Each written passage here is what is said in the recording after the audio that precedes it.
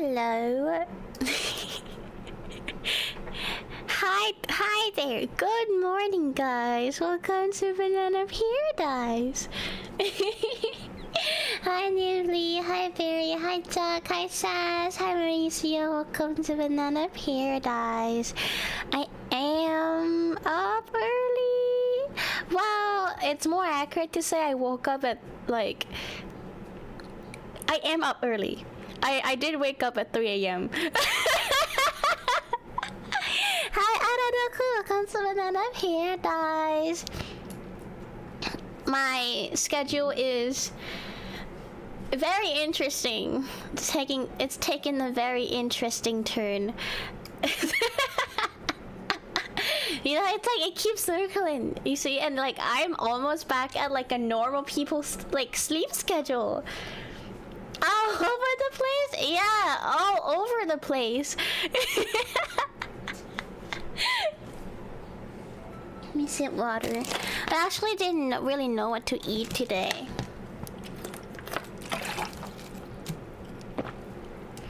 Interesting turn as in a wreck. I'm just making sure that I'm streaming at different times in a day, so you know, everyone can kind of catch it. Just like one there, one there. Just, you know, just spreading it out. You're just Miss Worldwide. I am.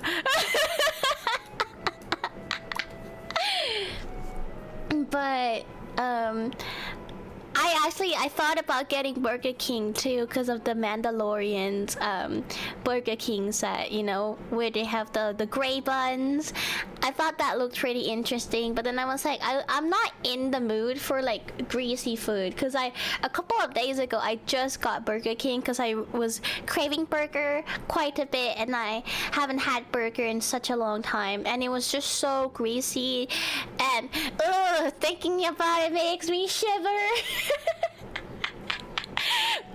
It's way too greasy, and then the burger paper was so fucking fragile and thin. It was like ripping apart for some reason even before I like unwrap it. And I'm like, wait, but burger papers are not supposed to be this fragile. They need to be more plasticky. That reminds me, my YouTube recommended me someone who made McDonald's but clear. Wait, what? What does that mean? McDonald's but clear? Huh? Hi, Cross. Welcome to Banana Paradise. Transparent? Yeah, that doesn't help. What do you mean McDonald's but transparent? In what way? I'm thinking of like invisibility burger right now. It's making me really confused. But I actually was fighting with stream elements too when I opened stream, because it wasn't multi-streaming on Twitch for me again. But I fought it and I won. So the multi-streaming do be happening. I'm like, I don't know if I will have to like fight it like every single time I stream, because that would be very interesting. Yeah.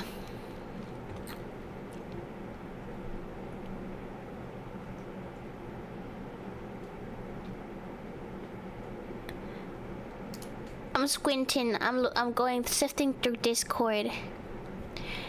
Hi Timothy, welcome to Banana Paradise. Real face, please. Well, not today. But so I've been recommended some more Harry Potter edits in the comments. Apparently there's this Harry Potter Cyberpunk that I haven't watched. Clear burger? What the hell is this? Let me pull up. Also, for some reason, my multi-chat thing is not showing YouTube chat, which is very interesting. Let me open my own thing. Plop. Okay.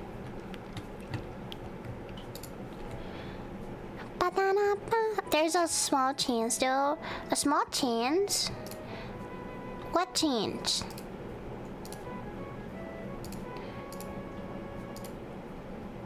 Window capture. Okay, let's see this. Clear burger.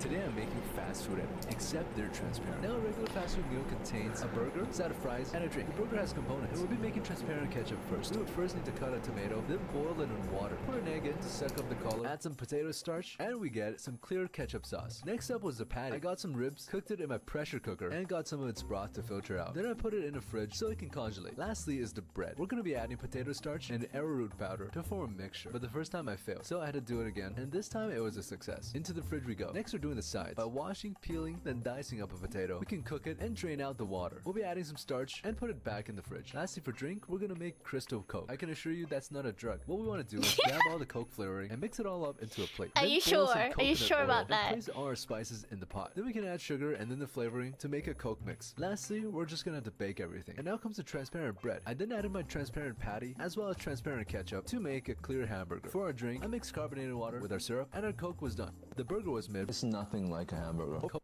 Wait. Milk and tomato, then boil it in water. Put an egg in to suck up the color. Add some potato starch.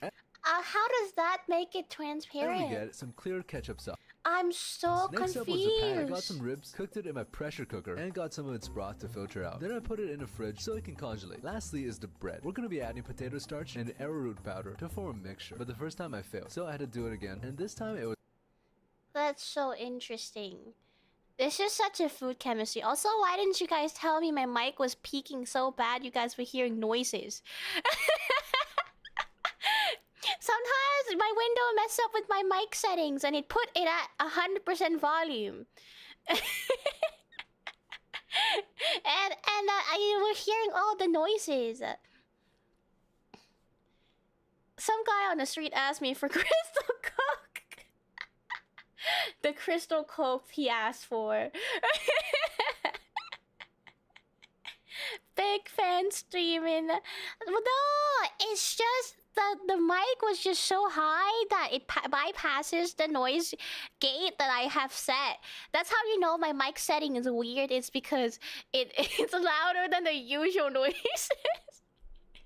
It didn't blast my ears off, so I thought it was fine. No, you tell them by the noise, okay? If you hear the noises just blaring all the time, that's a different mic setting. I thought it was a pen and didn't want to comment. No! I'm playing any of us have eardrums anymore. Well, hi Elements. Hi Nanya. But yeah, I can't wrap my head around like food, like science at all, because like I don't get how it becomes transparent. Water with our syrup and our Coke was done. The burger was made. It's nothing. Oh, not too bad. Our fries didn't bake well, but it still tasted like fries. Today, Like, how does that happen? McDonald's really pulling stuff like this out of nowadays. I mean, wasn't that the whole thing of like the McDonald's CEO being disgusted to eat his own food or something? That was kind of funny. I didn't see the video though, but I've heard of it. Listen, most of my friends are dying to the sea heat, so I've gotten used to fan sounds. Sorry, I live in AC 100% of the days, except for when I go down to eat. Actually, like, I think the fan noise should be better too, because usually I have the laptop fan thing, you know, like the USB thing you attach to. And I usually have that as like the max settings because my laptop would overheat so much. But now that I'm using a PC, I don't have to use that anymore. It's just the PC fans, which is a lot quieter. Product, but not food. Oh yeah, sorry. I mean, it's products. Best up for the PC. I know. I'm really happy with having a PC so far. I don't have to worry much about if I'm gonna be able to do something or not, because then my laptop would actually dies. And it's like I still worry a little bit because PTSD, but like I can have a little more faith, you know. I actually am. My laptop doesn't get to rest much though. I'm actually using it for as my third monitor, because I only have one big monitor, and my second technically is my drawing tablet, which is a smaller monitor.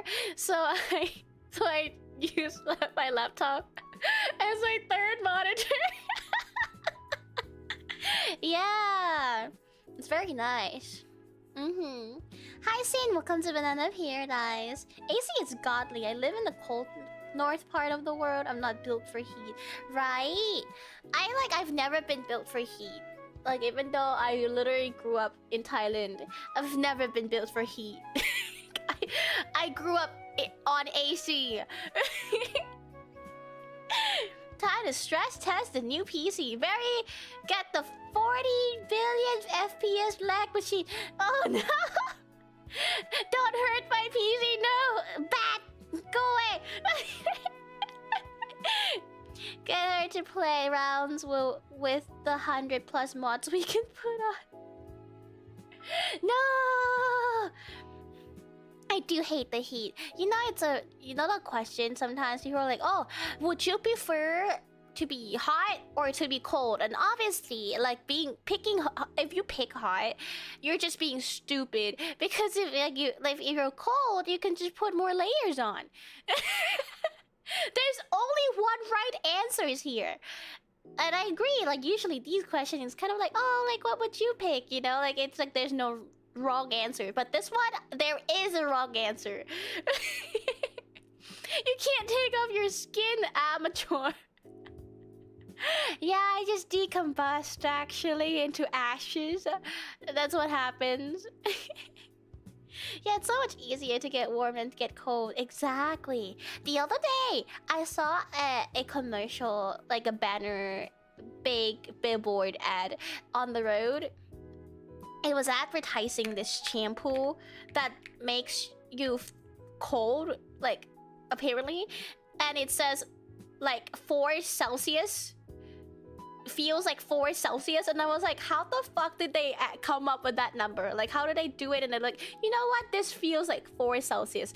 And like, if it actually feels like 4 Celsius, don't you just fucking freeze to death if that's just how your skin feels?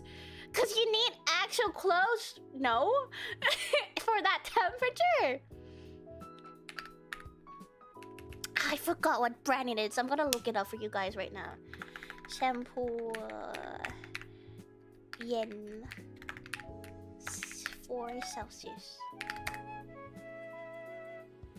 100% hot. I could live in Death Valley. Oh yeah, you can. Hydrogen bomb versus coffin bun. Oh, hydrogen bomb. We could just jump in hydrogen.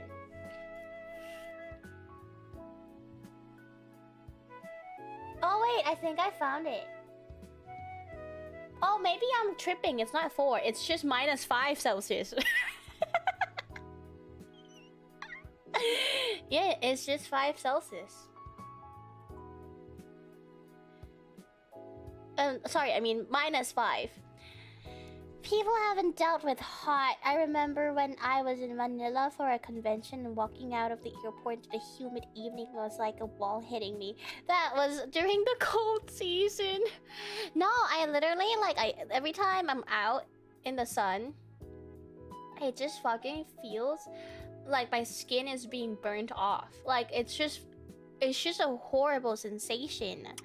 Hi, Rogue. Welcome to Banana Paradise. Hi, John. Thank you. Thank you. Welcome to Banana Paradise. Thank you, Anime Lover, for the follow. Welcome. To be fair, humid and hot are very different things. I don't know. It just comes together. So, like, is it really different? It just comes together. Oh, I can show you guys Facebook because I haven't logged in yet. Head and Shoulders. They're doing this. See, it feels like -5 Celsius. Sub-zero sensation, apparently. Very interesting. 4 Celsius is the temperature of the water under the ice during winter. -5 Celsius is nothing. How much is -5 Celsius in Fahrenheit? Head and Shoulders sunscreen? No, this is shampoo. Anti-dandruff shampoo, it says. Coolest formula ever. That's what it says. Like 12 degrees? That's crazy.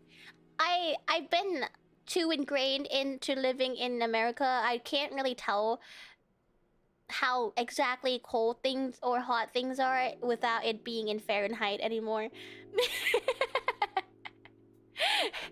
Yeah. Like I understand, like -5 Celsius, it's like that's cold. But I can't really tell like how cold relatively, you know what I mean? My skin can't feel it, like I can't imagine how cold it is. -5 Fahrenheit to Celsius. Wait, Celsius to Fahrenheit. Yeah, 23. 23 is not too bad, actually. Not too bad. Still pretty cold. Not as cold as what I was thinking in my head. Imagine being outside of America and thinking in inches. To be fair though, when it comes to like measurement, like Celsius, inches, feet, none of them works for me. I don't... None of the system makes sense to me because I can't visualize how long or short things will be. I will still need a ruler. I need to hold a ruler in front of my head, my face, in front of my face. Hi Philip, welcome to Banana Paradise. Miles or kilometers, but no thanks. Literally. Both unit does not matter. Like you can talk to me in any unit and I'll be like, so yes. Banana, what's your favorite pastime outside of hanging out with all your pals here? Hi Hammerhead. Oh my god. It's like circling back to like how hobbies are dying in our generation, and a lot of people don't really have hobbies outside of like doom scrolling or watching YouTubes, and I would say I'm one of those people. I don't have an actual hobby. I mean, sometimes, you know, I recorded songs because I feel like singing, so, or sometimes I make songs, but it's not like I do that every single time I have free time, you know? It's a very, like rare occasion. Sometimes I draw, well, nowadays, sometimes I play guitar, but most of the time I spend my days bedrotting. If I have free time, I spend my free time bedrotting, doom scrolling, watching YouTubes. I gotta have a tape measure with me at all times. Hi Ava! I would have said eating a sausage. You're right. I should just answer with eating sausage. That would be very easy. I tend to like overthink a question a lot, and I know that may be a sign of autism, but is it? I don't think I'm autistic. I don't think so. I think I'm just ADHD. And I'm unemployed and without hobby? What are you doing? I mean, you know, I stream. I make shorts. Sometimes I do like some editing, you know, to post my Harry Potter reaction edits, and then I work on the Hamilton mixing and some commission. You could be both. I don't think so. Maybe it's just a tiny bit of autism, just a tiny bit. Time to find a hobby. Hobby fighting stream when? I mean, I have things that can be quantified as a hobby, you know, like guitar, drawing, singing. Those are hobbies, you know. I just don't choose to do it as often in my free time.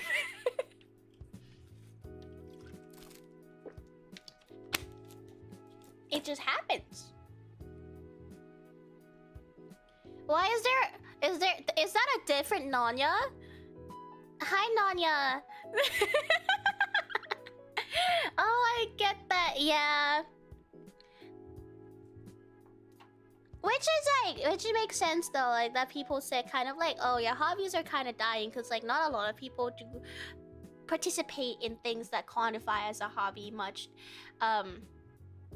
anymore, really. You just kind of like bed rot, doom scroll, things like that.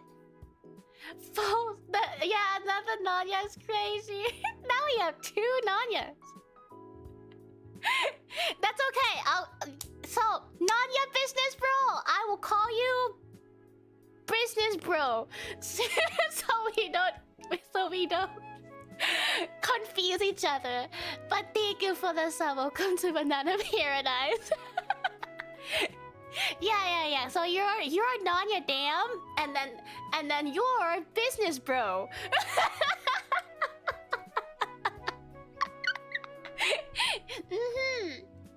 I also get the not doing it part, the procrastination part. No, for real though, it's just, you know, it's easier to not do things. Bro, just call me Jade. It's my mid name. But counter argument, business bro sounds cooler. It's funnier. Yeah, okay, fine, that's kind of funny. Thank you. I 100% thought it was Nanya at work account. That's why I had to ask. I was like, Nanya, is that you? But no, it's business, bro. They're different people.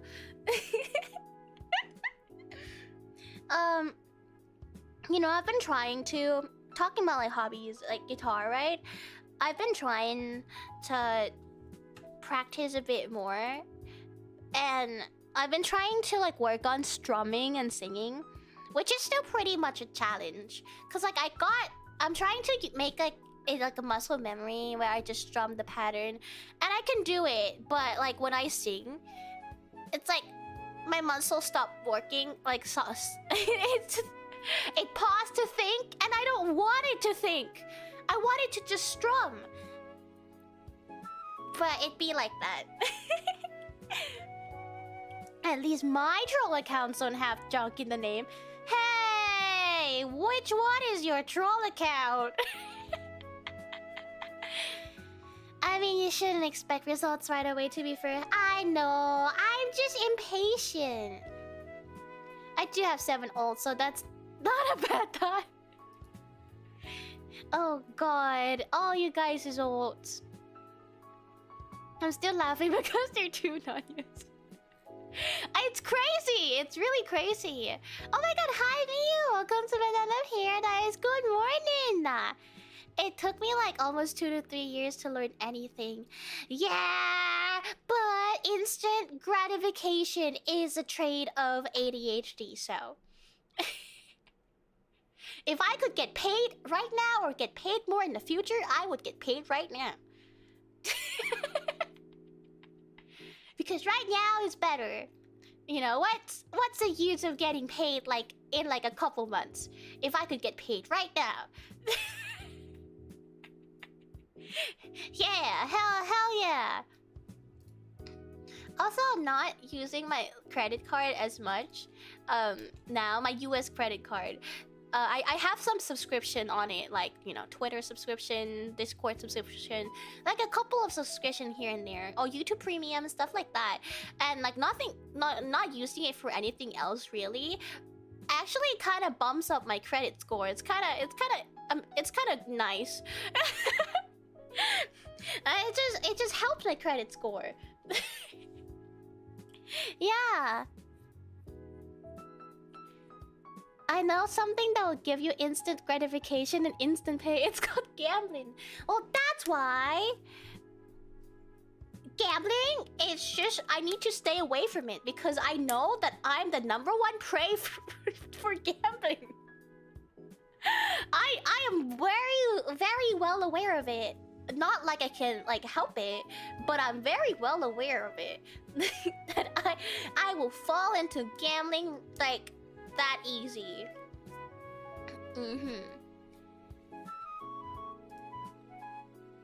I know something that would give you instant gratification and instant pay too. It's called Barry. Is this true?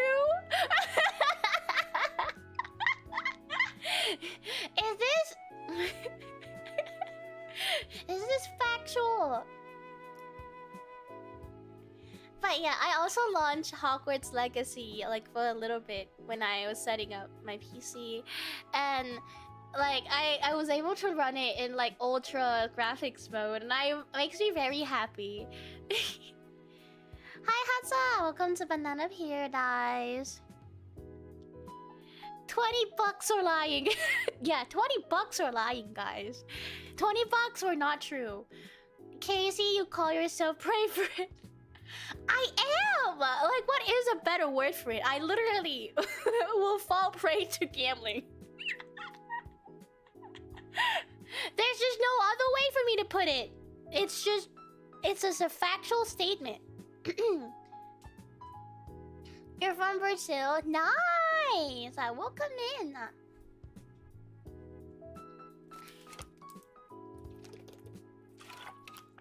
Ah.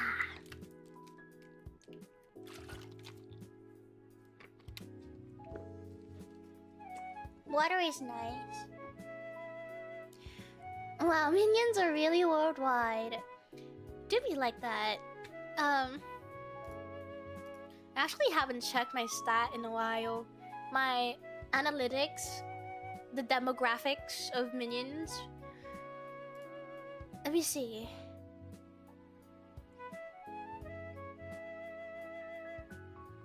I have a question. Please don't ban me if you're not comfortable answering, but do you play Genshin? If you do, what's your thoughts on Farina and Hu Tao?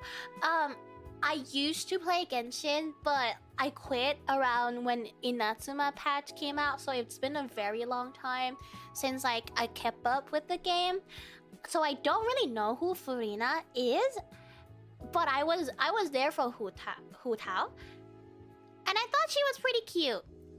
Cause I mean, like in my first like model, like VTuber model, I also had like pigtails. So a lot of people were like, ah ha ha ha ha, Hu Tao looks like you. Ma? Oh!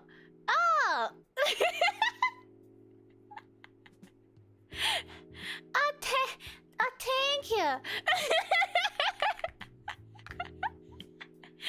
Wait, I don't see the. Did the alert work?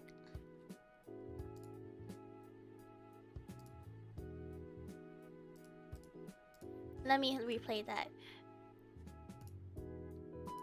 I need to see it. Okay, it worked. I was just making sure. Ma? Thank you, Barry. I just didn't see the stream elements bot. Is it not working? But kissy ma. Hope if Bun went to Las Vegas, she would come home with chips because she didn't want to talk to the cashier. Yeah. Yeah. It's remember how I never cashed in my scratch cards, guys? Hu Tao and Furina Gooners are diabolical. Wait, catch me up. What's been happening? Is it like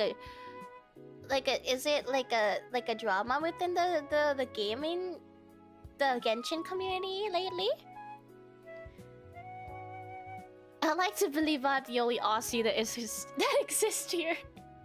You're claiming the only Aussie card. Aussies aren't real. Yeah, you know what? Yeah. Yeah, the bot is gone. Oh my god, you still have it? No. I haven't. It's not really drama. Their fan base are just diabolical. Is that so? Is it like one of those cases where the fan base are just way too into the characters that it makes it weird? Guys, what's a Nazi? Exactly. That could be said with most fan base. That's true. I feel like in every fan base there would just be that little hidden corner of people who like took it too far. Yeah, the Uma one.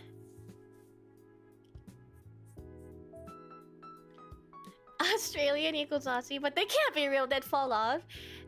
Hey Barry, how is it like to like walk on the ceilings? Do you guys walk on the ceiling down there in Australia? Oh, talking about that, do you guys remember Shy and Noah and Bowie?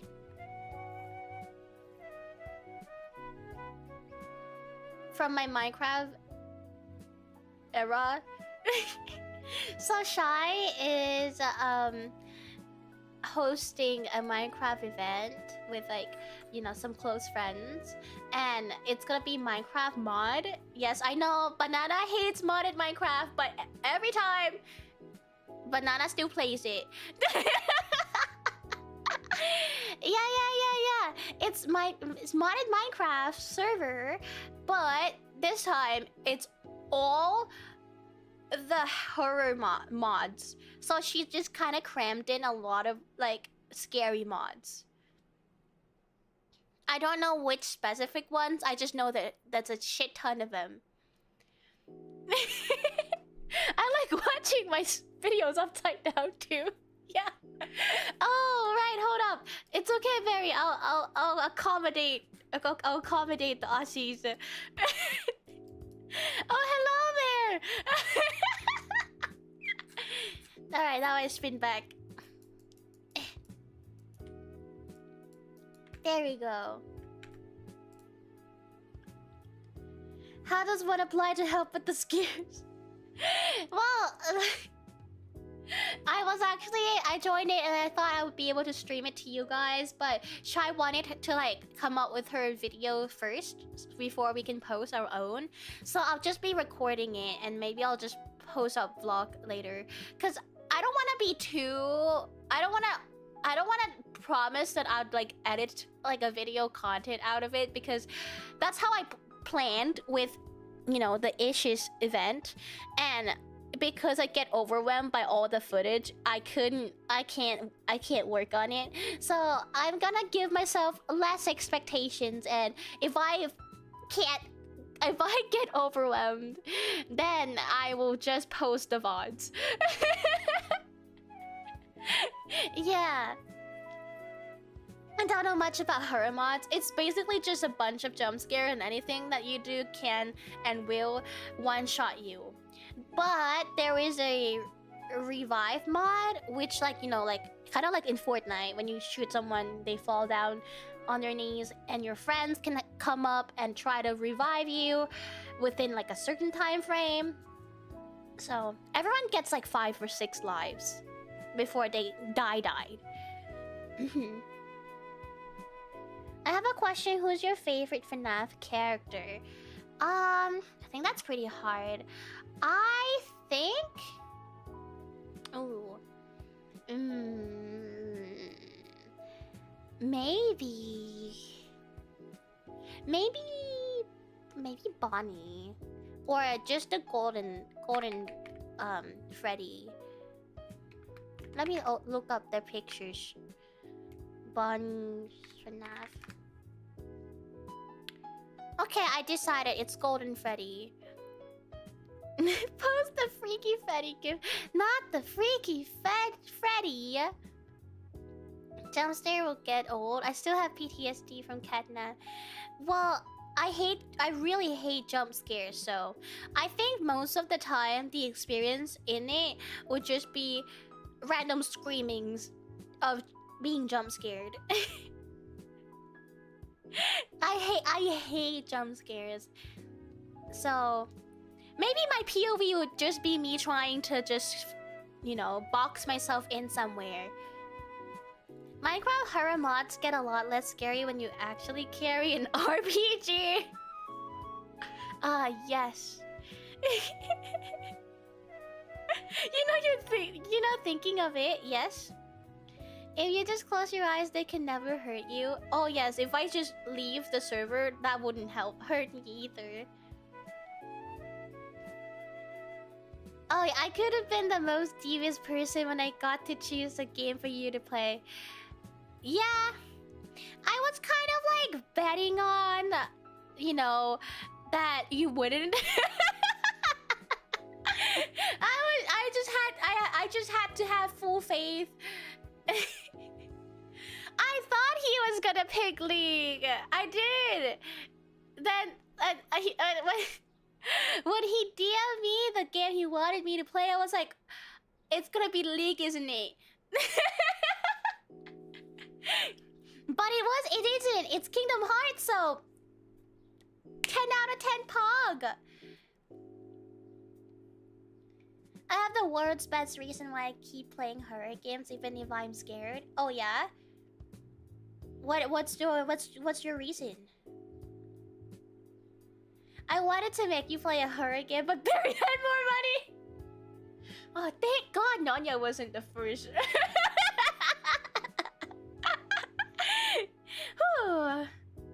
Do you have another option if you want Expedition 33? What's Expedition 33? Expedition 33. I don't think I've ever heard of this game actually.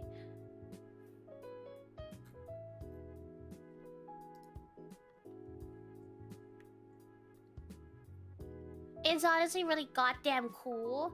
Yeah.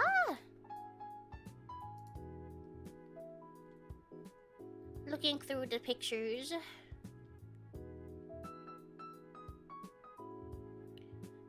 It has pretty good art, so I'll give them that. That's a lot of big monster fighting.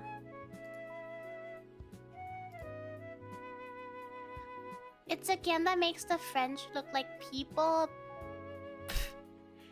Based really deep into fantasy. Oh! Nanya got it for me for my birthday. So I'm going to end up playing through it. It's turn-based, it looks beautiful as fuck too. Yeah, like the graphic, it looks really good.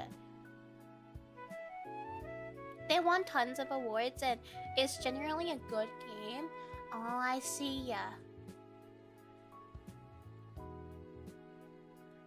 I don't know, I just have never I've never heard or seen a video of it, so I have no idea what it'd be. If you want, you can pick either one. Okay. Let me go look through the gameplay of Expedition 33 and I'll make my decision. Oh yeah, also my mic arm stand got delivered yesterday, so I actually have a mic arm now. I decided to buy it because I noticed that a lot of my streams, whenever I talk quieter or further to the mic, because my mic, you know, it's a table stand, a desk stand. And when I'm just like kind of like playing Minecraft and I was just saying things, I tend to notice that my noise suppression kind of cuts off my voice. My voice. It cuts off when I'm talking, so I decided that I need a mic stand so I can just put it right up to where I'm talking. I just put it right in front of my face. I'm more surprised you haven't heard of it. Like, my feed barely have any games content because I don't follow games. Like I used to think I was a gamer until like I grew up. And I haven't really been like following games or playing a lot of games myself, so I genuinely just don't know about a lot of games because of that.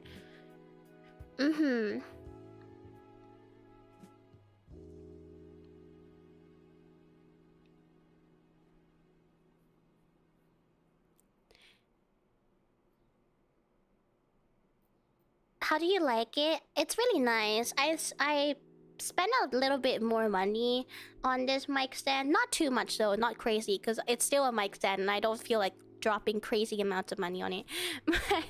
I didn't get the cheapest one like I did the last time, that where it made like squeaky noises. I learned my lessons. I was like, at first I was like, well, it's just a mic stand, I could just get the cheapest one, and it made a lot of squeaky noises when I move it, so I you know, I bought a one that's not the cheapest, so it has better quality.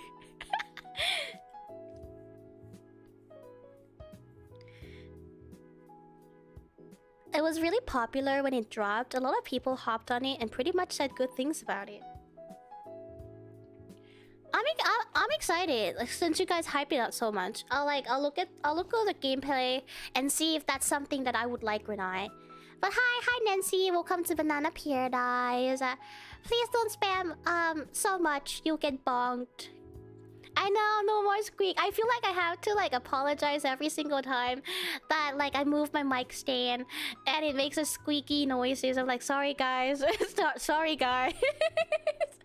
Because I hate, you know how much I hate like loud, like high-pitched noises. It hurts my ears.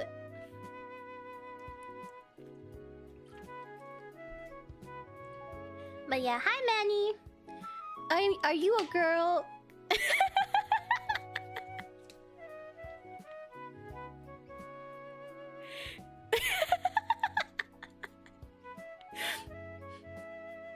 So it's just it's just always funny to see you. I like the Elgato low profile mic stand. Oh, I did look through that option too, Ninja, when I was like browsing mic stands. I actually debated getting a low profile like mic stand, not the Elgato one, but I saw that one too.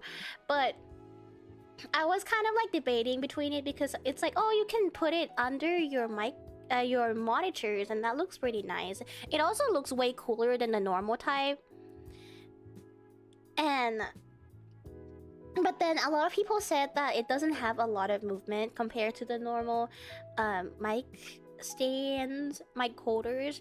So I decided to eventually went with the normal ones.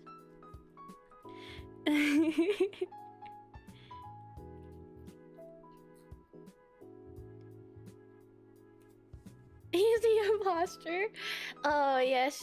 Oh, talking about it, guys. I've been thinking of having a little bit of the members, gaming nights again. I was just wondering what games would you want to play for members game night.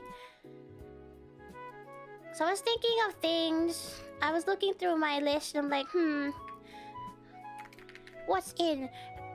We haven't played Cuff Bust yet. How was it? Because I know you guys played it amongst yourself for a bit, right? Naked Twister. Naked Twister. Sorry, you'll just have to go to Bunny Garden for that one. I have a question. Why me, Nanya, and Bear have crowns? What does it mean? Oh, wait.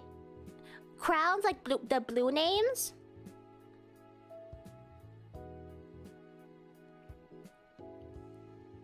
Honestly, you can pick anything and I'll be down. See, I was like looking through my game library and I was like, oh, I mean, we could definitely play Sea of Thieves, especially now that I can run it on my PC. Or we could do Fortnite. Like a little throwback, like Fortnite. Or what, like Overwatch. I could also come back and play Overwatch, you know. Oh yeah, the points. It's a chatting EXP. If you like chat more, you get more points. Top fan stuff. It's a YouTube thing.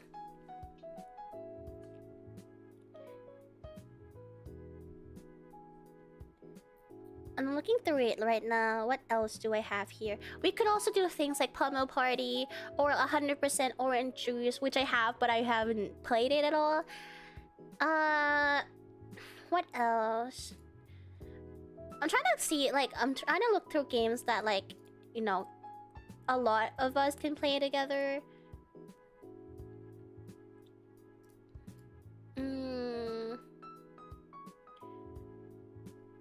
Run Back Lockdown? Did we ever play Lockdown? Oh, we did! I was thinking of another game. I was thinking of Content Warning. I was like, oh, did we ever play that? Lockdown would be nice too. Like a little nice little throwback. Yeah. What happened to Cards Against Humanity? Can I even stream that? If we actually play Card Against Humanity against humanity. Oh yeah, what happened to Monopoly? You're so right. What happened to Monopoly? Do craft game again? We could do craft game again. Okay, for the next one, let's do... Oh wait, how was Cuff Bus? Did I miss the chat? Did you guys say...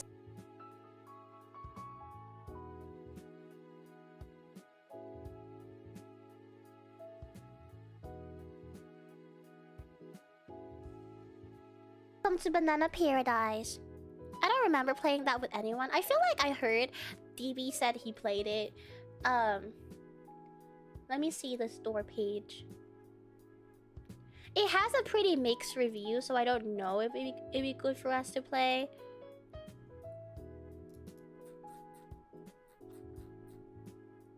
But yeah, let's do Lockdown for the next members gaming. It does look dorky though. Or do we want to try it? Dude, you're gonna bring disrespect to our country, dude. Stop spamming our country. Damn.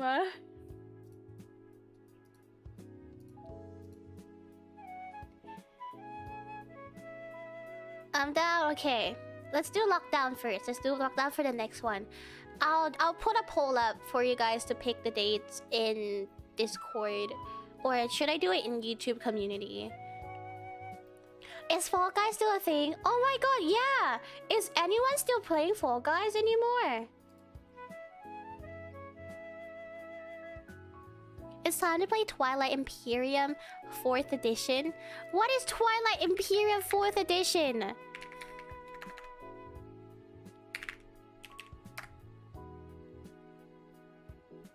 What is this?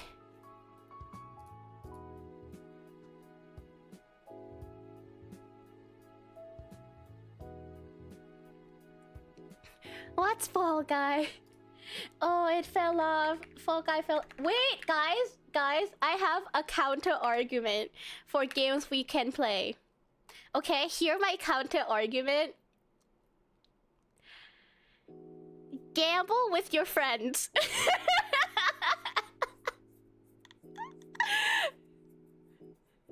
I saw this game on my feed. Let's gamble with your friends. I need to buy it though. I don't have the game. It's on sale right now. 38%.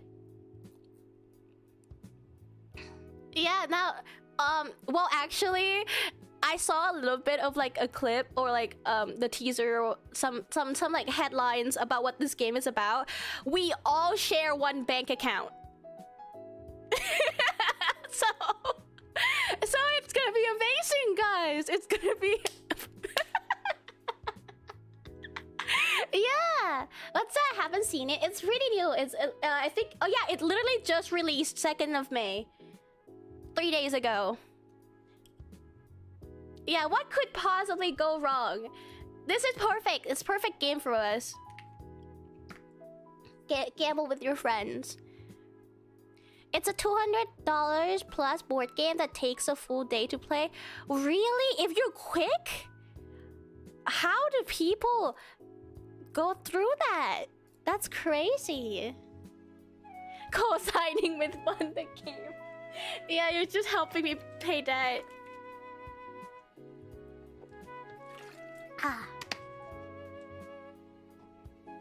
It'll be fun. It's like 1 to 6 players too. We'll see how many members can make the day when we try to decide the day. And maybe if we have spaces left, you know, if you guys are quick enough. I feel it'd be funny with like 6 people, so yeah, it does look like a lot of fun, doesn't it? I've already called in sick for that day. We haven't even decided what day. Hold on. Exactly. Yes, a gambling friends love combo. It's just the best combo. You know, gambling. It's all taken on the whole week or just off. It is very cheap too. Yeah, I'll buy it after the stream. Or maybe sometimes I buy the game right before the stream starts, so. Hi Rico, welcome to Banana Paradise. I was very sick that day. Yeah, I have to call in sick for next Tuesday. I'll be really sick that day. Be right back, let me get a Kit Kat before I bet on red. Hell yeah! Yeah, I'm just coughing and got tummy ache that day. Just so happens to be that day, yeah. Also, thank you SD Water for the follow. Welcome to Banana Paradise.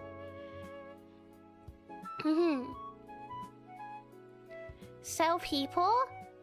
Wait, what? Wait, what?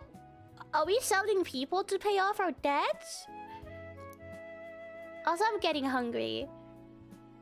Wait, you can actually sell people in this game? That feels like Peak with their cannibalism update where you can eat your friends if you're really actually hungry. We're selling Nanya for money.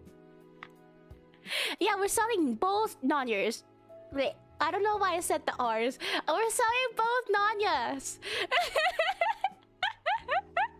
Yeah, both of them. They're going. Why me? Sorry. I just, you know, you guys have business in your name, and I thought that was good for business. Double the cash. Hell yeah! Sell them. It does look pretty fun, honestly, right? Yeah. It'd just be like members get kind of like first dibs on the spots, and then if I have like spaces after, then you guys can just join in. Whoever is the fastest gets in. When I drop the code, I guess. You want to run PUBG? Oh, I actually have never played PUBG on PC. Do I even have it? No, I don't. I played mobile though.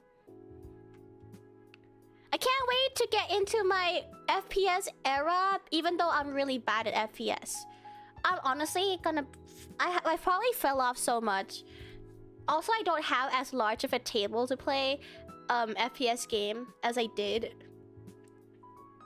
back in the US. So I'll probably have to shift over to the left side where my monitor is not centered. PUBG mobile stream when? You want me mobile on mobile game? Huh?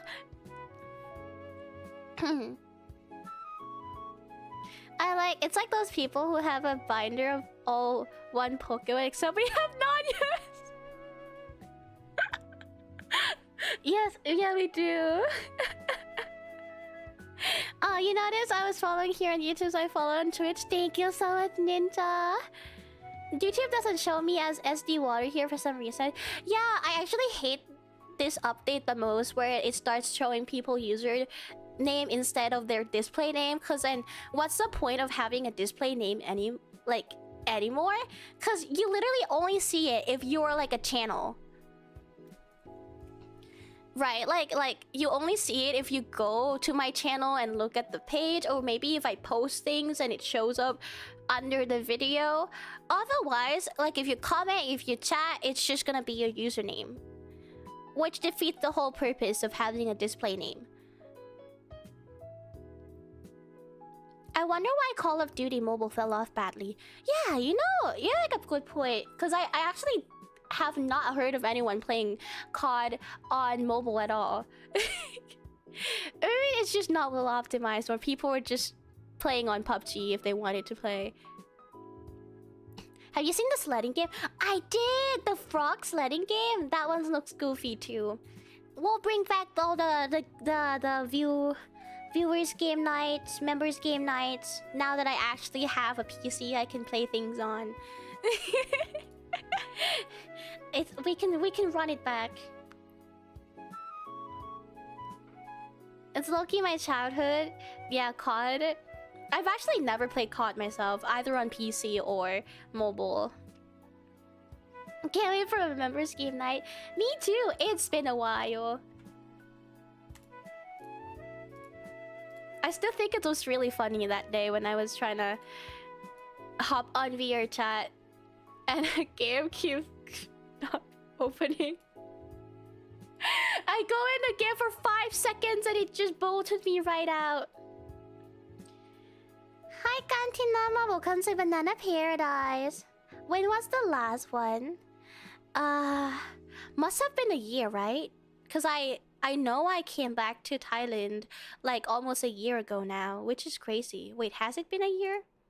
Because I came back like around July. Yeah, it has. Yeah, it's like almost a year. Members, VR chat goes hard. It was fun. It was fun, VR chat. But now I can hop on it again too, because I actually have a PC. Wow, it's just like a whole door of opportunity just opens up.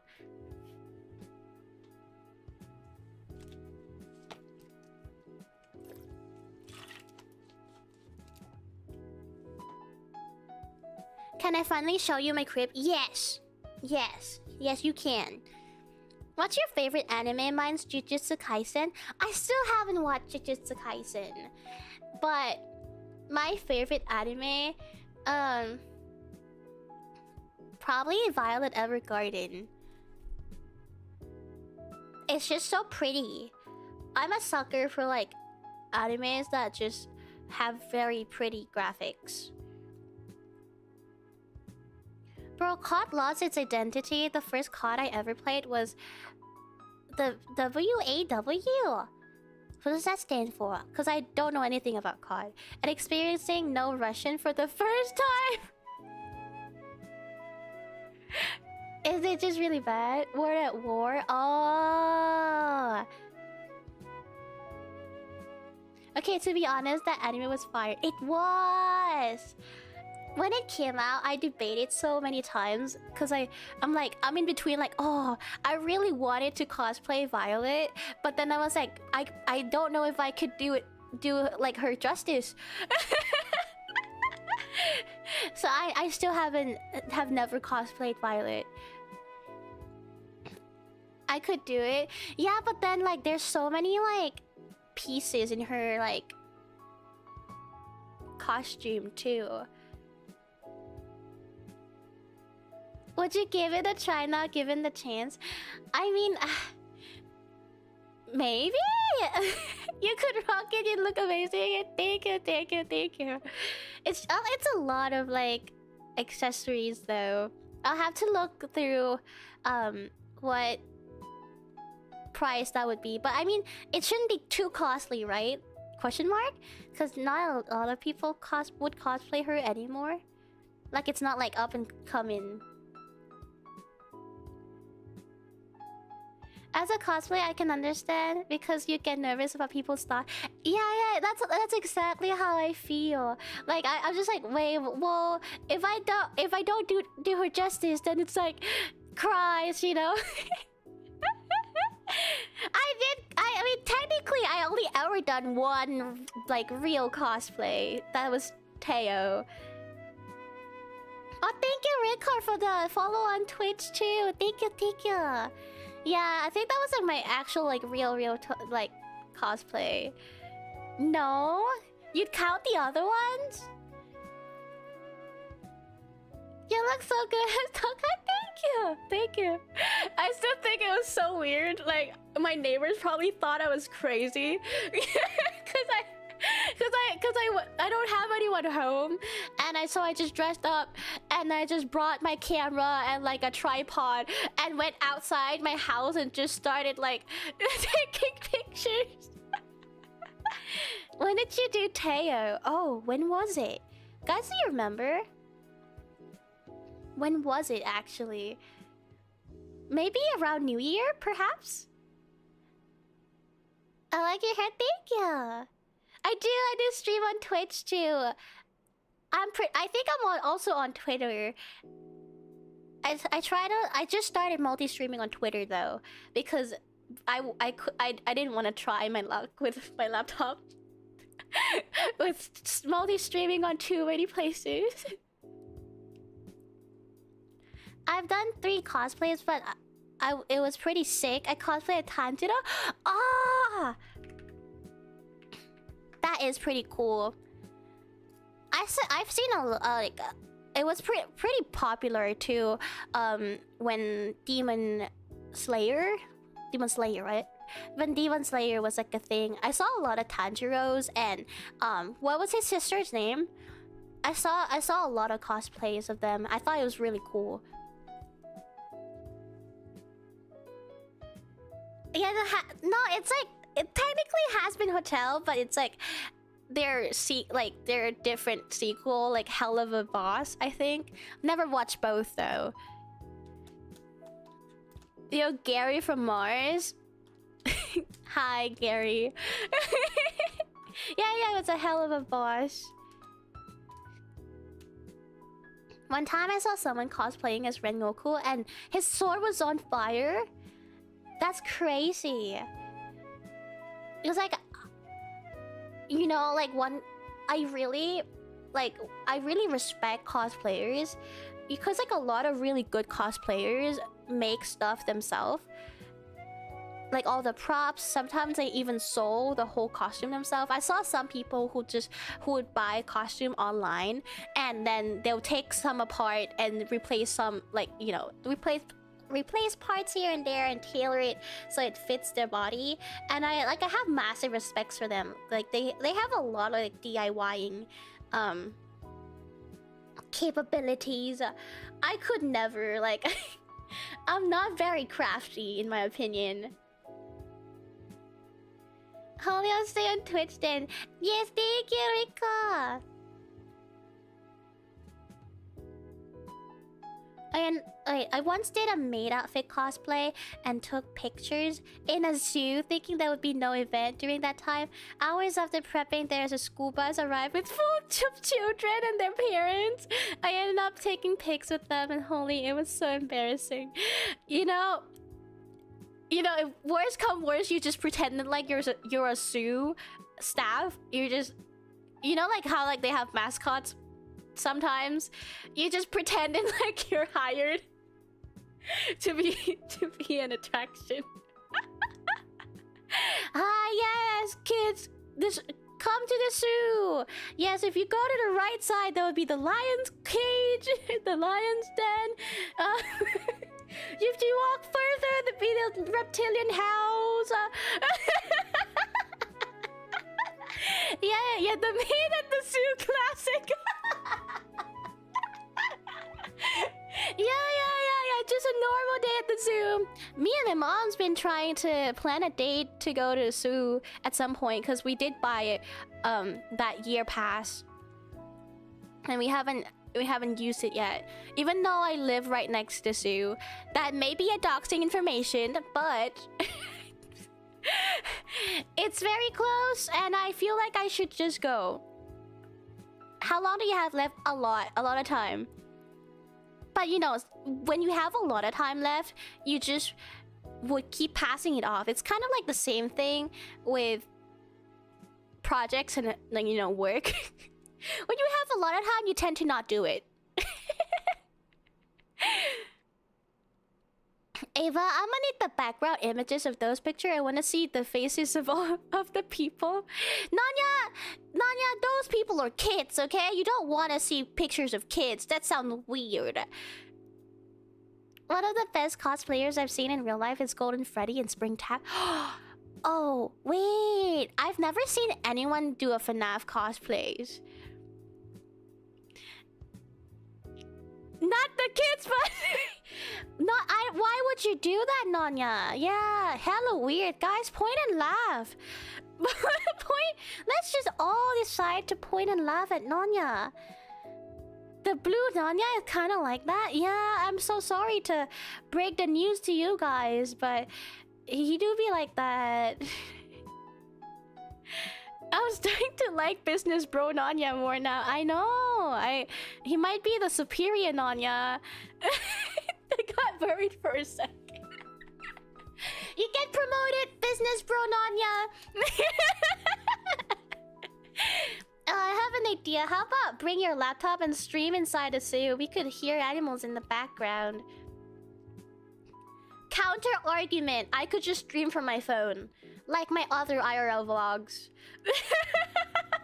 that I did while going to and from places, public transport. Oh, true, exactly. I could do that.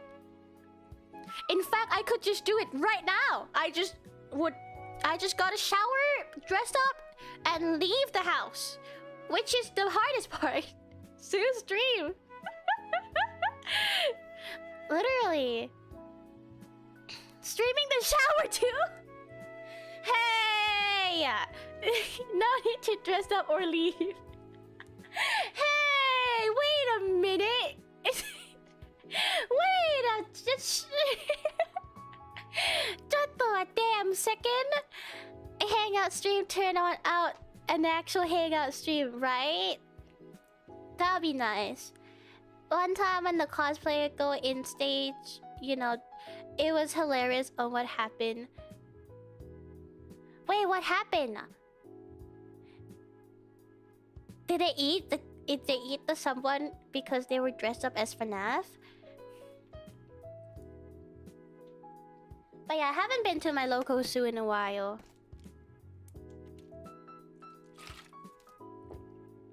Rabbit Gator the alligator sounds tough. Yes. I'd have Rabbit Gator the alligator. Oh, talking about gators. Have you seen the newest Ants Canada video?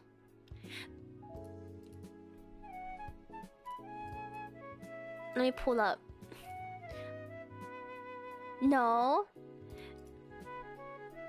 Ants Canada. Okay, it's a 20 minutes video, but TLDR, he just posted it one day ago, so I'm not surprised if you haven't seen it. He is the best storyteller that I know.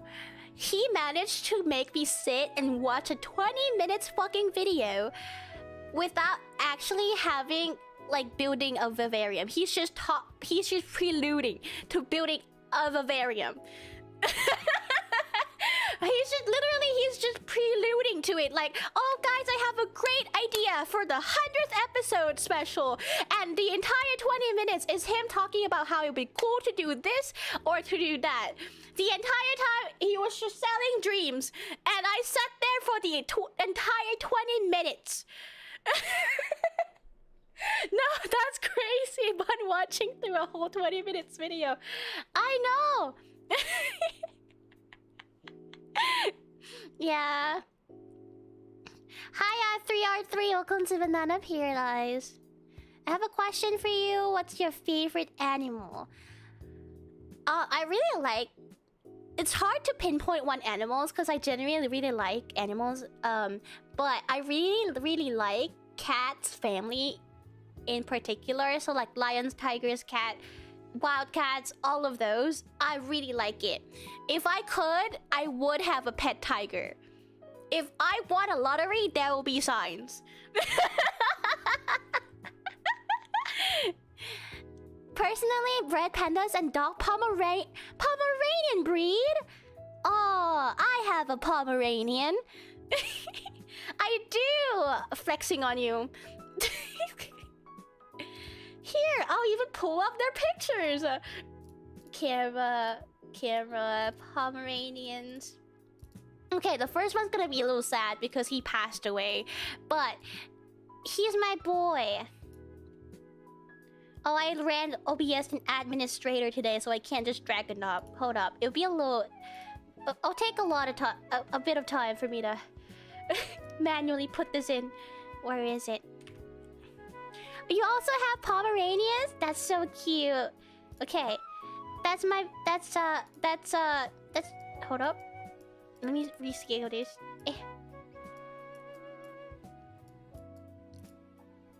That's my chunky boy. He was really old and he passed away, so I think he lived a good life. He is so tiny, but he also is so chunky. And then my next one, I don't have a picture of her right now, as in like when she's grown up, but I have her baby pictures in my computer. And she is very cute as a baby. Let me put up. Where's my image? Oh, Demon Dog Raid. Hi, guys. Hi, thank you, Mitsuki. Thank you so much. Thank you for the raid. Demon Dog Raid. You guys came at the right time. I am showing pictures of my dogs. That's kind of crazy. Okay. This is the baby when she was 2 months old. She's older now. She's like 6 years. But I have a picture of her as a baby. Yeah, there's puppy on screen. This one is Moji. This one's Muham, which just means ham in English. Just ham. And then Moji. Yeah. But welcome in, everyone. It's a chill day, so like we're kind of just hanging out, talking about random things. Wherever the day takes us, honestly. Yes, the food names, love it. I just really like naming my animals the same theme, okay? The food names that starts with an M. I just have a theme going on. I'll be right back. Okie dokie business, bro. Don't worry, Manny. I find it funny. Don't you worry. No, I love it. It's really cute. Thank you. Oh, I was hungry. I should probably order something. Hold on.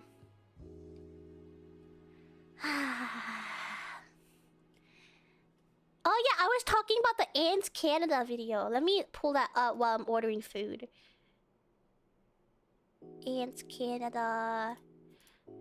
Also, I really hate this new YouTube UI update where the pinned comments is at the bottom. Also, the rate message. Where you? Thank you, Rico. Ants Canada. There we go. Also, the rate message is so fast. Sometimes I would miss it. Actually, today too. But I remember. I remember my girl. I remember her. So I saw Demon Dog Raid and I know who it is. I don't even need to see the message. The raid message. There better not be another Demon Dog Raid because that would be embarrassing. But okay, let me just play this video while I'm trying to order food. This will be the vivarium of vivariums. I am Ants Canada, creator of worlds, the biological engineer of a multi-year operation in my giant ant room lab, located in my home, where I'm building an expansive network of ecosystem vivariums. Exhibit A, Pantora, my 1,000-gallon cloud rainforest floor vivarium, which is connected by way of a cave tunnel to Exhibit B, Hydromeda, a tropical wetlands vivarium, and to a vertical glass bridge of wooden vines, ascending up to Exhibit C, Orcadia, a treetop canopy vivarium on the floor above, and through an opening at the back, leading to a fallen log bridge, to Exhibit D, Verdantia, a gargantuan 2,000-gallon tropical grasslands vivarium. It's all one massive connected ecosystem I call Pangea, housing a plethora of fungi, plants, and animals whose purpose is to reveal how ecosystems work in the wild. Hi, thank you, Resplendent, for the follow. Welcome to Banana Paradise. It is, and I found this really cool because I haven't kept up with Ants Canada for like a very long time, and I found this video on my recommendation, and for him to have all of these like vivariums that is also connected to each other is kind of crazy to me. And you haven't even heard the idea of his next vivarium that he's preluding to. And I'm so hyped for it. And he's such a good storyteller. Like, he made me so hyped for a thing that hasn't even happened yet. It's kind of crazy. And guys, this happens to be the 100th episode of this Ecosystem Vivarium series. Crazy! So in celebration of this milestone, I've decided to announce that I have officially begun the construction of our next giant vivarium, which will attach to Pangea and is set to be the vivarium of Vivaria, pushing the boundaries of possibility in my ongoing quest to reconstruct Mother Nature within glass. And guys, you will be mind blown by what I have planned for this next tank, Vivarium 5.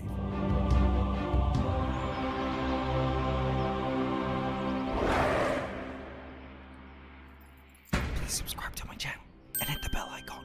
Welcome to the AC fam. Right? Like, isn't that so hype? Yeah, I think I've seen the ant colony PvP one. It's so like, I'm so hyped for this, and he has a little gator. Actually, you know what? I'm not gonna spoil it. You guys just Enjoy.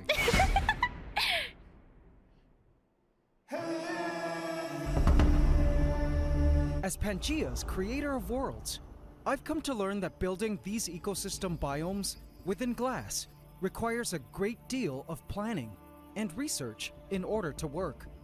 It requires a clear understanding of the biome under construction, a plan for what types of living things would call it home, and how they would all interact, a knowledge on the needs of these species, and what environmental factors need to be replicated for them to thrive.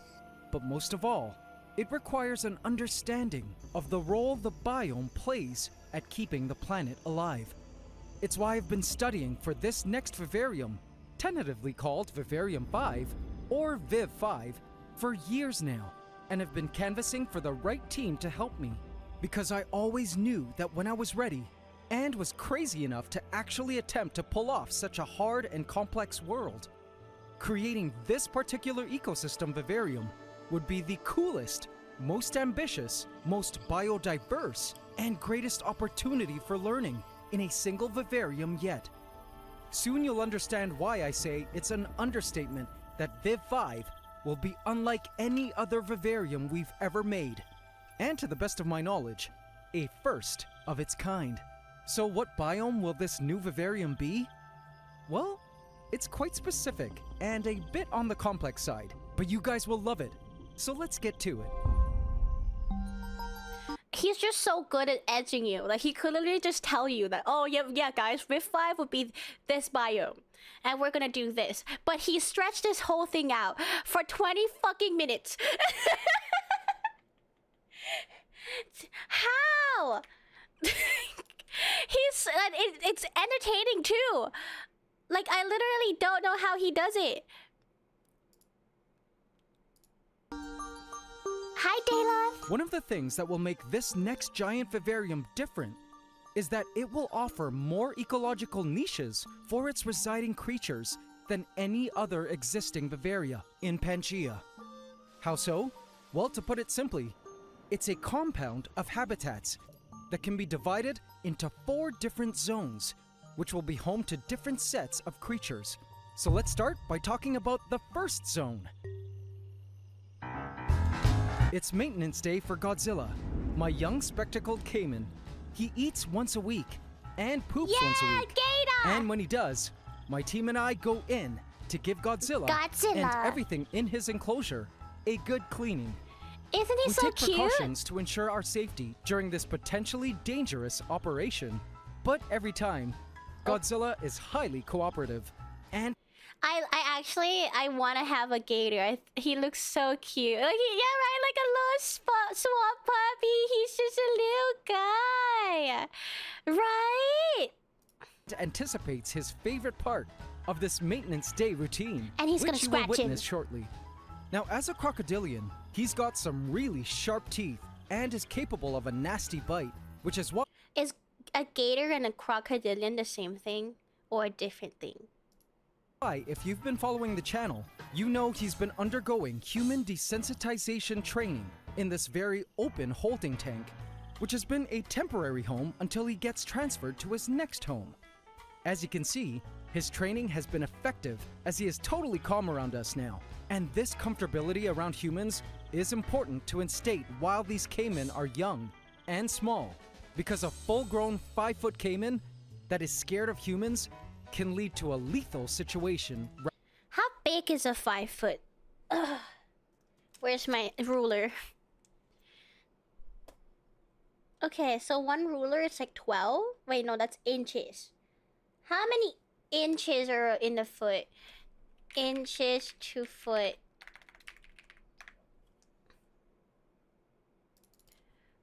One ruler to foot. Ah, so like one ruler, it's like a foot. So 5 foot is 5 rulers. Okay, 5. Okay, you guys can watch while I measure Rather this. quickly. We start by doing a water change, scrub down his rocks and tank, as well as scrub his back. And this is the part he loves the most. Arching his back so we can really get in there with a good scrubbing, Oh, with his okay, that's mouth pretty wide big. open. This back scrubbing session takes him to crocodilian ecstasy. Oh, tickles. Sorry, Godzilla. Crocodilian ecstasy.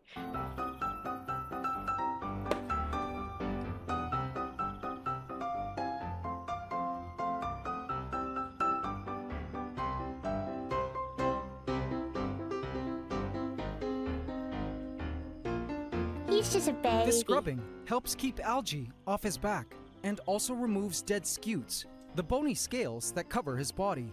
As you can see, he's really come a long way from wanting to bite our hands off back when he first started this training program to now looking forward to this weekly scrub time.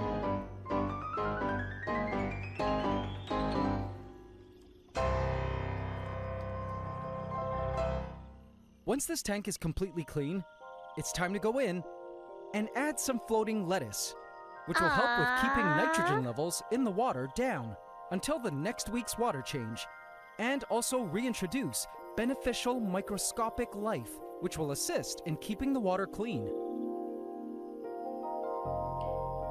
I just love that, like, you learn about so many, like, cool little creatures, organisms from, like, watching Ian's Canada. Like, he really tries to balance things out with, like, putting things in his little like vivariums, the little ecosystem. I think it's super cool and interesting.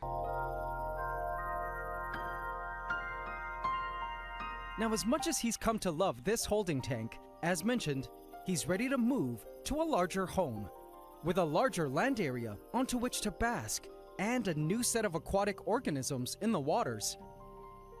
Now, I've been planning to have Godzilla move into Viv 5 because Godzilla species can actually be found in Viv 5's biome in the wild. So I can't wait for him to enjoy life in Viv 5 when it's completed. At least for a little while before we move him to either my 60-foot outdoor pond in my yard or to a friend's zoo to live and breed with other spectacled caimans. He's so he's so rich. Like he all of these like vivariums and creatures, and all, think about the upkeep. Right, it's very ADHD soothing. I could watch his video for days. Days, I tell you. Like him, he will particularly love what I have planned for Viv 5's first zone.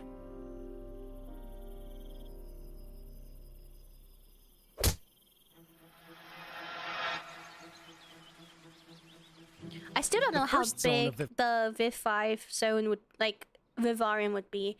Did he ever mention that? How big the tank would be?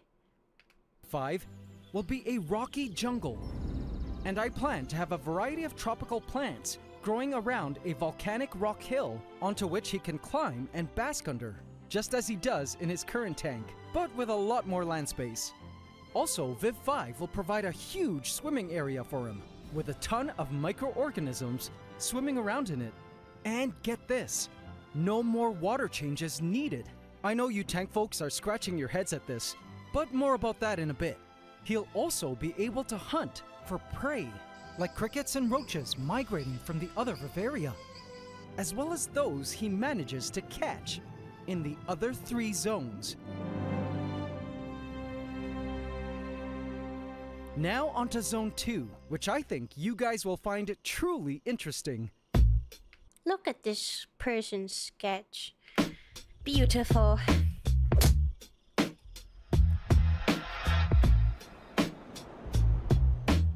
I'm a beach guy and have been able to visit some incredible beaches around the world.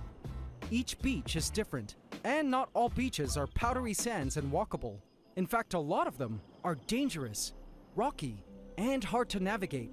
But it's these hard to get to places that I find are the most biologically interesting to explore.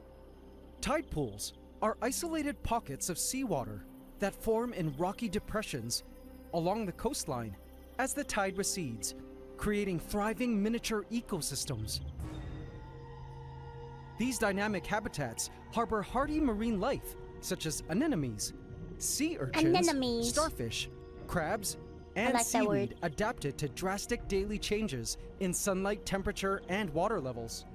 AC family, Viv 5 will have a tide pool zone where water can be trapped and creatures can take advantage of these high nutrient bowls of wet living space. Isn't that so cool? It's such a cool concept to have in a vivarium. Types of biology that's actually worth watching, right? Like, to think that I've like his channel came from just being like a purely ant channel to like this is insane. Because I think I watched him when I was still in school, as in like high school, maybe even middle school. I definitely plan on introducing tide pool creatures to Viv 5, which will truly make it a unique vivarium. I've seen a few interpretations of tide pools simulated in tanks online, but I don't think I've seen them quite like how we're going to create ours. I truly plan on replicating nature with this zone. I'm so stoked about this. Now, about not needing water changes, on the topic of nutrients, this brings me now to Zone 3. Ooh, you guys will love this. Mangroves are so Hydrometa, interesting to the me. wetland. It's like, I've been to a mangrove forest before. I think it was part of a day trip when I was in school. And I just like, I feel like whenever I hear people describe mangroves, it just feels like a holy grail of trees because it does everything and it it's so useful for many things. Plants vivarium has been pretty non-problematic, save a few leak incidents at the start. The water environment is completely stable, and insects travel from other vivaria and end up drowning in the water, feeding other creatures below it. It's actually an aquatic paradise down here, but it does come at a price. It's pretty high maintenance to keep things stable. Once a week, Hydromeda requires a 25% water change to get rid of the nitrogen produced from fish waste and decaying material in the water. This nitrogenous waste is poisonous to animals if it builds up to certain levels, and many creatures like Valentino, Valentino's so cute. Look at him drinking. my green tree python, who drinks from the water on a regular basis, depend on Hydromeda's Very waters to Balenciaga. be clean. A powerful sump filter and an awesome team of plants help remove some of the nitrogen and nutrients from the water, but not all. Hence the weekly 25% water changes. However, after discussing with my team, I'm excited to share that once Viv 5 is up and running, How long do you guys think they filmed this footage? Is that person filming or doom scrolling? Or it's like, yeah, let's just have some conversation, but I'm gonna put a camera right here. I'm gonna put a camera right in front of us, and we're just gonna be discussing things, okay? I have a PTSD from the time I got bitten by a snake. Oh damn! I'm sorry, business bro. I came close to being bitten by a snake, but I've never been bitten. Knock on wood. with my team, I'm excited to share that once Viv 5 is up and running, we no longer will have to worry about these weekly 25% water changes in Hydromeda, as we'll have a place to siphon off all the dirty water to, It's where so a special set pretty. of organisms will gladly eat it all up. Mangroves are among the most productive and biologically complex ecosystems on Earth, serving a critical bridge between land and sea in tropical and subtropical regions. They're superheroes of coastal ecosystems, acting as buffers against huge storm waves and erosion. They're We love biodiversity mangroves. hotspots, providing a home for a ton of species, and are climate change warriors as they trap hundreds of millions of tons of CO2 gas from the atmosphere. See, like, don't you like literally? Like, you see what I mean? Like, there's just so many benefits to a mangrove tree or forest. They just work wonders. The mangroves themselves are highly specialized plants that have Alright, here you adapted to go. live in salty water or brackish water, i.e., a mix of salty and fresh water. They're able to filter out the salts via salt glands in their leaves and have roots that can filter it out as well. Mangroves also help filter the water of pollutants and eat up a ton of nitrogenous waste and nutrients. And so I plan on having water from Hydromeda travel through some clever piping to emerge as a small drip system into Viv 5 to eventually feed the mangroves, and simply top off Hydromeda using special water level sensors with fresh water directly from my tap, which comes from a well, so no chlorine. In this way, both Hydromeda and Viv 5 will not require partial water changes and will be truly stable with little to no human maintenance required. Like, for me, every time I see someone make a no water change tank, it just fascinates me. Cause it's like I know that actual nature, no one's doing these like water changes, but like when you try to recreate that in like such a like enclosed space, it's kind of crazy. New insult unlock. You waste so much air. A mangrove forest works overtime. Damn. Hi, Paul. Hi, Katsu. No chlorine? No, chlorine bad. Guys, I'm gonna be right back. Okie dokie business, bro. I'm Plus, also this hungry. is actually what happens in nature, where fresh water travels through the tropics, which is what hydrometer represents, and eventually makes its way to the biome of Viv 5. Now, the mangroves will also provide essential habitat and hunting ground for other cool creatures, like mudskippers, which are the cutest predatorial fish I love that can live in mudskippers. water and on land, Look at that little guy. It's so cute. as well as archer fish, which spit droplets of water out to snipe bugs traveling on the It's such a funny concept to me. Imagine being a fucking bug, like on like a tree, and it's like some random fish just snipes you out of nowhere. New insult unlock. Your aim so bad. This archer fish has a better aim than you. mangroves, so they fall into the water to eat. I know a lot of you have been asking for both these neat creatures, so this should be a real treat if we pull it off.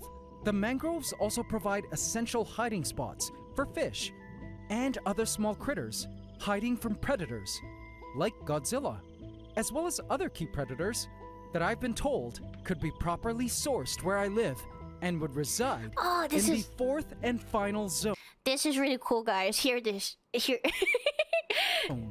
of Viv 5.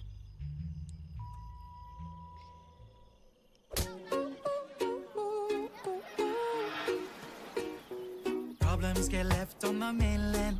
I hope I don't get Need that baggage, we're copyrighted. going. Just found the pearl of the Orient. I live in the Philippines, which is an archipelago of over 7,600 islands, Hell yeah, home to some of Philippines! the most stunning beaches in the entire world. And my favorite beaches I've ever visited are found here in the Rock Islands of Palawan. Massive towering walls of black limestone jut out of the ocean like Gothic castles, cutting up the ocean into sections of shallower turquoise bodies of water, some of which are hidden estuaries where fresh water from lakes and streams meets salty water coming in from the ocean.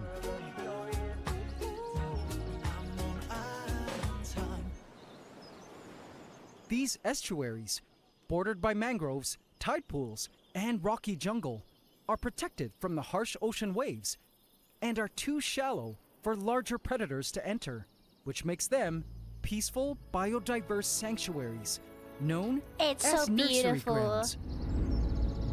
This is the Philippine eagle. wait, I got something for that. Hold on.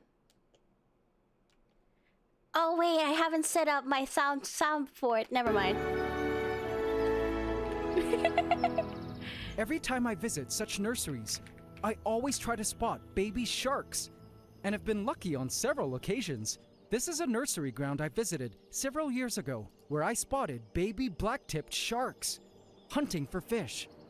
In these nursery grounds, one can find a ton of truly neat aquatic life, including seagrass and kelp, coral and sponges, various species of schooling fish, hunters like lionfish and mudskippers, crustaceans like a mano shrimp, which are found in hydrometa but that require brackish water for their larvae to hatch, weird invertebrates like sea cucumbers, larger creatures like stingrays, and my ultimate favorite, baby sharks, who flee to these nursery grounds after hatching from their eggs. I'm not gonna lie, when he said that, he caught me so off guard.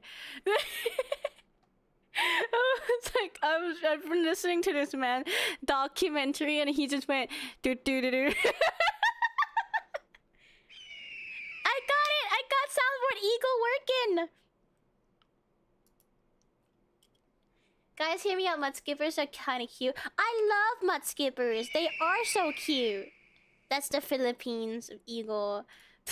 To escape predation from other sharks and fish. AC family, for those of you screaming at your screen right now, at the prospect of having stingrays and sharks in Pangaea? I won't reveal too much more, but bid you all to make sure you subscribe to the channel. Yeah, because like I subscribe. said, Viv 5 will be unlike any other vivarium we've ever made. And to the best of my knowledge, a first of its kind in the entire world. And I'd love for you guys to be part of the journey as we built it and learn along the way. Isn't that so crazy of an idea to think? Like, he's putting... What was the gator's name?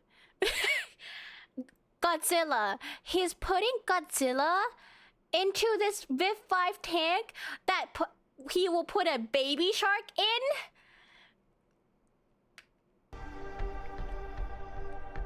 So now you may be asking, after all we've seen, a jungle zone, a tide pool zone, a mangrove forest zone, and a nursery, what exactly is this biome we're building in Vivarium 5?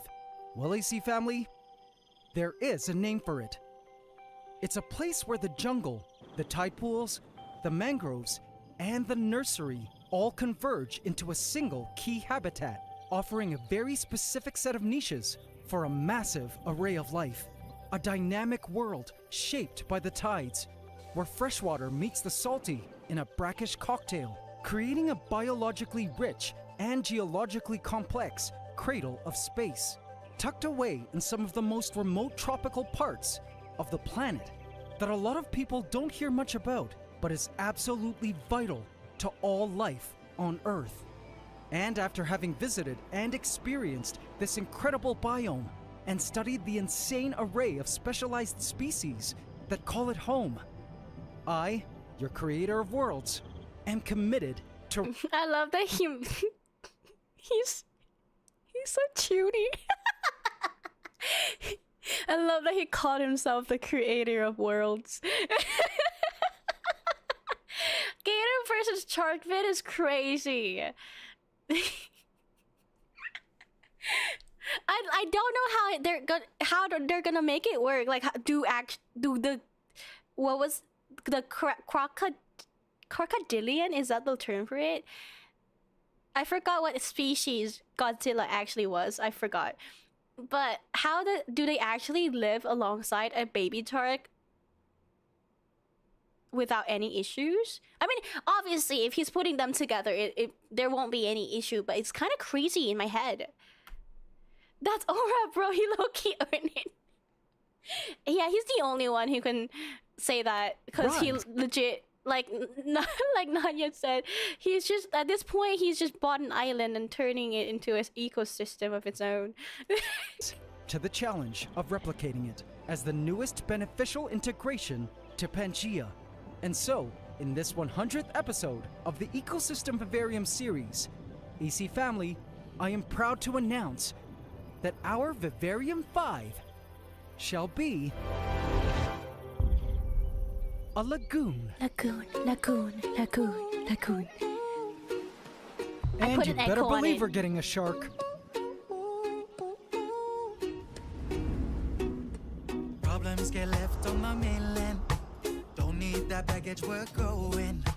Just found the pearl of the Orient. Don't know how to swim, just Lagoon. jump. Cheers to a good time. I'm very curious on how he's gonna execute the tides, because obviously for this section to work, he would have to have his water raise to that point and then go down to to kind of mimic the nature's waves.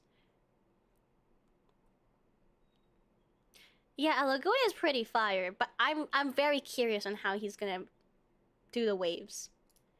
Anyways, where is this community tab?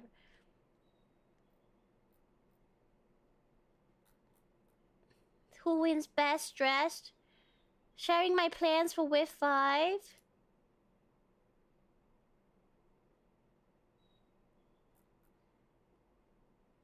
There's nothing here about With 5. I got baited. God damn Not it. a long ride. We'll be on a beach in Boracay. Them good vibes, rain or shine. We're gonna have fun, always mabuhay. Clock doesn't stop, gotta live your life. Vote in my community tab to affect the story. I did. I went there and I don't see it. But it's such a crazy video because like I realized after finish watching, I'm like, wait, I watched through 20 minutes of him laying out ideas.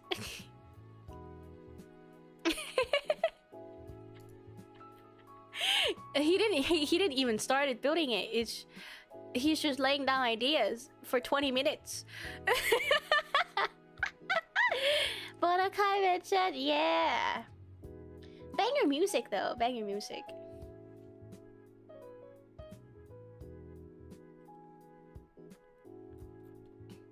But I hope he posts the video soon. I want to see with 5 already.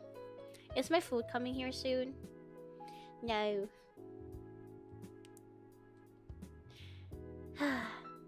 But this tank must be large, right? It has to be, because otherwise how is he gonna fit all of that in with a baby shark and a crocodilian? Not to mention, because like, he's having a mud skip section. He wanted like what, sea urchins? No, it was like starfish, right? He said starfish. I mean, he drew a sea urchin there, so I'm gonna say he's putting sea urchin in here. He even drew a the sea lion. Wait, not sea lion. The lionfish. 5.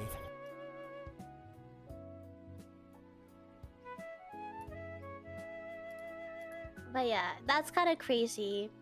So that's why I wanted you guys to watch it. It's very... I don't know how he does it. He's just a very good storyteller.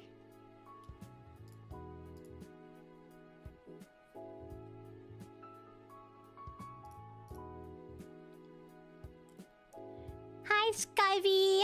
I think he removed the voting post because people might vote for Gator versus Shark vid. Damn.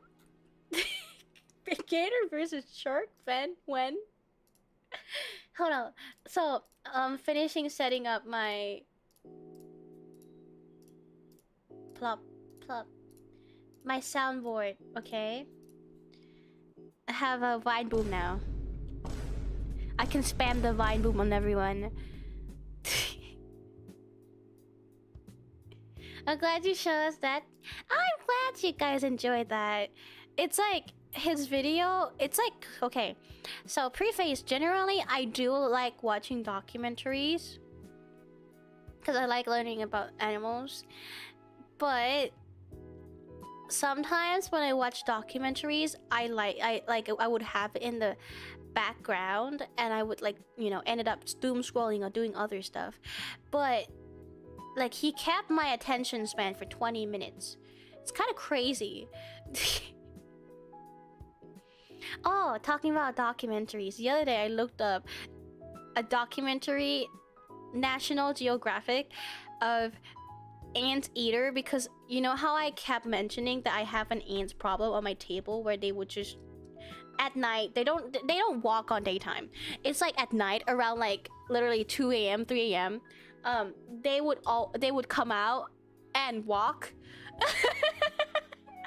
It's like they're finding food, but they have to walk on my table. So I got really pissed off and I was thinking of Anteater because I want to have one to destroy their ants colony. So I looked up the National Geographic documentary of Anteater and I was watching that. In my head I really wanted to get an Anteater. Did you know that they can tell the species of termites apart just from smell? Like, they have really bad eyesight, but they have a really good sense of smell. Isn't that crazy to be able to tell a species apart just from the smell of it? Yeah. Hi, Joanne. Welcome to Banana Paradise. And like, basically what I concluded from watching Anteater is I think they look like bears, but like that dog meme where you know that really long-faced dog meme? Yeah, like that combined with a bear. But I just used them shock insect repellent. I should. I've been thinking about buying it, but I haven't gotten to it yet. I'll do it right now. While I still remember. I mean, humans do too, but we don't talk about that. Wait, what? Let me do it for you. Come eat my ants, please. I'm hoping you're going to throw some anteaters back here and there from now on. Yeah, guys, they have really long claws, and it's kind of like a bear. Like, they walk with their claws inside, so they walk with their knuckles because their claws are really long that they can't walk normally. And then when they found an ant's colony, they just tore that shit down. Go, ants ear, go!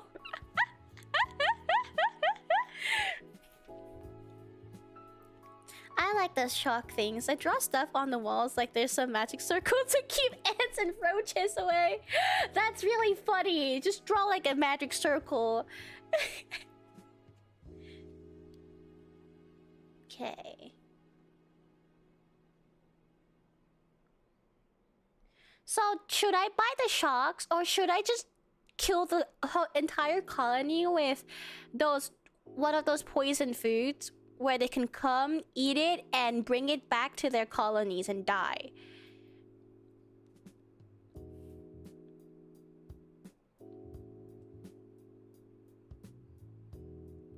There's this really cool trick to avoid having ants on your table. It's called cleaning your table. No, like legit. It's not because I have food crumbs and stuff here. Legit. I have cleaned my table, but it's like the ants pass. Like literally at the same time, around the same time at night, they would just come out, and it's not like a trail of ants, you know, like where they find stuff and they're going back and bringing their food. They're just scouting for shit, like. Poison the food.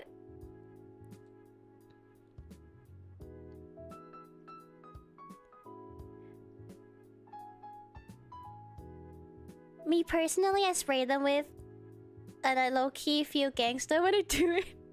I did. I actually tried spraying, like, well, obviously I don't know where the colonies are, so like I like, even though I spray like some insecticide, you know what I'm talking about. Even though I spray them, it will deter them for a couple days and they'll come back. Table check, slam your desk right now. Hell yeah, my hand hurts.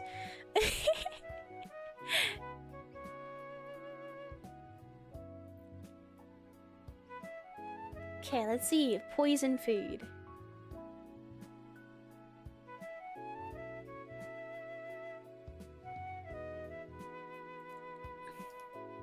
Insect homicide.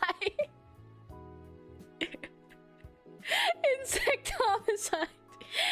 Okay, no dishes on the table. I generally don't eat upstairs at all because I don't want ants to come. The only exceptions to that are when I'm streaming. So like, you know, the drinking stream would be the only time I would bring like drinks and stuff up. And perhaps today, if my food got delivered, if I, you know, I just bring it up to eat right here. But I usually eat on trays too. Not on trays, but like on the trays. If I'm bringing food up here, I would always put it on trays. Yeah, YouTube plus food.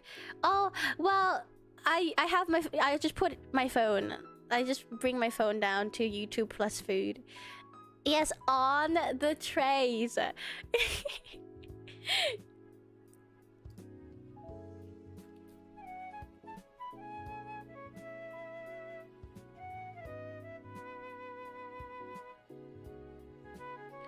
Okay, this one is a scam. Because I bought a gel that's supposedly would kill the ants before, but it doesn't work at all. The ants, they know. Oh shit!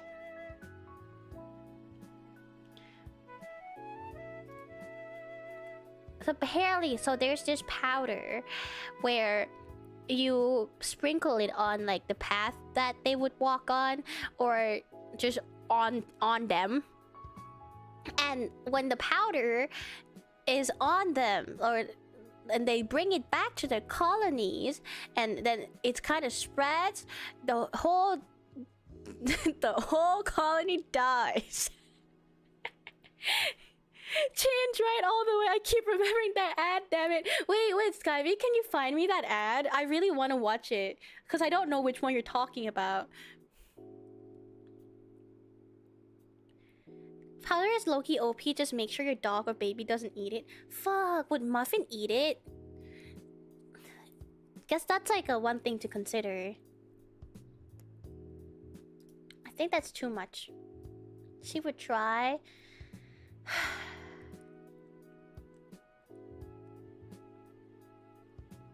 How about make them so high? Oh yes, indeed.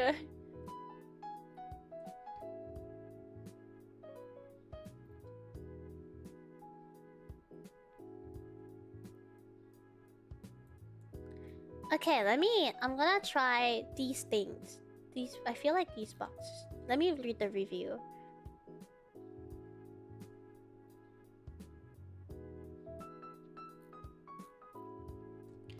I'll ask my mom. Ant killer. It's like a food trap, but like it's inside a box, so Muffin can't get into it. So I think that'll be good.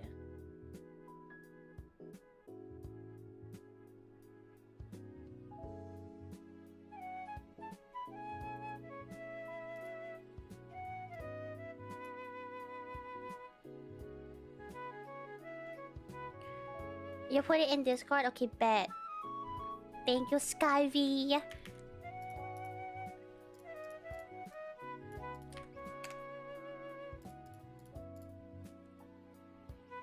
Cats will always find a way to open boxes. Well, I'll just put my faith on that she wouldn't. Alright, let's see this.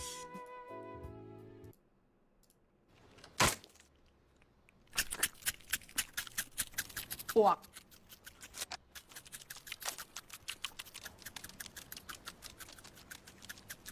เอาฉีดดิ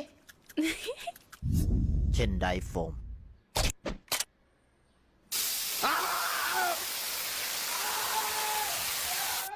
Wait, I might be using it.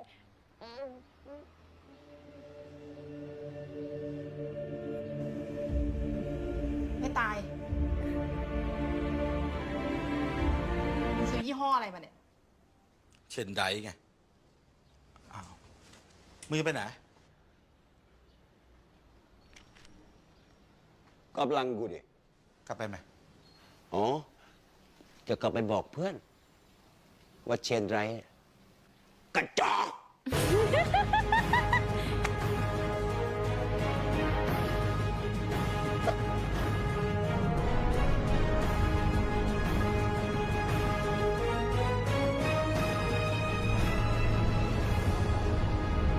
Oh my god.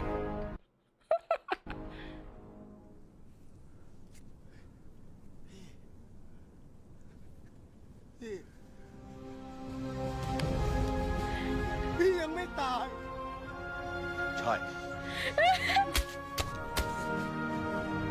มันทำอะไรพี่ไม่ได้ ต่อไปนี้ พวกเราจะไม่ตาย ตาย แตะ แล้วตาย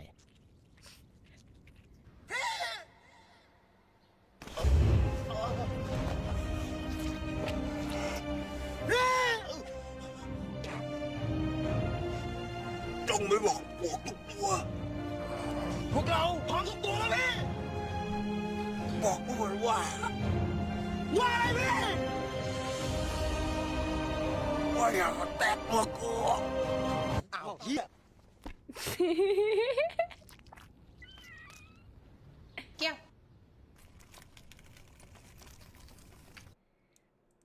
เช่นไดโฟมคาบปลวกตาย Damn, it's like that powder I was just talking about. How they just bring it back and it just dies. Cinema! I love these. Hi Samuel, welcome to Banana Paradise. That stuff works great, but it takes forever to work. Does it? I guess you gotta wait for it to, like, you know, affect the whole colony, right? Because it doesn't kill them right away. They're betting on it to go back. I love Thai commercials. It's really funny to like see it pop up now and then in my English feed. I think Banana found her perfect time killing content. Get it, killing, because it kills ants. Or termites.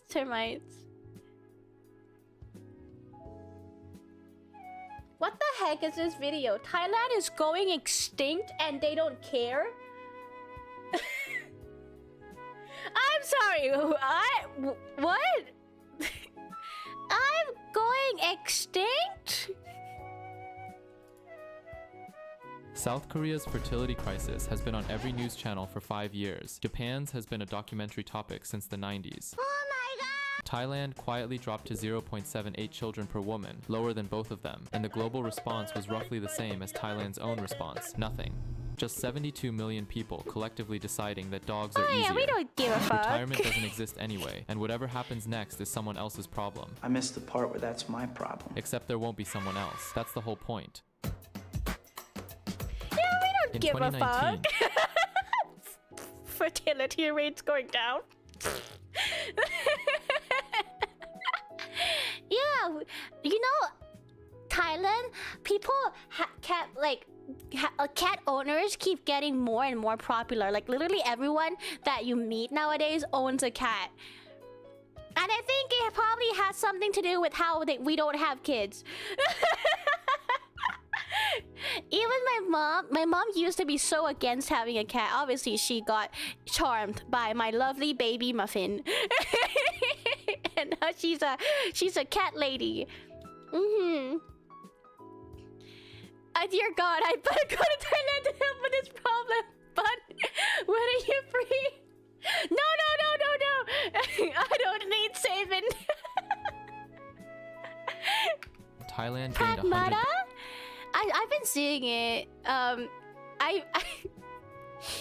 How they said Pragmata is solving fertility rates, kind of funny. 1,000 people, 600,000 births, 500,000 deaths. Normal country stuff. The kind of demographic report that makes an economist nod once and close the tab. In 2025, Thailand lost 143,000 people, 416,000 births against 560,000 deaths. And Hell the line yeah! isn't flattening, it's steepening. Chenet province, which has over 300,000 residents, is now recording about 60 births per month. If you are wondering what 60 births a month means for a province that size, it means the maternity ward has more staff than patients. And the math stops being economics and starts being a countdown. Now the actual number depends on who you ask. The Thai government's official figure is 1.0. The world Thank you, Juan, for the sub. Kitty, Bank, using older data, says something closer to 1.2. And if you're wondering which one is right, you've identified the least important part of this story. When the national debate is whether your country is the first, second, or third fastest at going extinct, the decimal points doesn't matter. Honestly, you're arguing about the seating arrangement on a bus that already drove off a cliff. South Korea has been the poster child of demographic doom for a full decade, with documentaries and panel discussions and Netflix probably greenlighting a K-drama about it. You know, that's really interesting to me too, that no one ever talks about this. Hi, Purple Baby! Found you through that toilet airplane video. Yes, my favorite Bob as of late. Thank you for coming by. Good to have you here. It actually is crazy because I think I've only ever heard of Japan talking about their low like birth rates, but I've never heard anyone talk about Thailand's. Obviously, I still don't care. The dinosaurs can just go and die. We'll just deal with it later. Thailand stole the crown while being 6 times poorer and somehow carrying 6 times less. Korea's extinction gets a media tour. Thailand's barely gets a tweet. The Thai internet responded with the urgency of someone being told their gym membership auto-renewed. By the way, did you know the best way to save your country's numbers is to have everyone to subscribe to Rice Degree? I'm just saying. I mean, this is happening all over the world. It is. So like, I never thought it was kind of like a weird thing. I guess like the people that makes it like the most like biggest problem or issue is Japan and apparently South Korea, which I haven't heard of either. I've only seen Japan like talking about this of making it like a huge problem, which I understand it is, but it's literally, I feel like only Japan talks about it. None of this matters. A giant meteor virus is gonna hit us anyways. Let's just do a big reset, guys. Let's just hit the reset button. Let's go back to the days where we have mammoths and dodo birds. I actually had a chuny phase where I was very chuny about dodo birds. And no, it's not because I learned about facts about dodo birds. I still don't know anything about dodo birds. I just like shouting dodo birds. I like inserting dodo birds into every single conversation for no reason at all. It doesn't matter, AI slop will replace us all in the future. Yes! It started with the Harry Potter edits. Yeah, that sounds like a mood. I just love dodo birds. I don't even know anything about them except I know that we hunted them into extinction. But justice for dodo birds. They just look quirky. Hai men job the run rao. Let it end with our generation, if I pronounce it correctly. This phrase started in 2020. Thailand's pro-democracy youth movement, the Free Youth Protesters, used it at rallies against military rule. The message was blunt: stop passing coups, corruption, and constitutional rewrites to the next generation. Thousands of students at Democracy Monument Well, I feel like it's a stretch. Honestly, I feel like this point he's making is a little bit of a stretch to use that message and correlates it to the fertility rates, because I mean, like, let it end with our generation, right? Usually people, it's just political in meaning. Like, obviously we haven't solved anything politically, so a lot of people don't want to have kids because the economy is bad, but that applies to everywhere, as you said. So I feel like it's a very big stretch to put as a point. Yeah, it's just a political statement when you use it to protest like corruption in the government. it burn out shows up under every fertility rate post, except now it's a democracy. The message was blunt: constitutional rewrites to the next generation. Thousands of students at Democracy Monument, fists up, chanting it like a war cry. 4 years later, the same phrase shows up under every fertility rate post, except now it's a shrug. The political rage fermented into something quieter and honestly more permanent. Young Thais stopped yelling at the government to fix things and started just opting out of the future entirely. The hashtag went from burn it down to let it burn out on its own. I'll be in Fukuoka.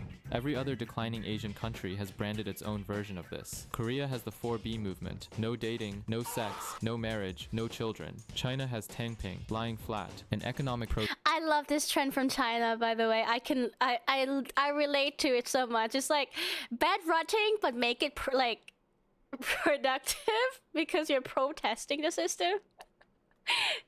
There are students out there protesting about political matters, man. The time we did that is when we want that one awful professor fired. It didn't work though. I feel like protests barely worked. But I might be just not keeping up with the news, but I feel like most protests that I've heard doesn't really work. Like, it's a very powerful movement, not gonna like, I'm not saying that we shouldn't have protest.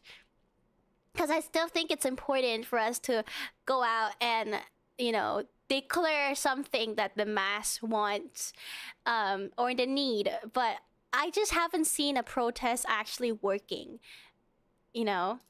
Protest. You refuse to participate in the 996 grind. Japan has herbivore men, Soshokuke, who have simply lost interest in pursuing women or ambition, withdrawing so quietly that researchers needed a new word for it. Thailand's version is none of these. Just a guy scrolling past a news article about national population collapse, typing 5 words in a smiley face, and opening a new tab to check flights to Osaka. If Korea's 4B is a protest, and China's lying flat is a strike, Thailand's Hey Man Jobdi Run Rao is just a vibe. A nationwide collective shrug dressed in a Hawaiian shirt.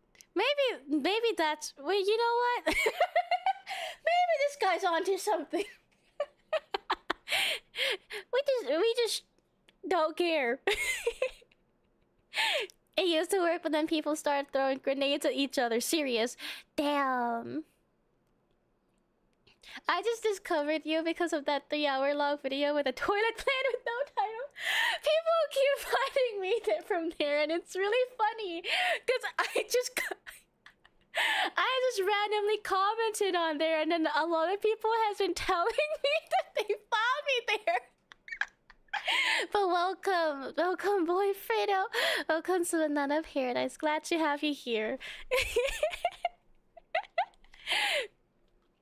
Many countries did huge protests for a constitution rewrite, and when we got listened to and got a voting for adopting the new constitution, we voted no. What? Wait, what? That's so funny. It's just like doing it just because you can. I know that one comment, literally. Those vids with no titles keeps popping up.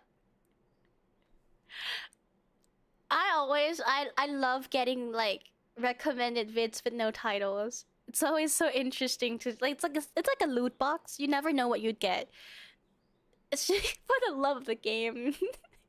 Yeah, we just want to protest just so we can say that we won the protest. We don't actually want the new constitution. And that might be the most dangerous version, because you can negotiate with anger. You can throw money at economic despair. You cannot negotiate with a population that has genuinely, sincerely, peacefully decided it doesn't care. The land of smiles is smiling its way to the exit, and there isn't even a door to block. From a country with expensive healthcare, what I'm about to tell you will sound insane for 2 different reasons. 1. Private health insurance in Thailand can refuse to cover a pregnant woman, not just pregnancy-related costs. What? Anything. I didn't You're know pregnant this. And you get a sinus infection, your insurer can look at you, look at your nose, look at your belly, and decide that your nasal cavity is somehow... Oh. That just reminds me on something. So when Thailand had their whole election earlier, was it this year or maybe last year? I found there was like one party that has this policy about like giving money to people who are pregnant. And I thought that was really funny. Because I looked at the policy and I saw the sign, because like, you know, you put those policy banners everywhere. I looked at it and I just chuckled, and I just looked at my mom and was like, this is stupid. Because all they're given... Hold on, let me convert.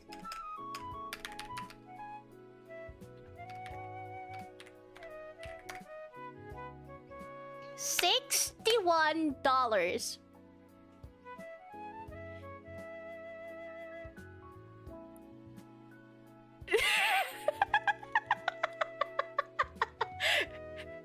They're gonna give you $61.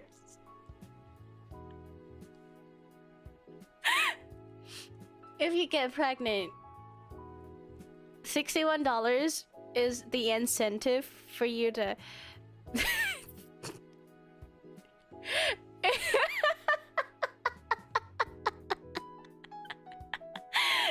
Isn't it stupid? You see now why I was laughing at the better?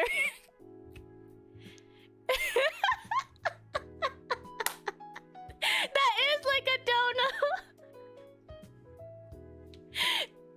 Now, I'm pretty sure it's like, it says probably like either monthly or yearly, but it's still a pretty shit price. Because raising a child, there's obviously more cost than this. And the only people that would be interested in this policy are people who doesn't earn much anyways. So this is not gonna help them.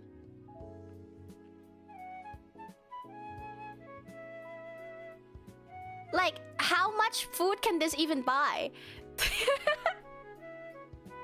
You can't last a month with like this money. At that point, might as well keep the money, right? Like, why would you go ahead and get pregnant for this money?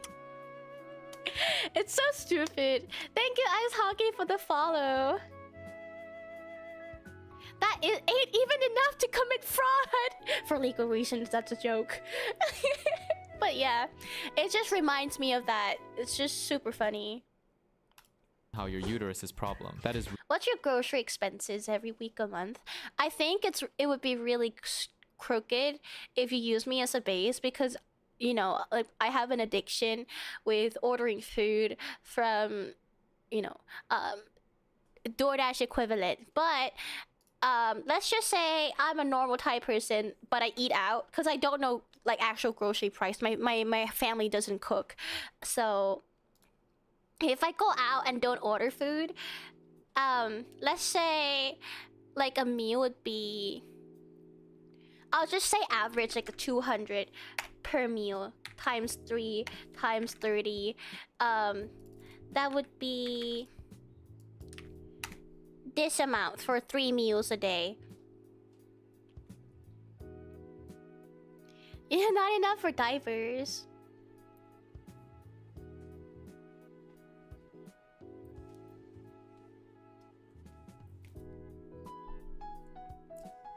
And 60 bucks ticket would cover it. No, literally. Like, that's why I laughed at that amount. Like, you would run through that amount so quickly. Especially, you know, if your family already doesn't make a lot of money, you have to, like, think about transportation costs and stuff to go to work. Yada yada. There's just so many things to think about.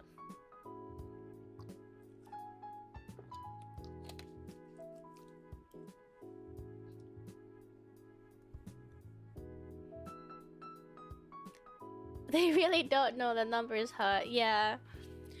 Granted, if you cook yourself, maybe this will be cheaper. But I have zero clue on the grocery price in Thailand because my family does not cook. Real. That is a policy that exists in the 3rd largest economy in Southeast Asia. 2. In practice, a gold card visit means spending half your day in a waiting room that smells like floor cleaner and resignation, surrounded by other people who also technically have free healthcare and are also technically losing the will to use it. So private insurance is fast, but won't touch you if you're pregnant. Public insurance covers everything but extracts your soul through the medium of fluorescent lighting and 4-hour waits. And somewhere in the gap between those 2 sentences, a generation of women did the math and decided a Pomeranian was less hassle. So the DME, that sounds like the DME, yeah. But the healthcare thing is only the symptom. The cause is that every single part of Thailand's support structure was designed by a committee that assumed some other committee would handle the hard parts. The government pension for elderly Thais starts at 600 baht a month. When you turn $17 a month, in a country where, depending on which report you trust, the top 1% holds somewhere between 1/3 and 2/3 of national wealth, making it one of the most unequal countries on earth by any measure. For context, in the US, not exactly a beacon of equality, the top 1% holds about 31. Drive through Bangkok and you'll see it laid out in real time. A Lamborghini waiting at a red light next to a Honda. Click carrying 4 school children, a grandmother, and at least 1 bag of groceries that's technically a safety violation. Pregnant women weren't the ones the system forgot. It forgot everyone who isn't already rich. Pregnancy. Real though. But I feel like a lot of country, the wealth gap is getting larger and larger. That's just happening. Was just the part that showed up in the data first. Thailand's reproduction crisis has a class structure, and it looks like a barbell. I'll show you what each part looks like.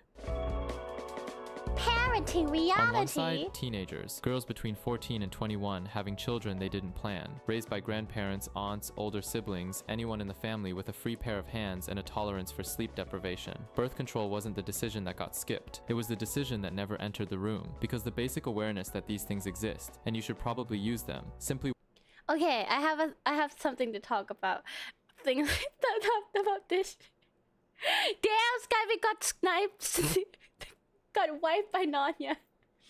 Okay, so there's a lot of like problems of, you know, teenage pregnancy, right? Which isn't like any new issue, because like obviously every country has some form of issues like this, because teenage are stupid. But what I'm talking about today is my cousin and his overprotective mother. My cousin is older than me, by the way, probably by a couple years. I don't exactly remember how many years he's older than me by, but he is older than me. And he has a new girlfriend, right? This is very recent. He has a new girlfriend, but his girlfriend came from a family that is less well off than my cousin's family. And his mom thinks that she's gonna baby trap him. And I thought that was so sexist and ridiculous. What? You can't let your son date because you think that the girl will baby trap him?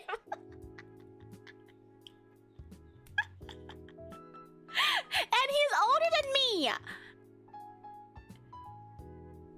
My cousin is older than me. And I'm in my 20s.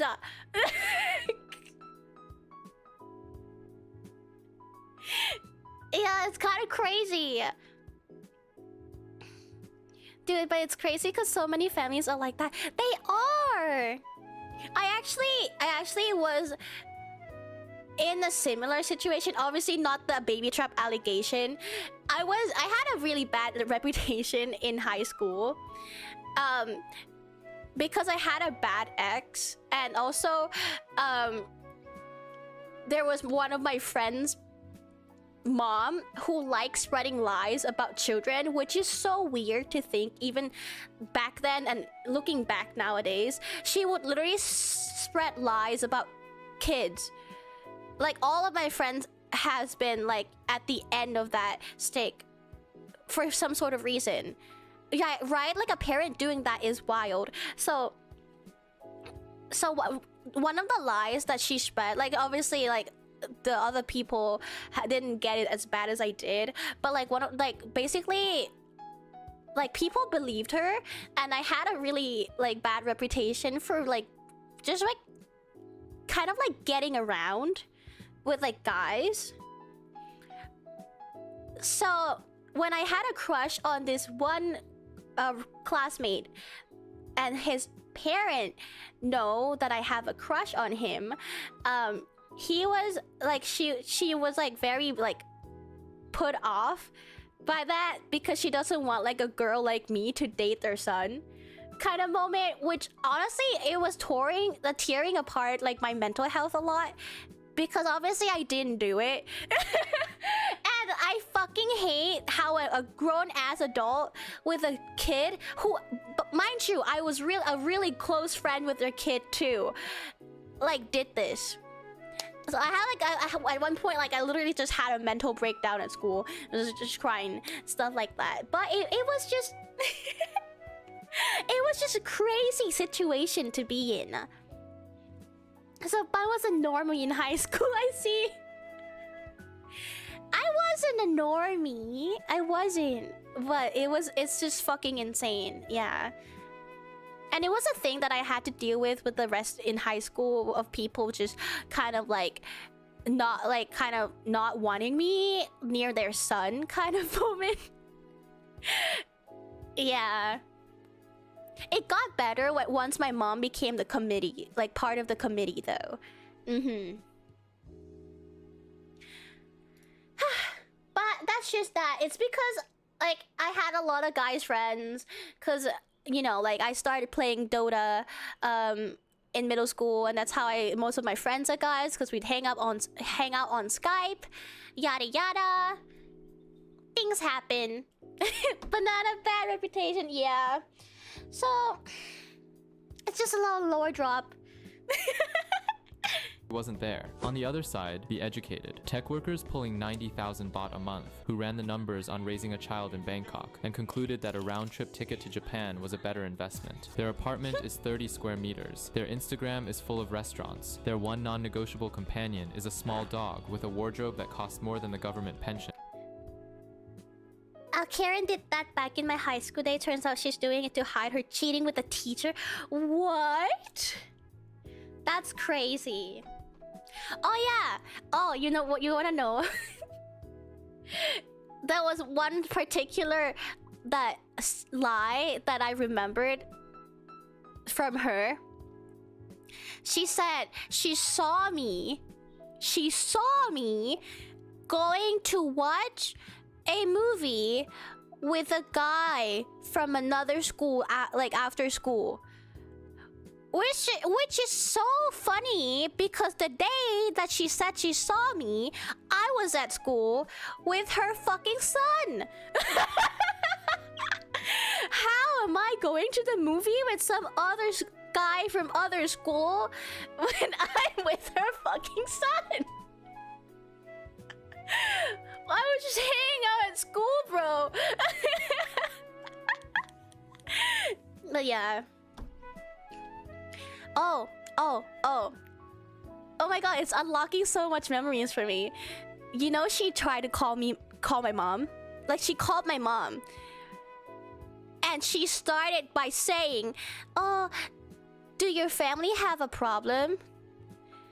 And like, obviously my mom knows because I tell her like all of this, which I think is such a fucking dumb bitch move on her part. How does she have the audacity to call my mom and ask if our family has an issue?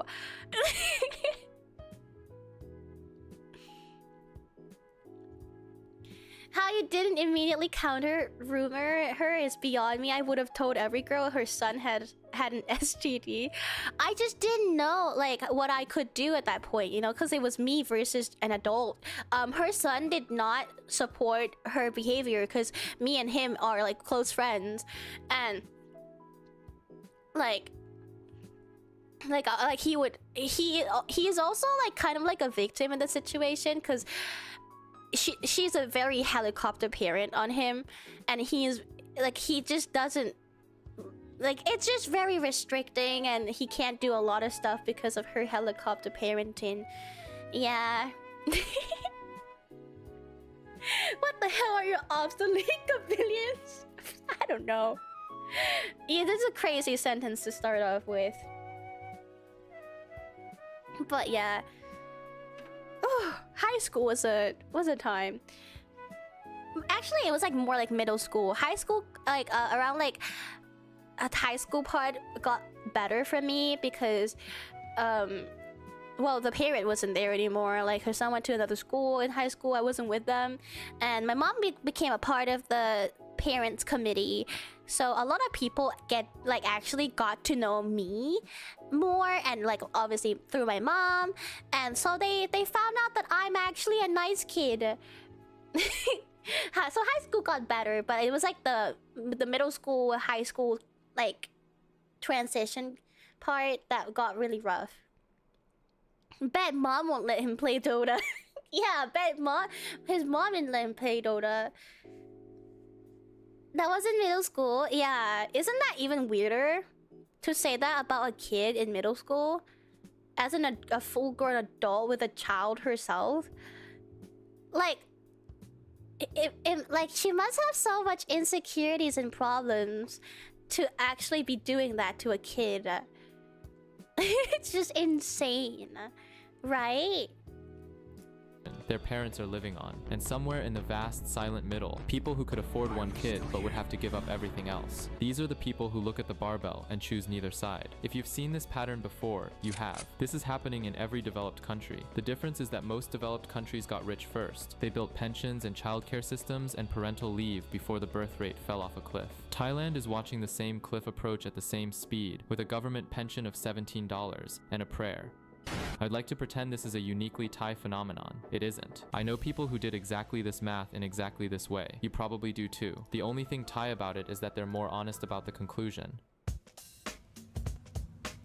In 1970, Thailand and the Philippines had roughly the same population, Philippines around mentioned. 37 million each. But then their paths split. Thailand launched an aggressive family planning campaign. Condoms were distributed by the millions. Contraception became accessible. Economists called it a masterclass in development policy. The birth rate dropped. The economy grew. And Thailand I think it worked a little too well. Maybe she just doesn't want her baby to grow up because it means she's getting older. Maybe. Yeah, she probably is projecting, made a lot of the same mistakes with her allegation. I mean, there's just gotta be something for her to act like that towards kids. became the poster child for how smart population management leads to prosperity. The Philippines, deeply Catholic, did none of this. The birth rate stayed high. The population ballooned. Fast forward 50 years. Thailand has 72 million people and a shrinking economy that's grinding to a halt. The Philippines has 117 million people and a GDP growth rate that's about to overtake Thailand's. The country that planned it is dying. The country that didn't is thriving. This does make me think about another country with a similar approach. Let me know in the comments which country I'm talking about. Now, this is not a clean morality tale. The Philippines has its own crisis brewing. Birth rate just dropped to 1.7, a record. Yeah, you think you guys are winning, huh? JK.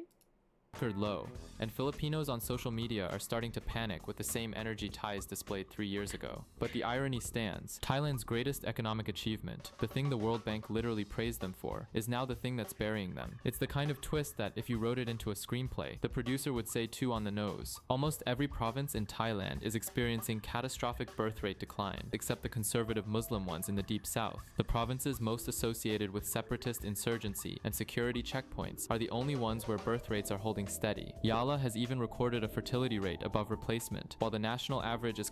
You know, I actually had to think about it, like, for like a bit what he's talking about. Yala. I was like, where the fuck is Yala?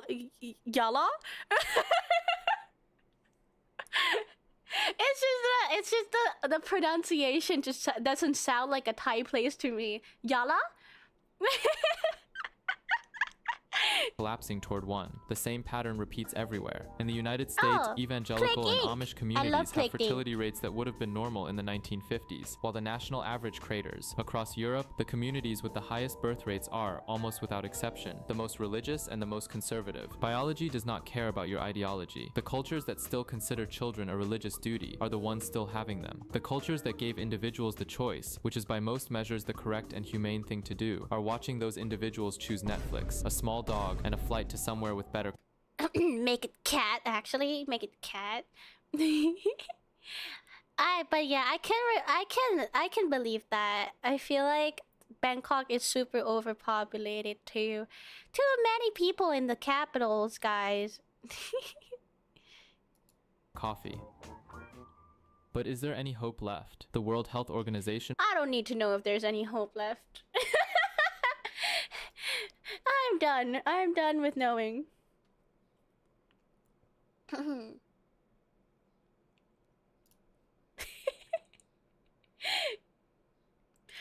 Oh, talking about like issues in Thailand. I recently, because you know how like Reddit would give you suggestion posts from like subreddits that you visited at some point, right? And I've been getting a lot of like notification from Thailand tourism subreddit of people just being like sad or something. Thailand trip sadness is one of them. And then another one is, how can I have a Westerner girlfriend? It's just really funny to like see random shit pop up from Thailand tourism. Hi Kitty Cat Destroyer, welcome to Banana Paradise.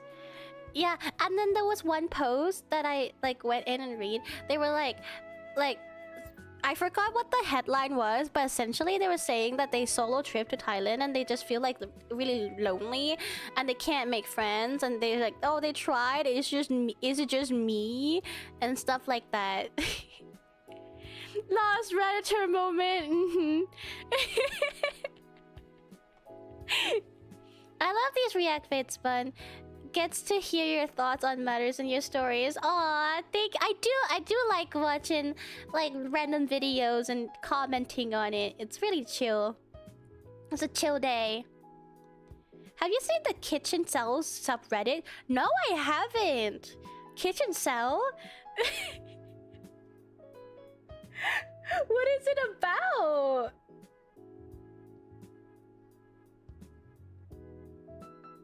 Oh, my food is delivered. Okay, guys. Just for today's stream, I will bring up food to eat. It's such a good read. Okay, but I'll probably have to check out Kitchen Cells. I swear I'm not a Redditor. Like, I don't go on there often. I only go on them when I get a notification of a really funny headline or something that's weird. And I'm like, what the hell is happening? What the hell is happening here? Thank you, Cauliflowy. Thank you for the follow. Welcome to Banana Paradise. How about do Hickey Corporation? What is it? To catch a Redditor. I'm not a Redditor. I'll be right back. Let me go grab food.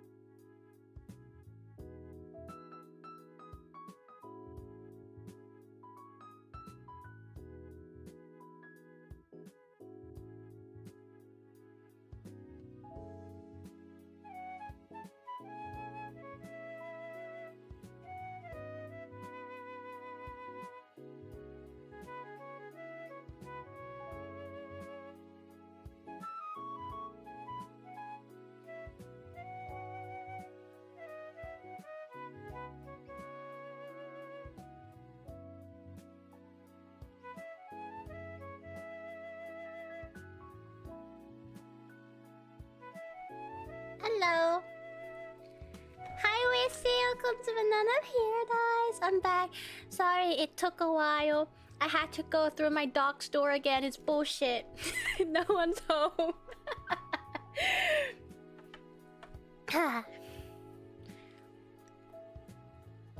But good night, business, bro. She awake, silent now. Welcome to Banana Paradise. Yeah. I literally walked down. I grabbed the door and I was like, oh fuck, it's locked. Fuck, it's locked. Dog's door, what? Oh yeah. So, you know, Lores. Whenever there's no one home except me, they would lock the door from the outside and I can't open the door if it's locked from the outside. So the only way I could go out is just to go out from my dog's door. Well, my you know, my husky.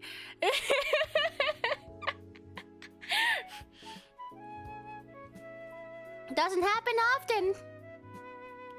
But yeah. What the heck? That's so dangerous.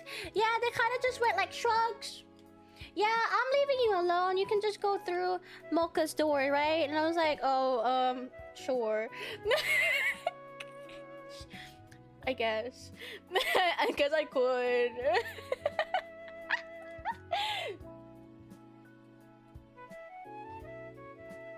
I don't know. I find it really weird that they need to lock the door when I'm home alone. I get it, like, for security reason, but I don't know, like, do we really need to do that? It's not like there's no one home, like, I'm still in here. Can't just lock it from the inside. It's because sometimes, like, I wouldn't hear my phone a lot of times. It's like one of the things that I think I actually need to buy a smartwatch to solve, because I would not hear anything from my phone.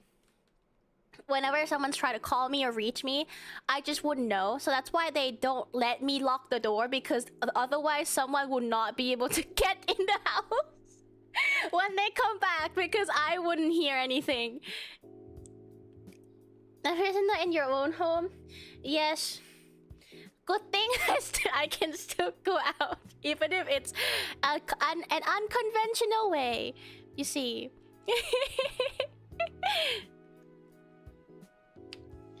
Can't they call you when they're back? See, that's the thing, like, I wouldn't hear it. Like, I literally can't, like, does not hear my phone.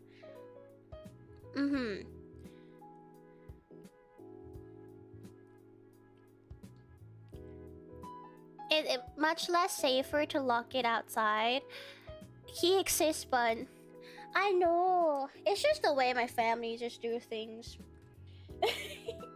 Shrugs.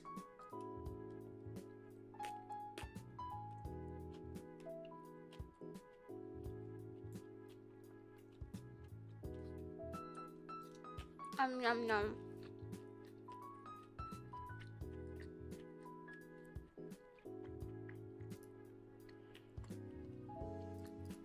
Let me find a video to watch when I eat.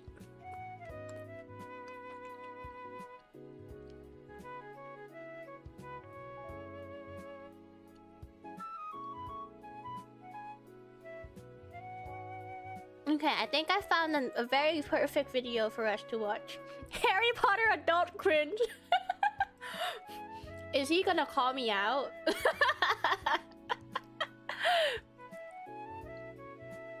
Wait, so you don't check your phone often? I'm surprised. See, if I'm not doom scrolling, my phone is forgotten. Like literally, I would not hear anything. Like, the only reason I would see a notification or a phone call is if I'm doom scrolling on it. Which, you know, like, I don't, like, as much as I doom scroll, now that I'm home, I could also just be on my computer, you know, and do things, edit, doom scroll on the computer. Which, I just don't see anything from my phone. Wait, what is it, Ava? Shoe on head, kitchens? What is that?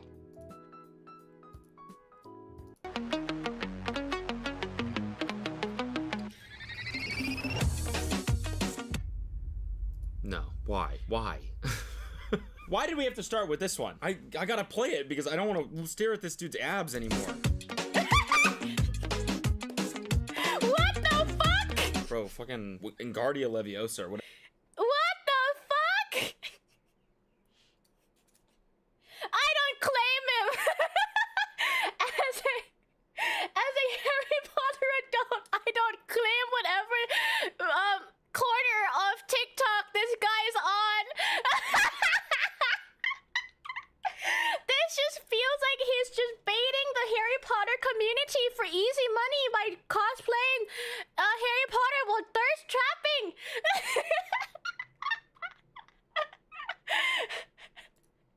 Whatever would make that disappear from the screen, you know? You should have done Slytherin, because with those moves, you can slither in right in.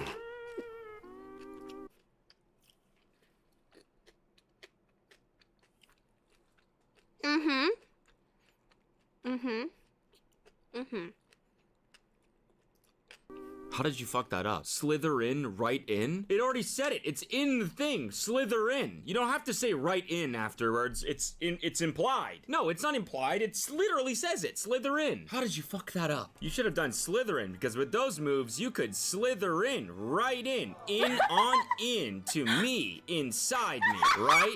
Slither right in. Sir, sit down. You're gonna break the internet with these. I think the internet's just fine. All right, I didn't realize that we were gonna have like the horniest start ever. I thought it was gonna be like people proposing to each other in Harry Potter costumes or something, not just abs and muscles off the That's what I was thinking too. Thank you, Cody and Co. I like this guy. I like this energy he brings. I never knew that Harry Potter side of the TikTok could be this thirst trappy. Dump, greased up muscles. What is this lovely piece I saw on TikTok?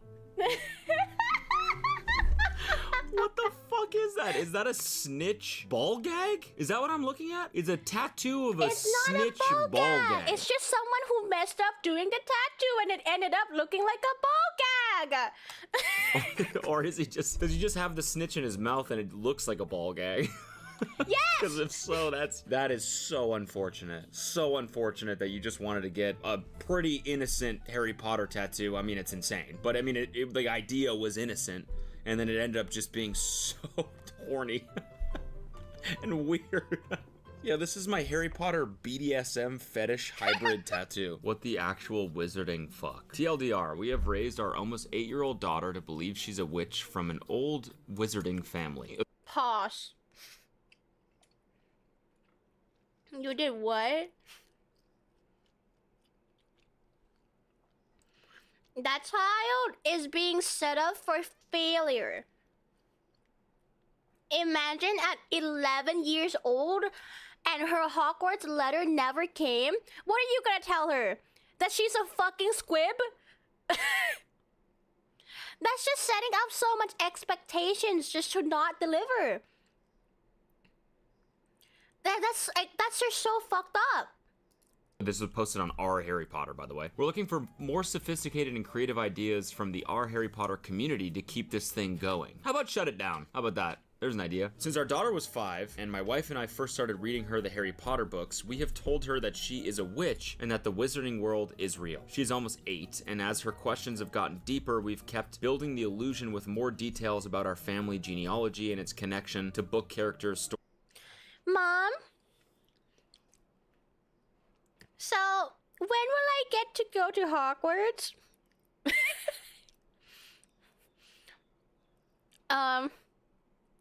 Well, you're just not good enough for Hogwarts, so they didn't send you an acceptance letter. I think you're actually a squib. Stories about times we used magic and the life and moral lessons we learned about it. She has processed many difficult subjects like racism, climate change, and even the coronavirus through this lens. What do you mean? Any kid could also process this information through normal means. I was just trying to get a nice video to watch while I eat. But I just had to comment. Dear Lord. It's like how to fuck a human up permanently 101 right here. Before other parents judge or lecture, we know it's gaslighting and that eventually she'll be disappointed and have trust issues with us when she learns the truth. We justify it that we are adding magic to her childhood and giving her motivation to reach her full magical potential since she needs to study hard to be accepted to Hogwarts. That is even worse. Yeah, by the way, honey, you were also adopted. That's why, even though we are wizards, you are a fucking muggle. Like, what the hell? Like, how do you justify that? Having trust issue with your parents versus giving your child a magical experience as a kid is justifiable? Gosh. I think you guys think Harry Potter is real. I don't think you're convincing your daughter it's real. I think you guys think it's real. Or you really want it to be real, so you're like corrupting your daughter because of your fantasy? This is really sad. She's gonna hate you guys. We've asked serious questions of her teachers and they think it's more awesome and creative than damaging. At the very worst case, my take is that it's analogous to children being raised to believe that traditional religious stories are true and that when the truth hits, it will teach her to ask critical questions. So what, you're blaming the kids for not asking critical questions of things the parents told them since they were born?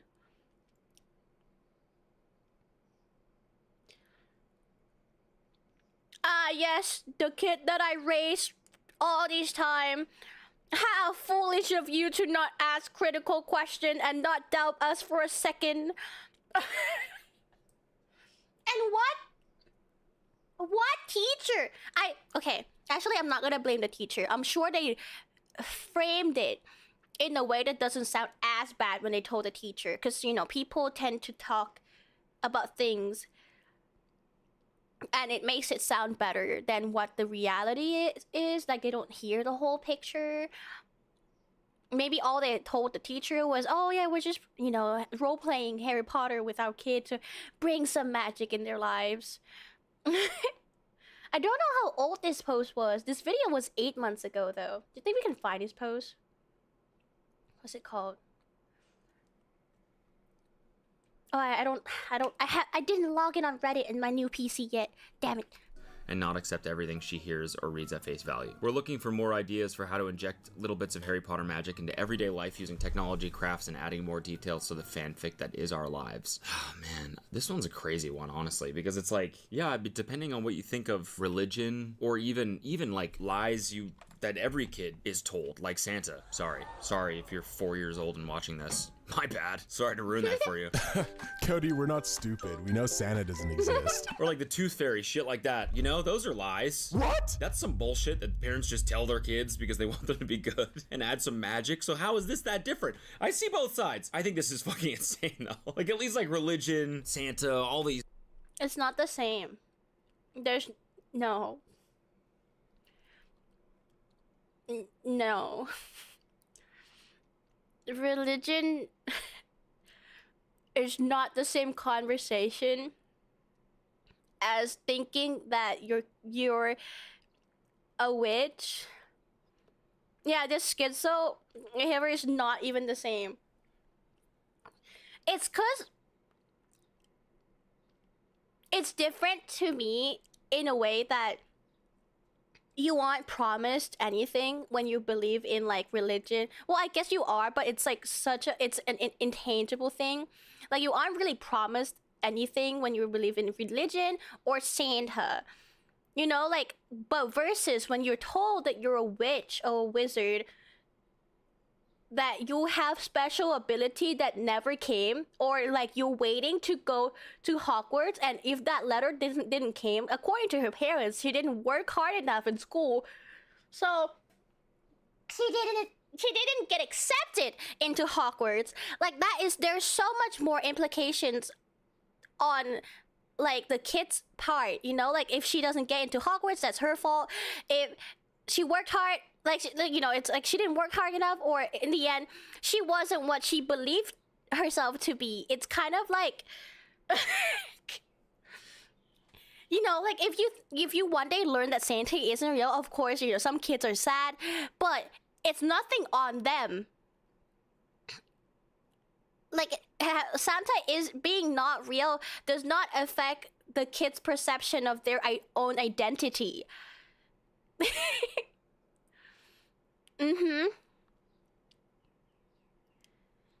Yeah, and like religious does not like, really affect that at all. Yeah, this is literally the kind of thing that would be in a documentary 10 years from now. I feel so bad for that kid. You know, hopefully she found out earlier, but she's already 8 after all.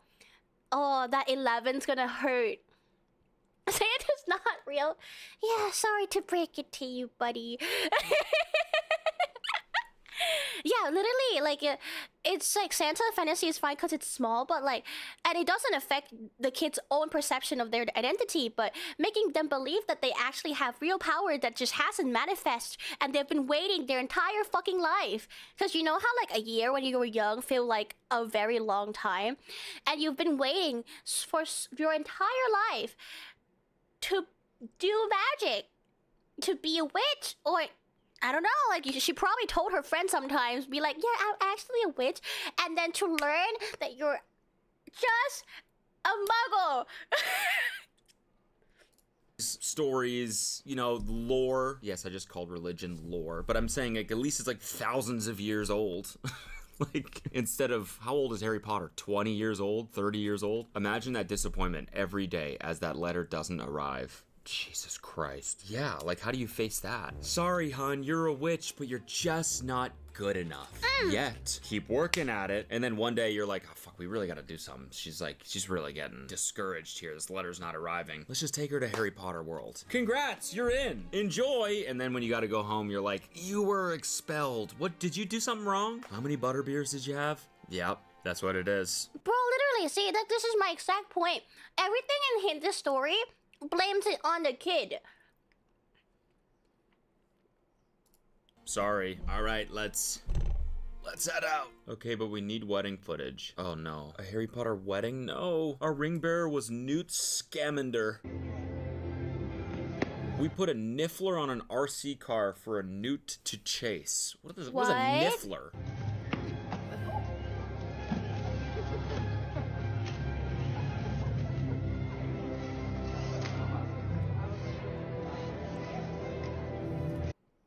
God, this is a hard watch.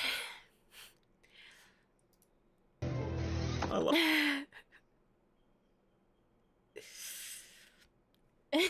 Why?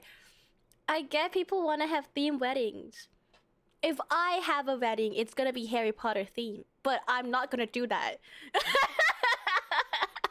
But I'm not gonna do that.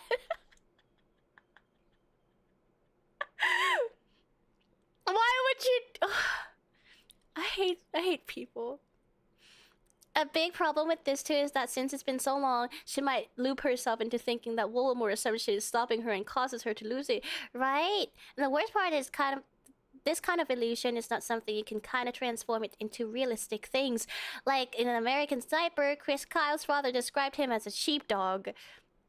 They're literally, it's just not even close to reality that we can give him. Oh, you found the Reddit, but the post was deleted?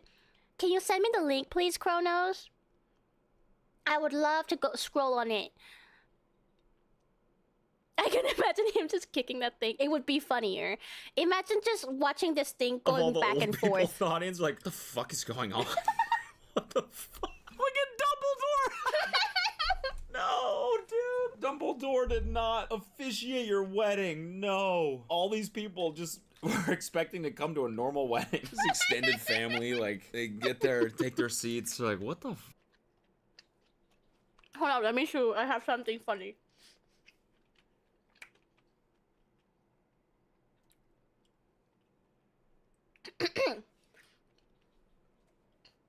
Harry, do you take this woman to be your wife? Dumbledore says calmly.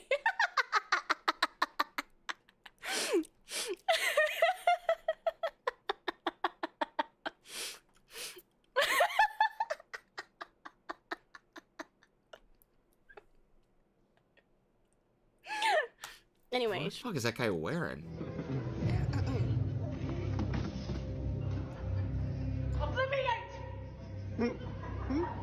Ew! Oh my god. This couple had a Harry Potter themed wedding and the internet told them to grow up. They refused. When Craig and Catherine met and discovered they both had matching Harry No! There's nothing wrong with the Harry Potter wedding. It's wrong. Well, actually, there's nothing wrong with any weddings if that's what you want to do. It's just really cringe for people who are in the attendance. And to post it online too. Oh, you know, I would never be caught dead saying Harry Potter spells to the mass public like that. Oblivion. After a failed performance. Potter themed tattoos, they knew they had a very special connection. Totally. Similar tats always means like you guys are destined for each other. With massive fans of the series, Craig even proposed at Hogwarts Castle, so they knew they had to incorporate the magical world of wizards into their wedding. But they didn't want to settle for a couple puns. Why is he wearing a backwards hat? That's not Harry Potter at all. That's just tacky. I didn't even realize! Why is Bro the only one not dressing in Harry Potter? You have everyone else dressed up in Harry Potter, and this guy wears a baseball cap into his magical fucking wedding.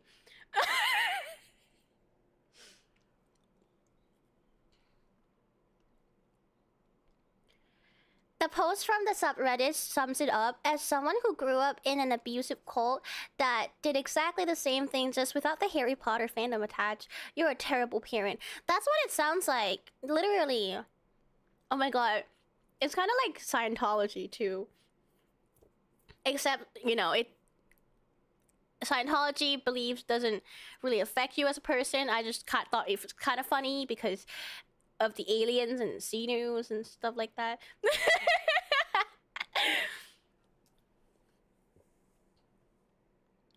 Look, at the end of the day, they're getting married, but if we invite 20 plus people we care about all the way to our state, we're not gonna force them to do a blue lock wedding. Exactly. Like, why? Like, what? Taking away that, like, this whole Harry Potter thing. In any wedding, if the groom is wearing a fucking baseball cap, we are gonna have a problem. Under no circumstances is this fit allowed in a wedding. Obviously, unless you're doing a very casual fit wedding or just eloping. I guess, like, do you. But in a formal wedding... Fucking... Ugh. Don't you have to give a lot of your money to the church in Scientology, though? Yeah, that's what makes it really funny to me, because why... How does it go from like, oh, yeah, like, I'm really struggling, I just need some place to really, you know, put my belief in, got roped into Scientology, when they explain to you what they believe in, all the alien shit, Xenu shit, and you went, amazing, this is, take my $500 and more in the future.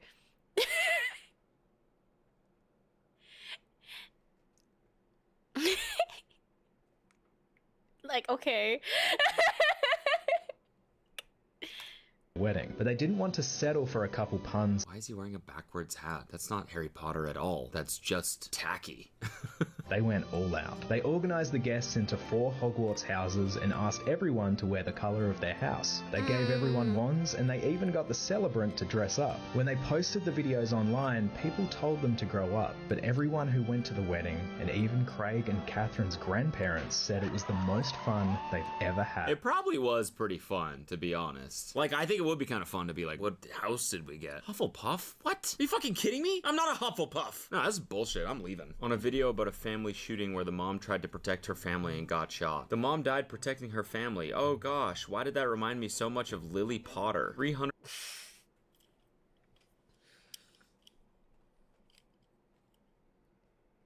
You know, I thought I was bad into Harry Potter, but after watching this video, maybe I'm okay. maybe I'm normal after all. I don't do shit like this. 166 upvotes. The Potters probably should have had home defense guns if they knew they were being actively hunted by terrorists specifically looking to assassinate them and their son.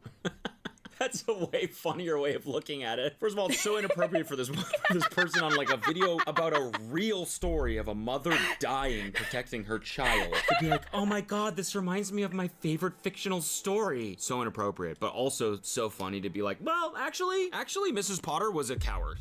Why didn't they have guns? They were being actively hunted. Like, they effectively were putting their son in harm's way. They're bad parents. Sorry to ruin your fantasy. They were bad parents. She wouldn't even need the Mossberg if Voldemort's head is pink mist the second he steps up from behind the tree. Honey, Voldemort's here. Get the shotgun. That's my impression of Voldemort. Just fucking... just evaporate. Yeah, that's right. Fuck with the Potters. You get the horns. Oh god, that's so funny. This is a whole subreddit dedicated to people who whose life experiences and thoughts are framed by Harry Potter. It's called Read Another Book. Not quite. Rowling's real importance lies in the fact that she was the first writer to present a world in which class and wealth mattered. Some characters were poor, some were rich, and being poor was a hardship, not just a cheery, sentimental thing in the scenery. Wow, that's crazy that she invented poor people. I didn't know that. That's really cool. The first book ever that portrayed what it was like to be poor. I knew Harry Potter was special. It's just so deep, guys. It just really speaks to me as, you know, to our society and poor people. This guy is so funny. I love it.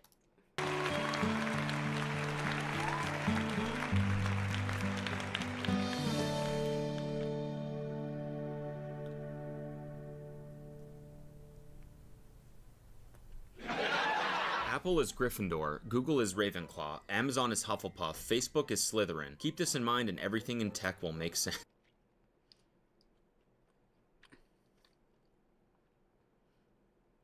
Amazon is Hufflepuff?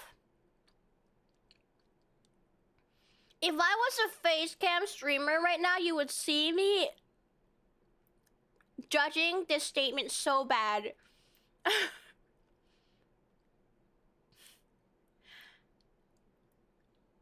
No, literally, how can you say Amazon is Hufflepuff? This doesn't make any sense at all. Nothing in here makes sense.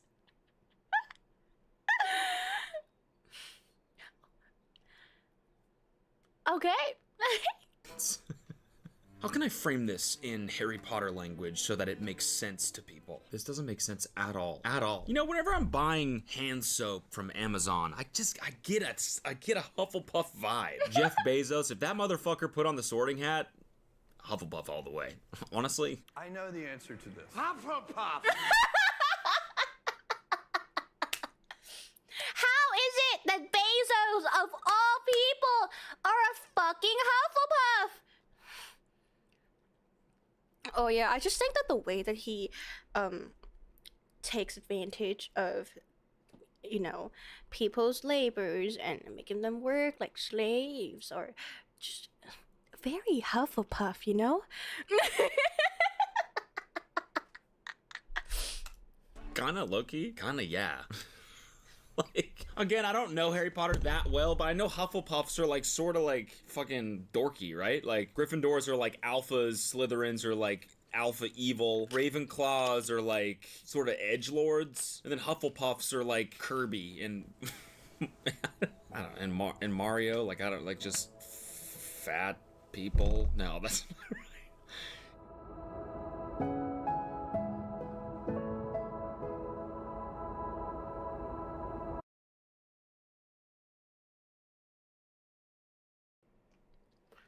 Don't question the sorting hat. I'm sorry. I should know better.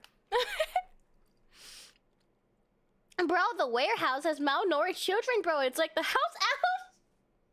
Oh, you're so right.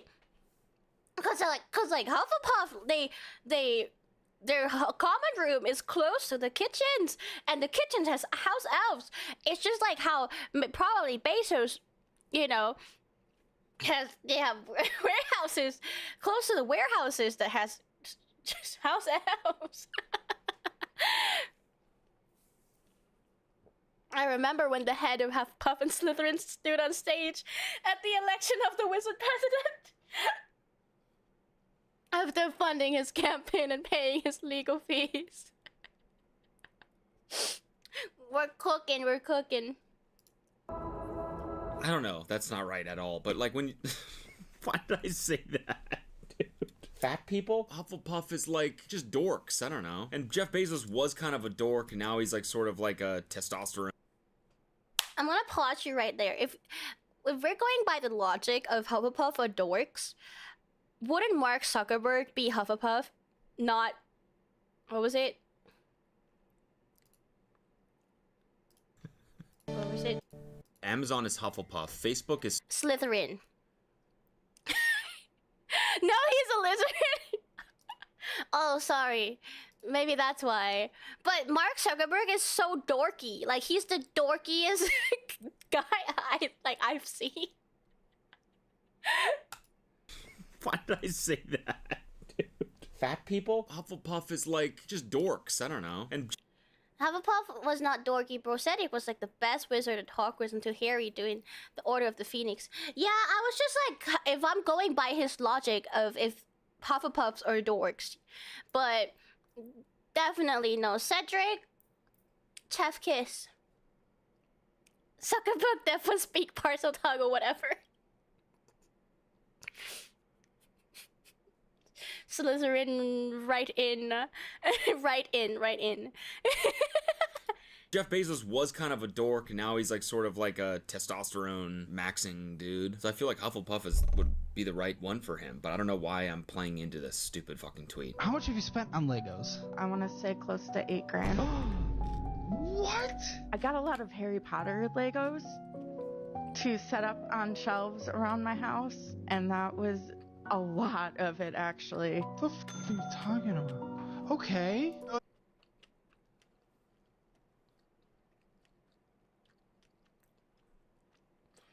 Okay, but is this specifically a Harry Potter adult problem, though? Because Legos are just so fucking expensive. Which I guess is more important than paying rent. Going into the wizarding world, sure. Why didn't you sell that stuff? People love Legos. You can't pay bills, you have things repoed, you're not okay, but have you seen the Hogwarts one? Oh, it's like this. Okay, now that's a yeah. You can open. That's a Harry Potter adult problem. Yeah, literally, the Star Wars Lego nerds are in much more danger of the Lego prices. Yeah, this is that channel about poor financial decisions. Yeah, I've seen that guy before. She's right. Legos make money off the IP, and honestly, people drop thousands and nobody bats an eye. There's just a lot of fandom. It's just because she let it get to the point where she shows up on this channel and for everyone to see that she has poor financial decisions on Harry Potter Legos. That's it. And, like, in conclusion, she just makes bad financial decision. It just so happens to be tied to Harry Potter. You know, it's great having a car. Yeah. You know, it's great not being supported by 4 people in our lives and having to constantly take from them just to survive. Maybe being able to see your own f***ing kids. Yeah. You know, the ones that would play with the Legos a bit more.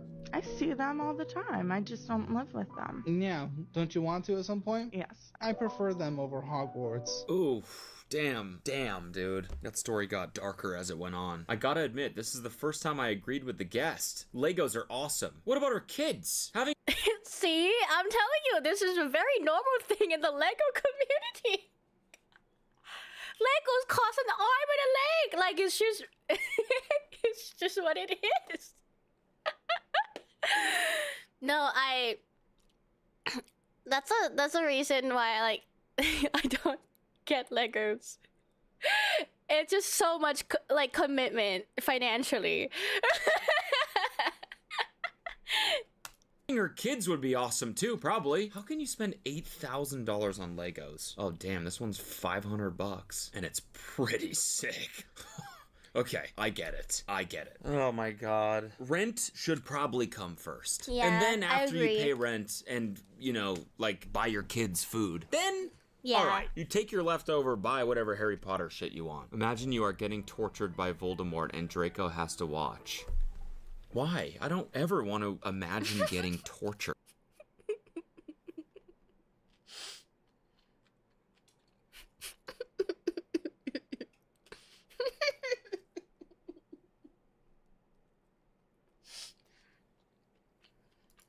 There's no scenario where that's fun. Doesn't matter who's watching. Imagine you are getting tortured. It's the funniest way to start an imagine ever. All right, imagine you are in the most pain you've ever been in your entire life. Okay, imagine your fingernails are getting peeled off one by one. Okay, stay with me for a second. Ron Weasley was watching the entire time. Yeah, not so bad now, is it? Imagine Hagrid. It's just really funny because they're trying to frame it as like a doom romantic thing. It's like, oh, you're just casually sitting on a Tuesday evening, you know, just living your life, but just wait, just imagine though, if the wizard Nazi is fucking torturing you with Cruciatus curse that makes every nerve in your body fucking, like, painful.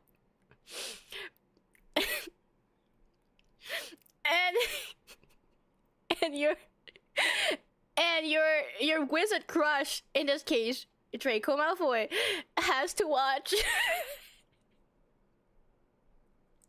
No, you wouldn't be able to focus on him, you fucking idiot. You would be screaming in pain. You wouldn't even be able to see his face.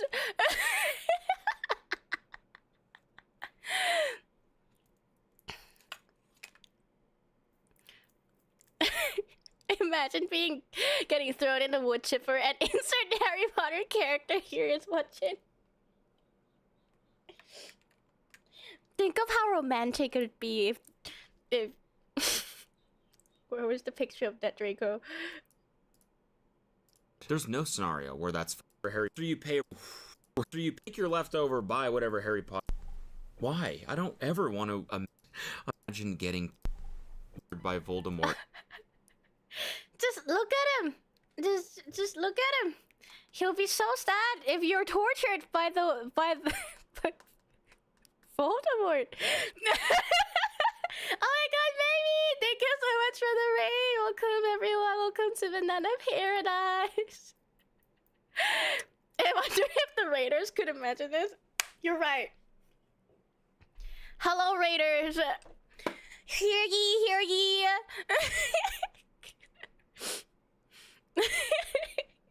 Oh, thank you, Ander. Thank you for the follow. Hello, raiders. Yes. Hear ye, hear ye. Imagine you are getting tortured by Voldemort and Draco has to watch.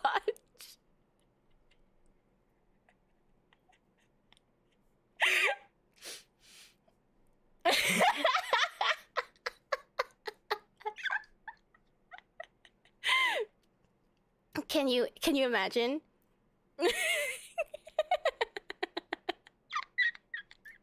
And Draco has to watch. Why? I don't ever want to imagine getting tortured. There's no scenario where that's fun. Doesn't matter who's watching. Imagine you are getting tortured. It's the funniest way to start an imagine ever. All right, imagine you are in the most pain you've ever been in your entire life. Okay, imagine your fingernails are getting peeled off one by one. Okay, stay with me. Stay with me for a second. Ron Weasley was watching the entire time. Yeah, not so bad now, is it? Imagine Hagrid was kicking you as hard as he could in the balls over and over and over again until you puked. Yeah, pretty sweet thought, huh? Sometimes when I can't sleep, I just imagine Hagrid going ape shit on my nutsack. Imagine Ron had a crush.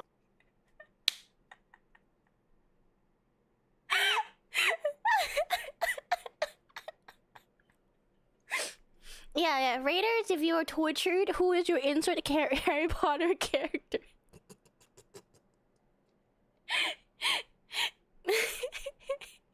Imagine getting tortured and your OG is watching you. Crush on you, and every time he thinks about you, he smiles. Snape sees him not paying attention and slaps him. Insane. What? See, like, I get the first part. Yeah, like if you're just like, oh, like in my movie crush, like thinks about me, and every time he thinks about me, he smiles. Like that's fine, right? Like you can fantasize about characters. You're a kid. Oh well, sorry. I'ma have to. Thank you, Mod. Thank you, Perry. Get him. Anyways, I think it's fine to fantasize about like movie characters that you like, you know, your waifus, your husbandos. But imagine this: every time they smile and think of you, they get slapped because they're not paying attention.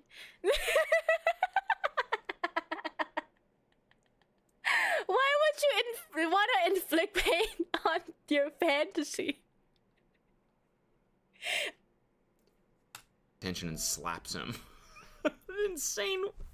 Why am I imagining this? Why? He's my friend. He's getting slapped in the face by a teacher? What's the point? I don't want to imagine that. I love how like it just ends there. Like not like what else happened? Why does this matter to me? That he got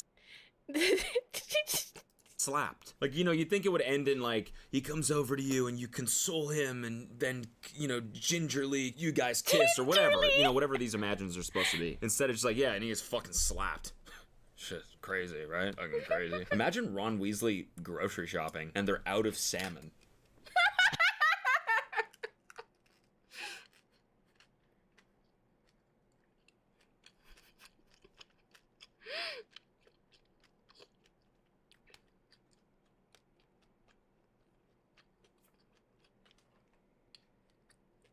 Hold on, I have a funny thing to say, but I need to finish chewing.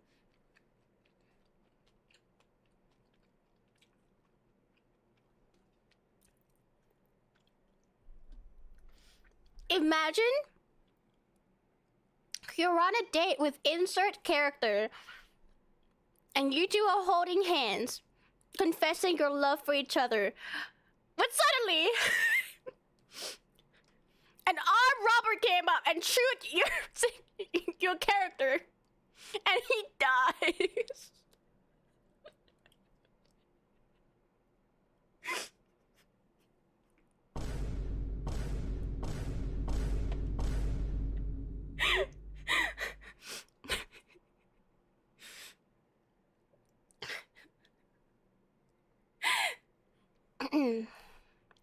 I feel like I'm being very silly.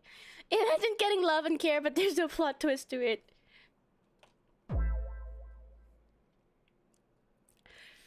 He starts bleeding out on the floor and there's nothing you could do about it. You watch him die.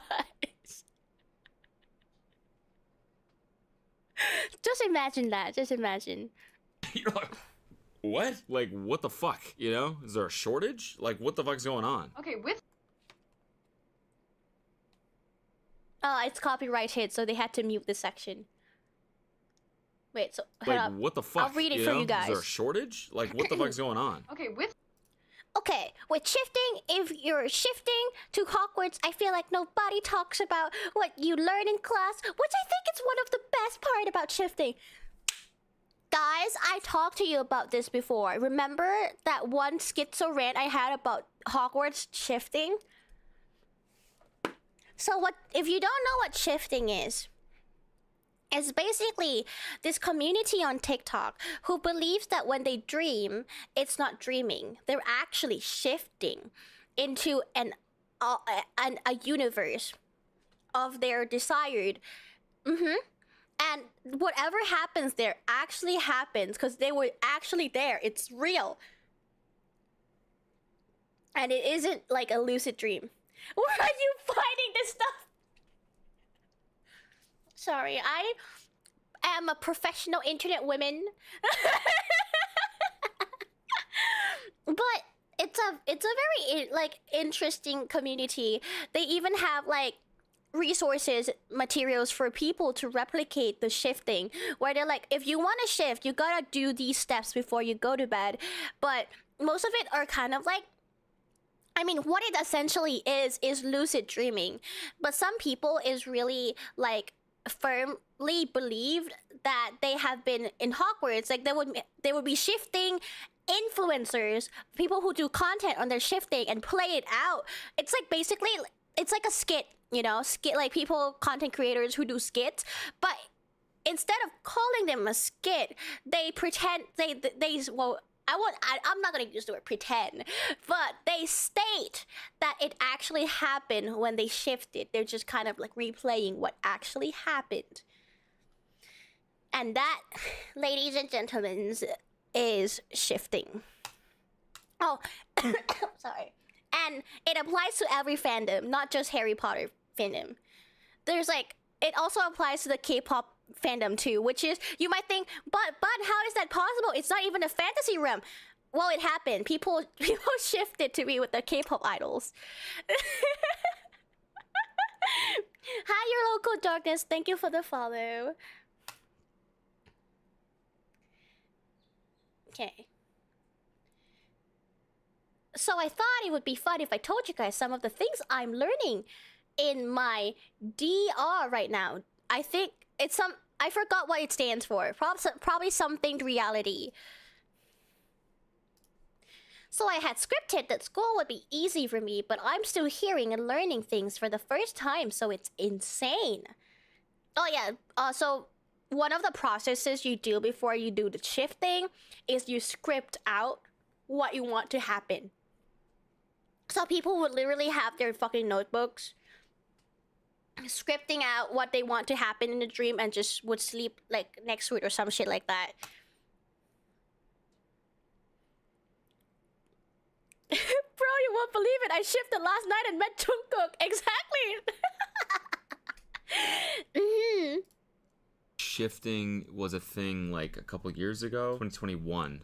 These comments are from. I remember shifting was like a thing where like you can like shift into another universe or something, and people were posting videos about it, about shifting into Hogwarts and stuff. I don't know. But she's like, yeah, sure, it's cool when you shift into Hogwarts, but like no one's talking about the details, like the day-to-day, like what I'm doing in class, my social circle, stuff like that. One of my favorite classes is astronomy. In that class, we really don't use magic that much. Every other Thursday of the month, we go up to the astronomy tower at midnight to study different constellations, stars in certain sections of the sky. We are memorizing star charts for our owls at the end of the year.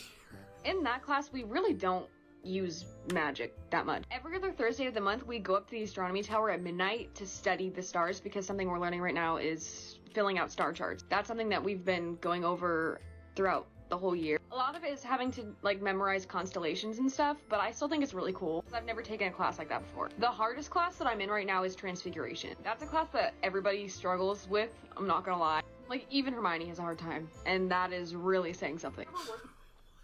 One of the last spells we learned in class was Avi's. It's a conjuring charm which shoots a blue light out of your wand and conjures 5 birds out of nowhere. Using magic is so cool. Like, man, I'm honestly just more impressed at like the imagination it takes to create this whole thing. She should write a fucking book. Probably. If you're inventing this entire like story of you going to school, like shifting into Hogwarts and then like creating this fictional life of another student at Hogwarts, write a book. Use that imagination. Literally, just write a fanfic. That's what I'm thinking too. So this is current day. So this is 4 years later. This comment and say chocolate chip muffins and clocked it. Clocked it. I will die on that hill. I'm not even kidding. The chocolate chip muffins, when you shift to Hogwarts, nothing I've ever had is like that. And you're probably just like, oh, it's just like a muffin. No, dude, I don't even know how to describe how good they are, but that made me laugh. I was looking through comments while I was at work and I found this one. Yeah, actually, you can just say anything and it would seem real, honestly. All it has to be is some, like, minute detail of, like, normal day-to-day life, and it sounds real. Like, bro, people keep asking me, like, what's like, low-key one of the worst things about Hogwarts, and I gotta say, it's like the grocery stores never have something. I don't know what it is, if there's, like, a shortage or something going on, and, like, when they do have it, Wizards love that shit, so, like, they buy it up ASAP. Whenever I go to Whole Foods, yes. Oh my god. Yes, there are Whole Foods. He actually shifted. I know. They're everywhere now. Whenever I go to, they're always fresh out of salmon, so it's just a weird thing, but like that's like one of my least favorite things about being there. But to make up for it, they do have really, in the cafeteria, they do make really good cream of mushroom soup. Oh my god. Potterheads for life. But yeah, and like they actually legitimately believe that shifting is real. You know, most of the people who fall into this trope are usually kids, which makes sense, and they would be commenting like, oh, is this actually real? Like, don't kid me, like this is actually real. And it's like kind of like an echo chamber, because there would be a lot of people who reply under that, replying with, yes, it's actually real, like I've done it, like I've been in Hogwarts for 2 years or 2 months or 6 months, you know. And it's just crazy to see. Or unemployed, that too. Harry Potter International Day, in memory of all those who died during the Hogwarts battle. Today is May 2nd, the day of the Battle of Hogwarts. The day that Harry, Ron, and Hermione snuck back into Hogwarts and destroyed. Are we commemorating the fictional war? What if I'm shifting right now? Maybe we all are. Hermione? The Horcruxes, the day that Harry finally defeated Voldemort, the day we could see the real courage and sacrifice. We will never forget everyone who fought in the war and all those who died. Fred Weasley, Nymphadora, Tonks, Remus Lupin, Colin Creevey, Severus Snape, and many more. Let's raise our wands for those who fought and died. Moment of silence, please.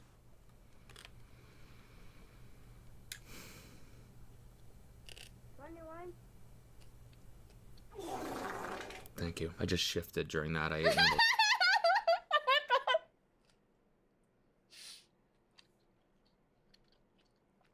Ava, it's your joke. You stole your joke. Those muffins, those things fucking slap. This is Crab and Goyle, and I'm Malfoy. Draco Malfoy. Jojo Siwa?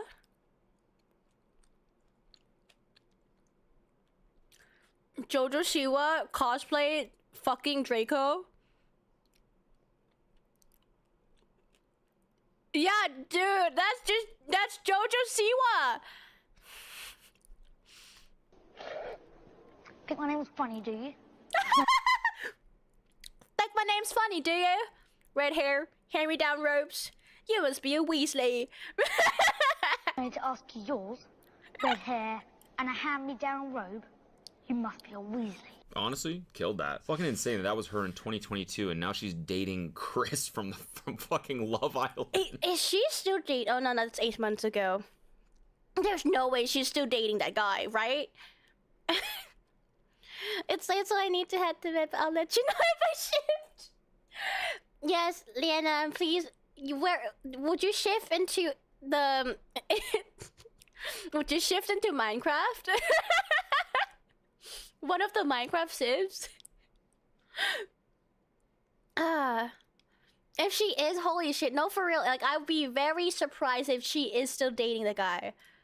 She crushed that impression, though. That was good. I was waiting for the elevator when I randomly said Aloha Mora way too loud as the door opened. A girl looked at me in confusion. Like, Harry Potter adult, you know? Like, I just casually said, Aloha Mora. And was like, what? And a guy looked at me as he smiled and whispered, Muggles. Things that never happened.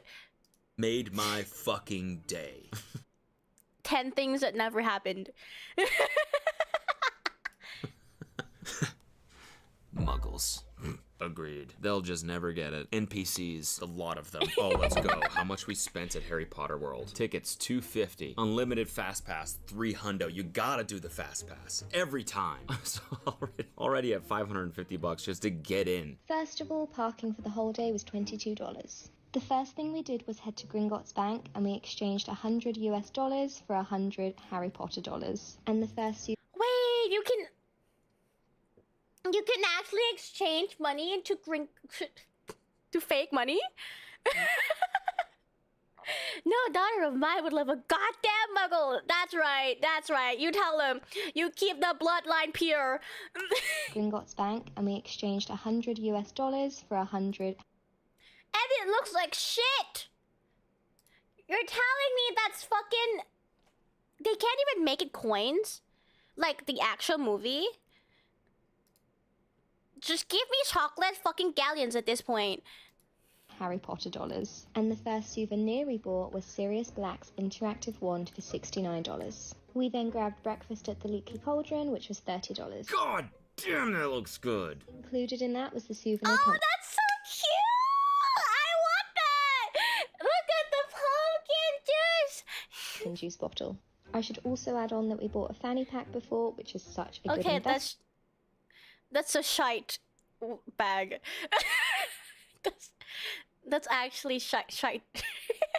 This was $10 from Walmart and our lanyards were $8. Good investment? You know, it was a good investment. Is that fanny pack gonna increase in value? Can you flip fanny packs? Is there a fanny pack market out there? 2 butterbeers came to a total of $12. God, I could fuck up a butterbeer right now. That sounds so good. I love butterbeer. $40 total. 40 bucks. All right, $40 on fudge is fucking insane. The rest of the shit so far, nothing that, I mean, nothing has been that crazy. $40 on fudge? I'm not even gonna say it. It's fudging ridiculous. Picked up the Sirius Black t-shirt for $30. That's also a shite shirt. Some souvenirs to you take could home. easily, You guys, like, get that custom. It's just basic screen printing. are going a bit overboard now, to be honest. I was supportive until the fucking coasters. You don't need Harry Potter coasters. And if you do, just get them on Amazon for $2. $57? Dinner cost us $30. That looks good. That fucking chicken leg, turkey leg, whatever that is. That is the most Florida fucking Disney Universal meal ever. Giant ass turkey leg. You go to one of these places and there's always just people walking around just like a caveman, just eating a giant turkey leg. I've never seen someone eat one of these things outside of one of those parks. The day after, James also went to Disney Springs and picked out the Harry Potter Whomping Willow Lego.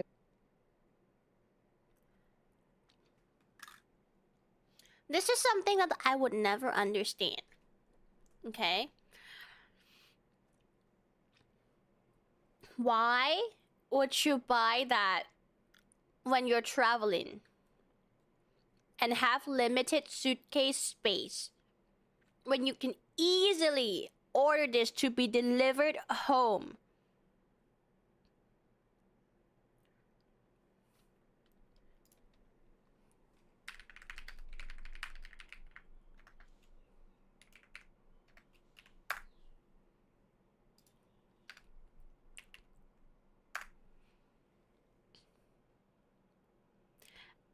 Aha! As I thought. It has been marked up as well. $70 for something you could get. Oh, sorry, it's retired. Never mind. But that was 8 months ago, so I'm assuming that this was there back then. It was $55.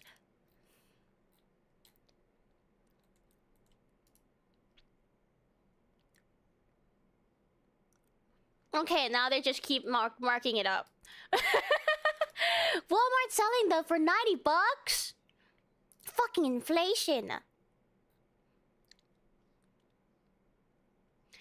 Yeah, I can't believe that this set cost that much. It doesn't even look that good.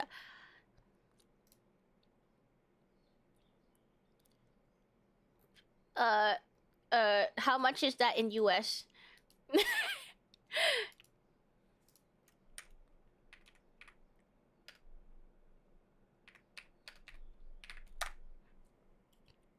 That's crazy pies. This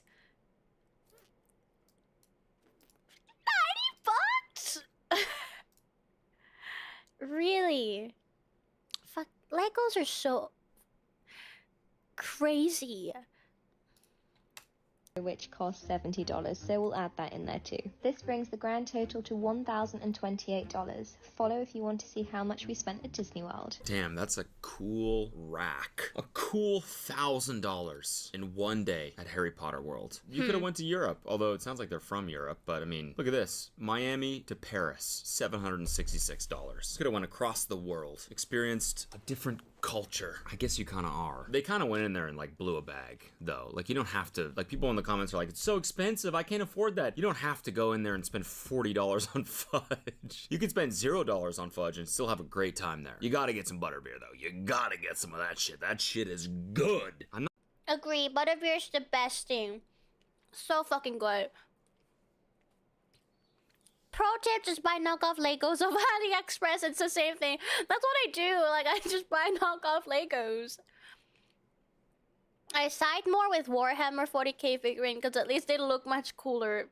Right? Like, this is just so disappointing as, like, $100 set. It's just very disappointing. Me taking a vacation to Southeast Asia, but no one believes me when I say I'm going there for Sheep Children's toy. So real. I know, Vading's out here laughing at Lego people. not a Harry Potter adult, but I think I might be a butterbeer adult. I can't believe just one couple spent $1,000 in one day there. They are printing money. I gotta... Okay, wait, but they didn't really buy that much merch too. Like, they spent most of their money on that fucking Lego set. They didn't even buy a Harry Potter robe. Invent a Harry Potter or something like that. Yeah, I'm gonna get on that. They bought a fanny pack that has Harry Potter logo on it, but not a Harry Potter robe. I love it, Darna. Oh my god.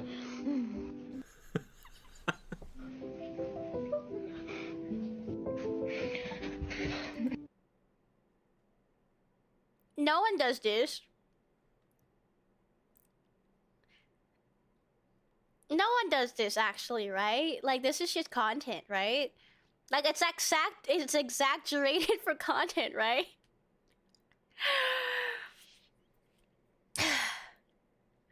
About that. If they made VTubers trading card like in Pokemon, how about VTubers Legos? Wow. $1 million idea right here.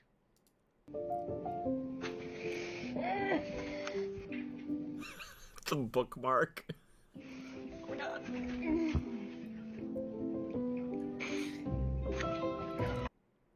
Yeah, the...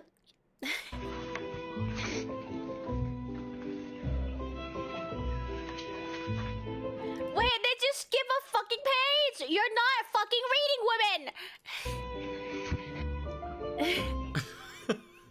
This is really good. Is this real? This hurt me to screen record.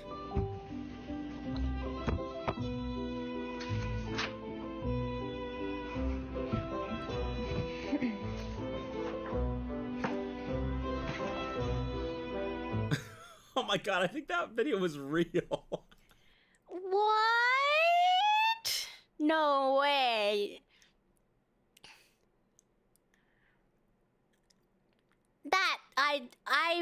That couldn't be. I refuse to believe it. I refuse. Oh my god. A tree died for this. Listen, I gotta be honest, it is pretty nice to feel that way about a book. You know when you find a really good book, you can't put it down, and you're just ripping through that thing, and you like that's what you feel right there. But I will say, if you're gonna film yourself having that reaction to a book, and it's Harry Potter, don't fucking bookmark read. Just read it without the bookmark. Yeah, the bookmark read. I only ever do that shit with textbook, like school books, because I can't keep my attention span on one line and I keep losing the line. And I had to reread one line like 5 times because I keep losing it.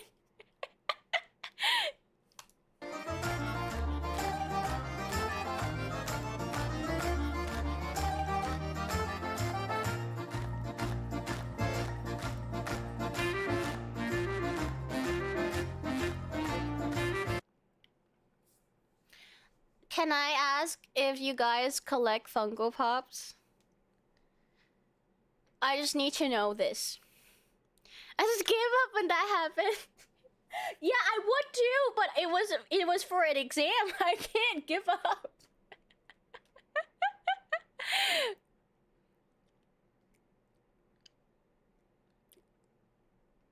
No, good. I don't like Funko Pops. Might be a hot take, but I don't like Funko Pops. They're ugly.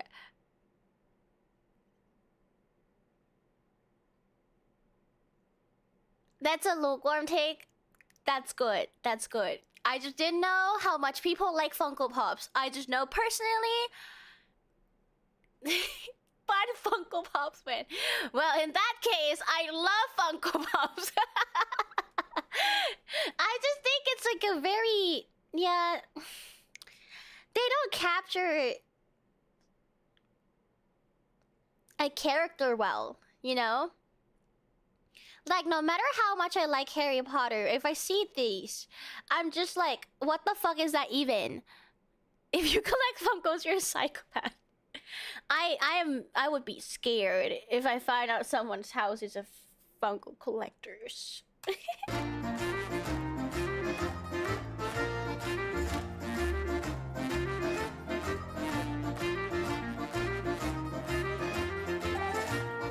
And see, I just feel like it's completely fine for someone to, like, you know, have this whole collector's item. I would love it, you know. I would absolutely geek out over some of these things. But, like, you know, as long as it's not putting them in that one show with bad financial decision, you can do whatever the fuck you want with your money. Except the Funko Pops. That was horrible.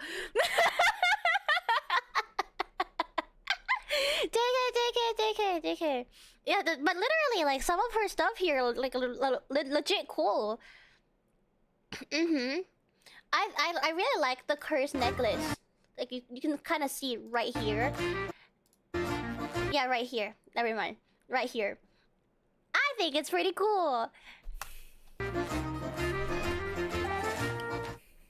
Listen, I'm not gonna knock people for having interests. If you're paying your rent and your kids are all good, then spend money how you want to spend money. But like your whole house, a room, you can have a Harry Potter room for sure. You can like stuff. I'm not gonna knock you for liking things. They don't have to. I like DJing. I'm fucking 34, all right? But I don't have a DJ house. I'm not like, welcome in. These are my Avicii Funko Pops. Am I the asshole? My mom is a huge Harry Potter nut. She and my dad actually met in a Harry Potter IRC in the early 2000s, got married, had kids, and what's an IRC?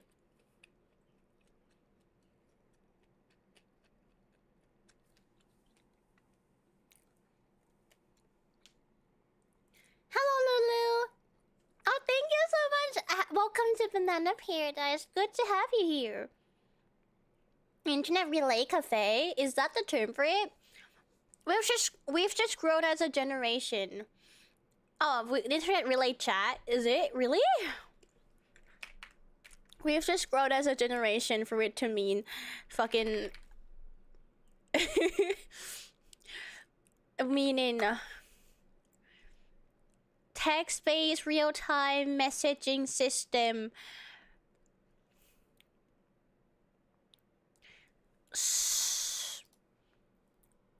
So why can't we call them texting? Discord server? Harry Potter Discord fan server? Yeah, so like Discord? From day one decided to embarrass us for life by naming us after some Harry Potter and Star Wars characters. It's honestly been hell. I have a stupid name, and since we were little, my parents have forced stuff. Because they're old. Yeah, but this person that's typing it isn't old. Wait, I forgot to listen. I'm fucking 34, all right? But I don't have a DJ house. I'm not like, welcome in. These are my Avicii Funko Pops. Am I the asshole? My mom is a huge Harry Potter nut. She and my dad actually met in a Harry Potter IRC in the early 2000s, got married, had kids, and from day one decided to embarrass us for life by naming us after some Harry Potter and Star Wars characters. It's Oh my god! Harry Potter and Star Wars! honestly been hell. I have a stupid name, and since we were little, my parents have forced stuff like Harry Potter, Star Wars, Marvel movies, etc., down our throats. Everything is about dragons and magic. Shit. If I had a kid, I'd probably force Harry Potter down their throat too. I am sorry, future kid. It is what must be done.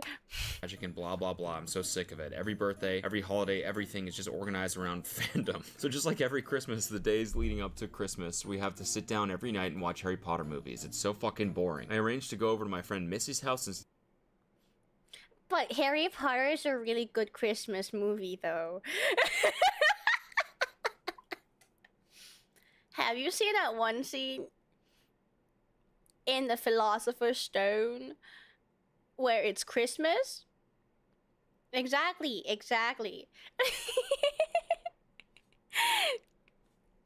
I'm naming my future son Luke. See, Luke is like a pretty normal name to name. If I have a child, I'm naming them Goku. Deku? We'll have a generation of Dekus. Dead for like 2 nights. Missy's family is normal and likes normal things. My mom got really mad and started talking about how it's a family tradition and how I'm basically rejecting her, and went on her whole thing about how you wouldn't exist if it wasn't for Harry Potter. Wait, what? Okay, maybe that's a little. That's quite a stretch. Damn. Yeah. Okay. Like maybe that's a little. And I can't defend her on that one. Had it and just yelled, "Nobody cares that you were a big name in the Harry Potter fan club." Damn. Imagine your whole personality is you're a big name in the Harry Potter fan club. Get owned, Mom. I don't like Harry Potter. I don't like Star Wars. I hate Marvel movies. They're all so boring. Please just let me have my own interests. I think that's totally fine. See, this is exactly what's gonna happen to that other girl. This is probably her, honestly. The one with the parents that made her think that she was a witch. This is her. This is what's gonna happen. Oh my god, it's so funny that this is like the classic, like, dad wanting his son to be like a jock trope. Just playing out in the complete opposite way, like with just the nerdiest shit ever. It's not my dream to be a witch, Mom. It's your dream. I want to play football. POV, your mom found out you quit college to focus on your Harry. I want to be with the jocks. Fuck your nerd. Fuck your nerd ass interest. You know, it's really funny too because one episode of South Park was like this. I forgot the episode name, but remember that one that kind of like was like a High School Musical-esque, where there's one kid, his dad really wants him to like sing and dance and do art, and like the kid really likes to play basketball, and he's like, no, my son will not be a jock.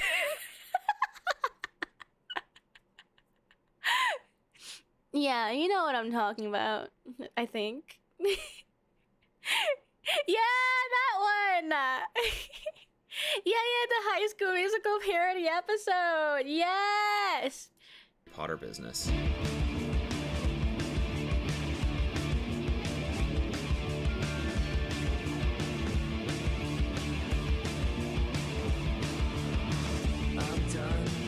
Okay, I'm not gonna lie. I think this is set up to like make content and promote her business.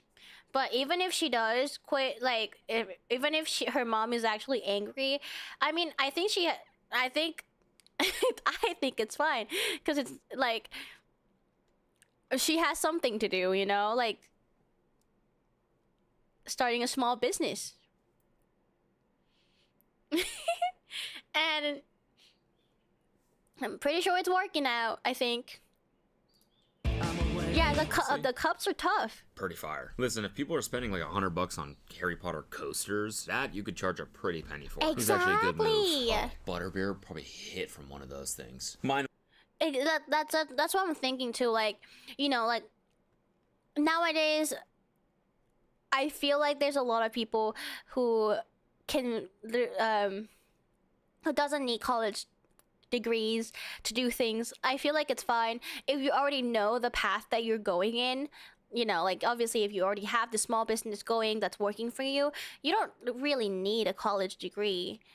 And I think I watched a video where like a lot of newer generations are choosing to not go to college because, you know, the student loan is way too much and they're just going into work right away, which I think it's very fair. I think college degree has become pretty useless, especially like looking at the job market.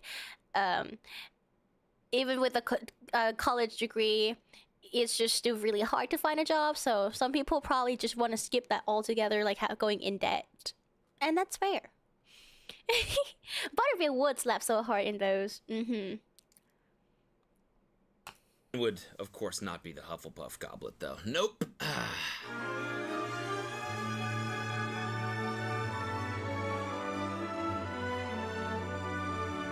Oh, that's really pretty. Rich version. That's really pretty. Hey, this is how you do it, okay? What the fuck? Okay, no, not that. What's going on here? That just ruined it. That ruined the vibe, honestly. Creepy ass masks. Guaranteed that would fuck up the vibes of the dance floor. Imagine someone just... Oh my god, Rixie! Hi guys, hi raiders! Welcome to Banana Paradise. Thank you, Rixie, for the raid. Welcome in. I know, why would you have a Dobby and Voldemort mask for some reason? They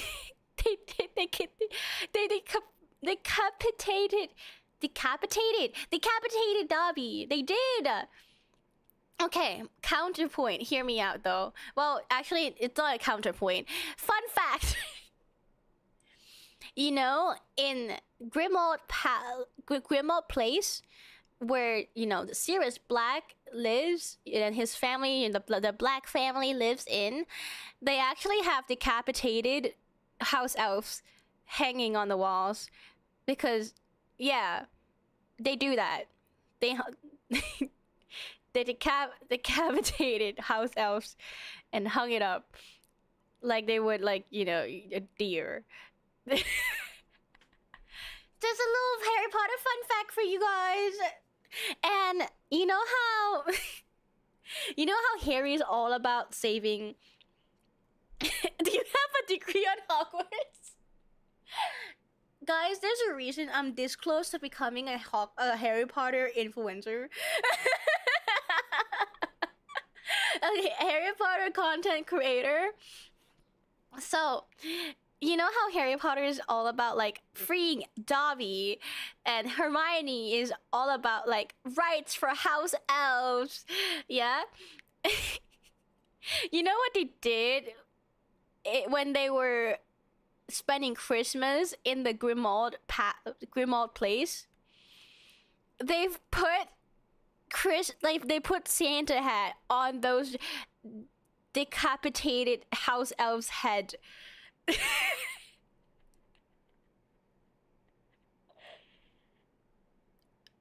To decorate for Christmas. I just think that if they really cared about the house elves, they would be taking those things down, wouldn't they? They would be taking those horrendous decoration down. But no, let's make it Christmassy. Oh, simple but effective. I guess they are. Free Dobby or Free Dobby. But no, it's just really funny to me.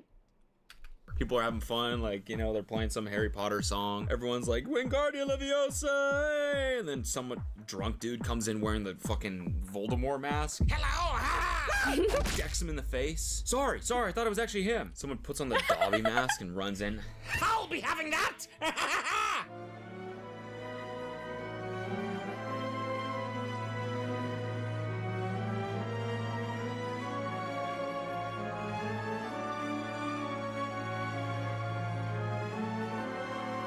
Wait, I think this is Thai.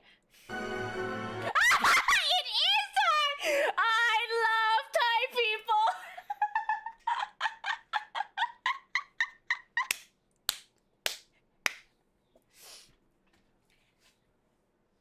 Honestly, it checks out because the Thai Potterheads are insane. Like, it's very common to find Potterheads in Thailand. Like, I think we have a pretty big fan base of Harry Potter here. I'm starting to see a pattern.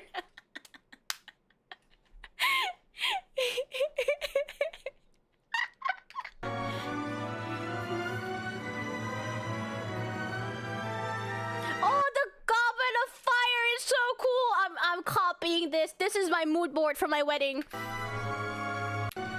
Holy shit, like, look at that!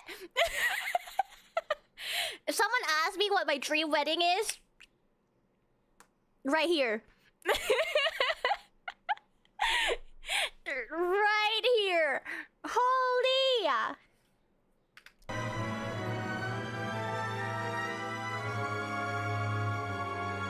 Look at Cody's face, he looks jealous. He does.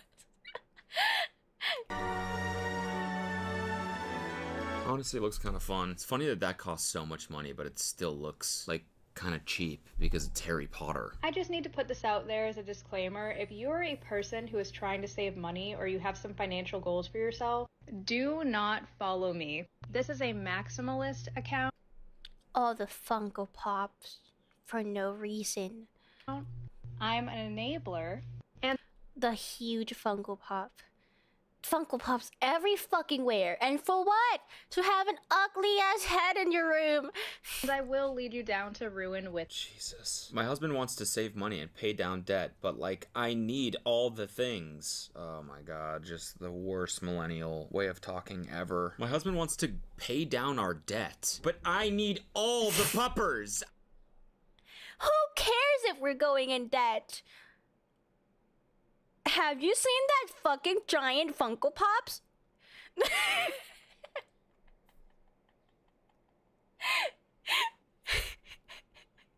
Hi, Satako. Welcome to Banana Paradise.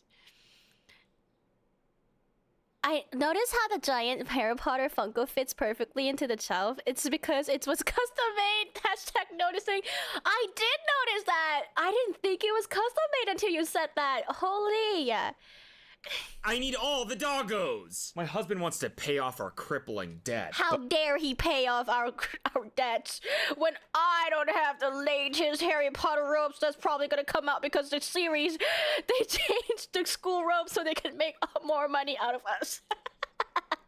But I need all the chunguses. All the Harry Potter Funko Pop chunguses. Yeah, I did a thing. Walking in the front door with a Harry Potter Funko Pop that cost 10 grand. Oops, I did a thing. Oops, hun, I did a thing.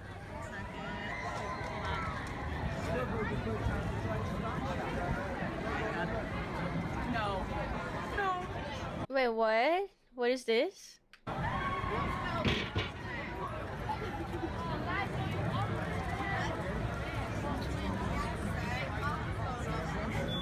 Okay, here we go. Here we go. Wait, what's happening? I was kind of confused as to what was happening there. I was like, does she know this man? Clearly, yes. Harry Potter proposal. So this is what I thought we were going to start the video with. So kind of fitting that we're ending the video with this one.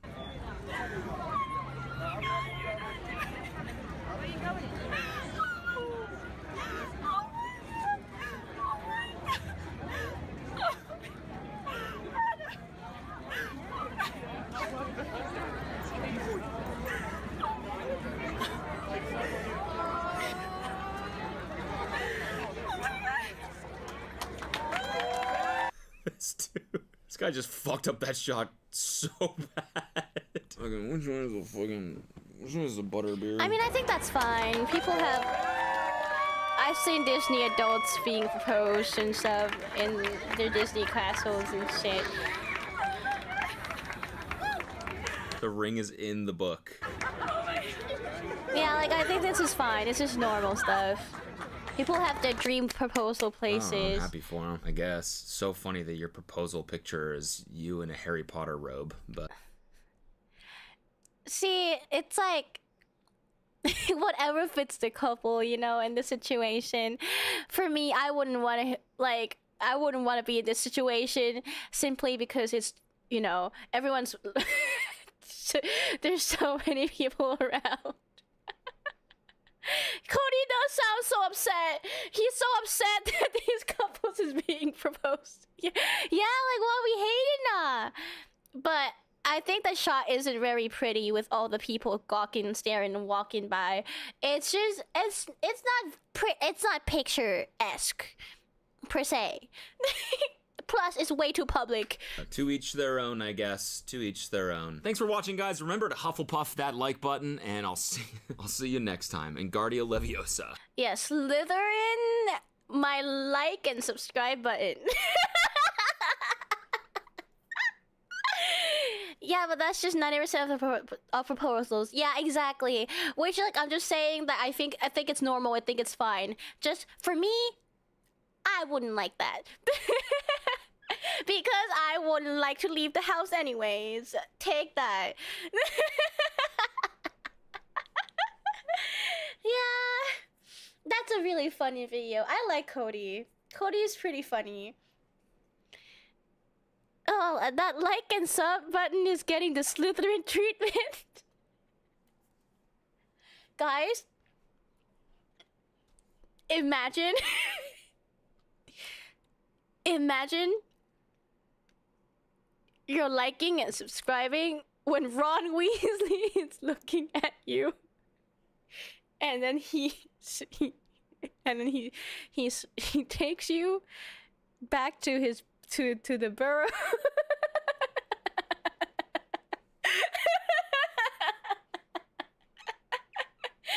And then Voldemort intercept you guys and he killed you.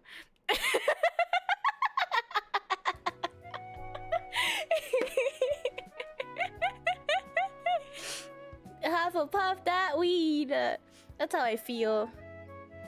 Imagine unsubscribing because of that. No! No! Guys, you can't do this! But honestly, if anyone's gonna be like potheads, it would be the Hufflepuffs. Have you seen all the plants they have in that common room? I'm sure someone probably is growing weed in there. Imagine Hagrid is kicking you in the balls when you're liking and subbing. This would be a really funny bit to keep on, and it would be such an inside joke moment too. Just randomly present, guys, imagine getting tortured, but insert characters watching. It's so stupid. I love it. I know, it's so funny. And I haven't even finished my food yet. I've just been so engrossed in laughing. Like, it doesn't make sense. It doesn't. Mariana's gonna think up so many of these. I know, and it's also such an easy meme to make too. You just slap on a white text on black and put a random picture underneath. Imagine.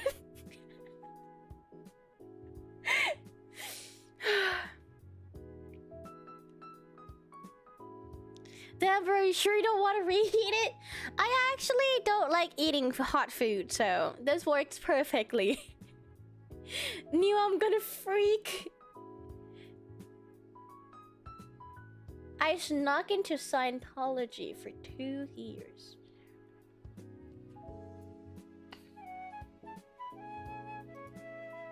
Behind Behind me is a Scientology building, and inside it houses what people call the most dangerous cult in the world. We got security on us. Stay off the property. And over the last year, I've been secretly infiltrating Scientology in various different locations, all in search for my lost cousin and to find out what happens beyond their doors.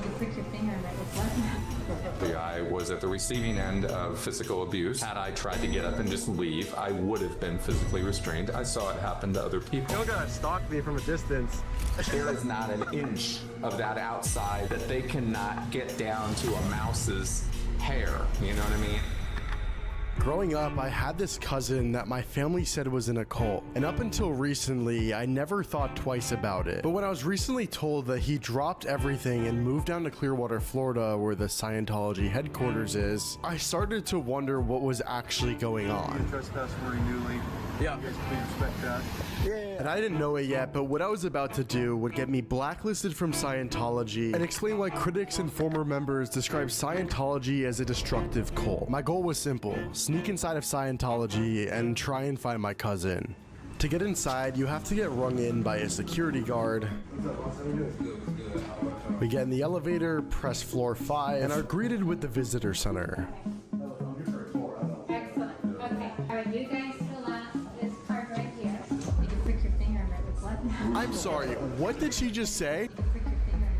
Was that even a funny joke? That was weird. They make you fill out this form with all your personal information, like your address, your phone number, email, your full name, everything you could imagine. It felt like I was getting an ID from the DMV. Like, it was pretty intense. But she goes on to show us the information center and introduce us to the self-guided tour. Of course, I would like to buy your expensive ass fictional textbook. Like the analytical mind. She goes on to show us this film introducing us to Scientology's beliefs. And at the first glance, it doesn't seem that crazy. But that's because they're only showing you what they want to show you. They frame themselves as a self-help organization, helping you get better at communicating, dealing with anxiety, things of that sort. But as you pull back the covers, you'll start to realize how insane their belief set is. They're not what you expect. Because in the 1950s, a failed science fiction writer, L. Ron Hubbard, who is actually the creator of Scientology, claims that millions of years ago, a galactic overlord named Xenu brought billions of aliens to Earth, dropped them in volcanoes, and blew them up with explosives. Those alien spirits are called Thetans and are believed to attach themselves to humans to cause all your problems like anxiety, addiction, emotional pain. And the only way to get rid of these Thetans is through a process that only Scientology can fix through these processes called auditing. It involves paying hundreds of thousands of dollars to get counseling within the church using quote pseudoscience garbage and mind-altering interrogation techniques. I'm sold. Where do I pay?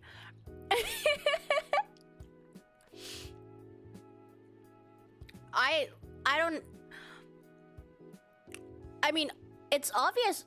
I think all my mental health issues was because of aliens. How do I get myself audited? But how could my cousin have fallen for any of this? It's a great book. You'll probably. Is it a great book because it's actually of substance, or is it a great book because it's probably science fiction? Numerous times. Yeah. My mom and dad read this book hot off the press in 1950. Really? Yeah, so you grew up in this then? I did. Yeah, we'll just blame Cora. Totally different. Yeah? Yeah, and I've been working here for 49 years. Really? Yeah, the How old cult are of bananatology. No, you're not. Guys, I'm gonna have to get you into auditing. It is mandatory, but you will have to pay $20 each to get audited. I felt so at home, you know? Mm-hmm. So I said, yeah, I want to work here, you know? So That's my cool. mom and When dad. did you start working here? 1975. Okay. Oh, wow. She goes on to tell me about how she grew up in the church and worked there since she was a kid. But I still wondered, how could my cousin have gotten sucked into this? It wasn't until I bumped into a Scientologist in the elevator when I realized how they view this place. But I've been here 40 years. No way. It's kind of crazy. I live in Miami. Nice. You guys just started. We literally just walked in. Worth it? And the good thing, it's all applicable. And so I walked out of that door. I was very worried. I was not prepared. It wasn't gonna be applicable, but my worries have all been quenched. Damn it, fourth call. Okay, I'll pay after work. Thank you. Do it quick though, cause you know, Sinu doesn't wait. For the amount of emails and phone calls I would receive over the upcoming weeks. Yeah, hi, who's this? Hi, this is from the Church of Scientology. The reason for my call is I'm curious to know when you'd be coming in. Yeah. Oh my god!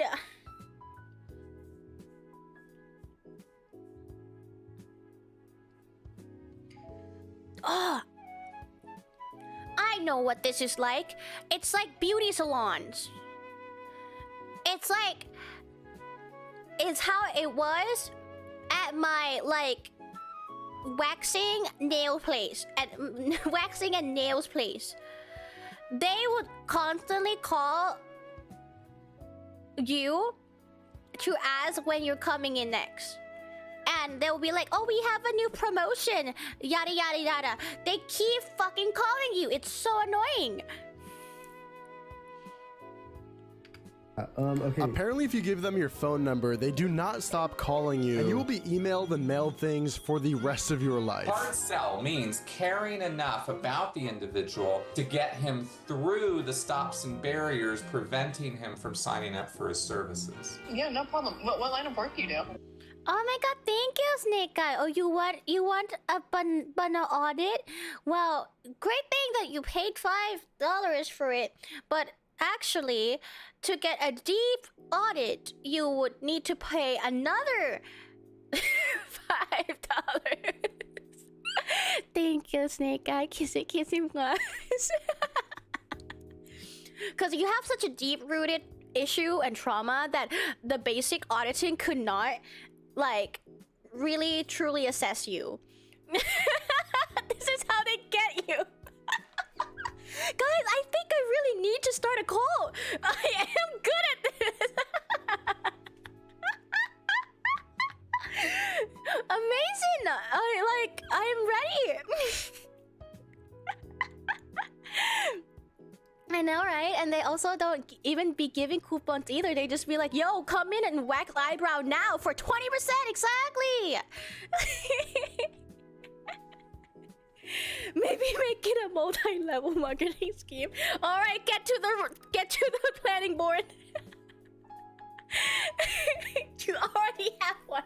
No. No. What are you talking about? Wait, so as members we pay $15 to $20. Does this mean we're entry-level cult members? Yes. So you see, for you to 21st month in the cult feels good. So you see, you know, like there's like different levels, and you guys just haven't really been putting yourself out for Sinu enough to ascend to the next level yet. Like the theta levels are just really, really high and messy around here. All are welcome.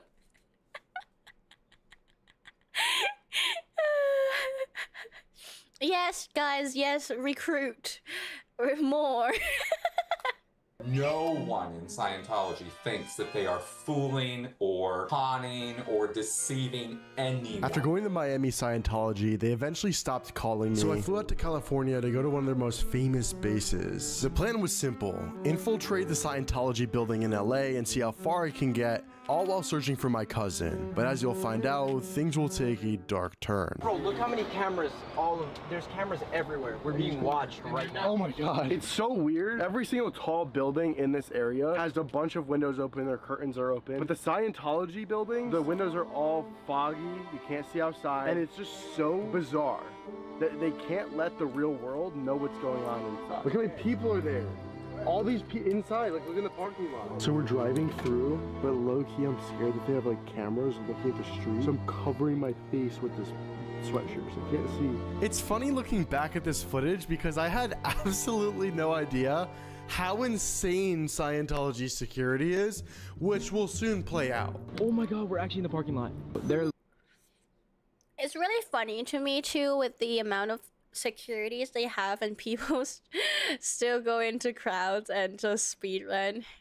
Yeah, it's basically free. You're so right, very.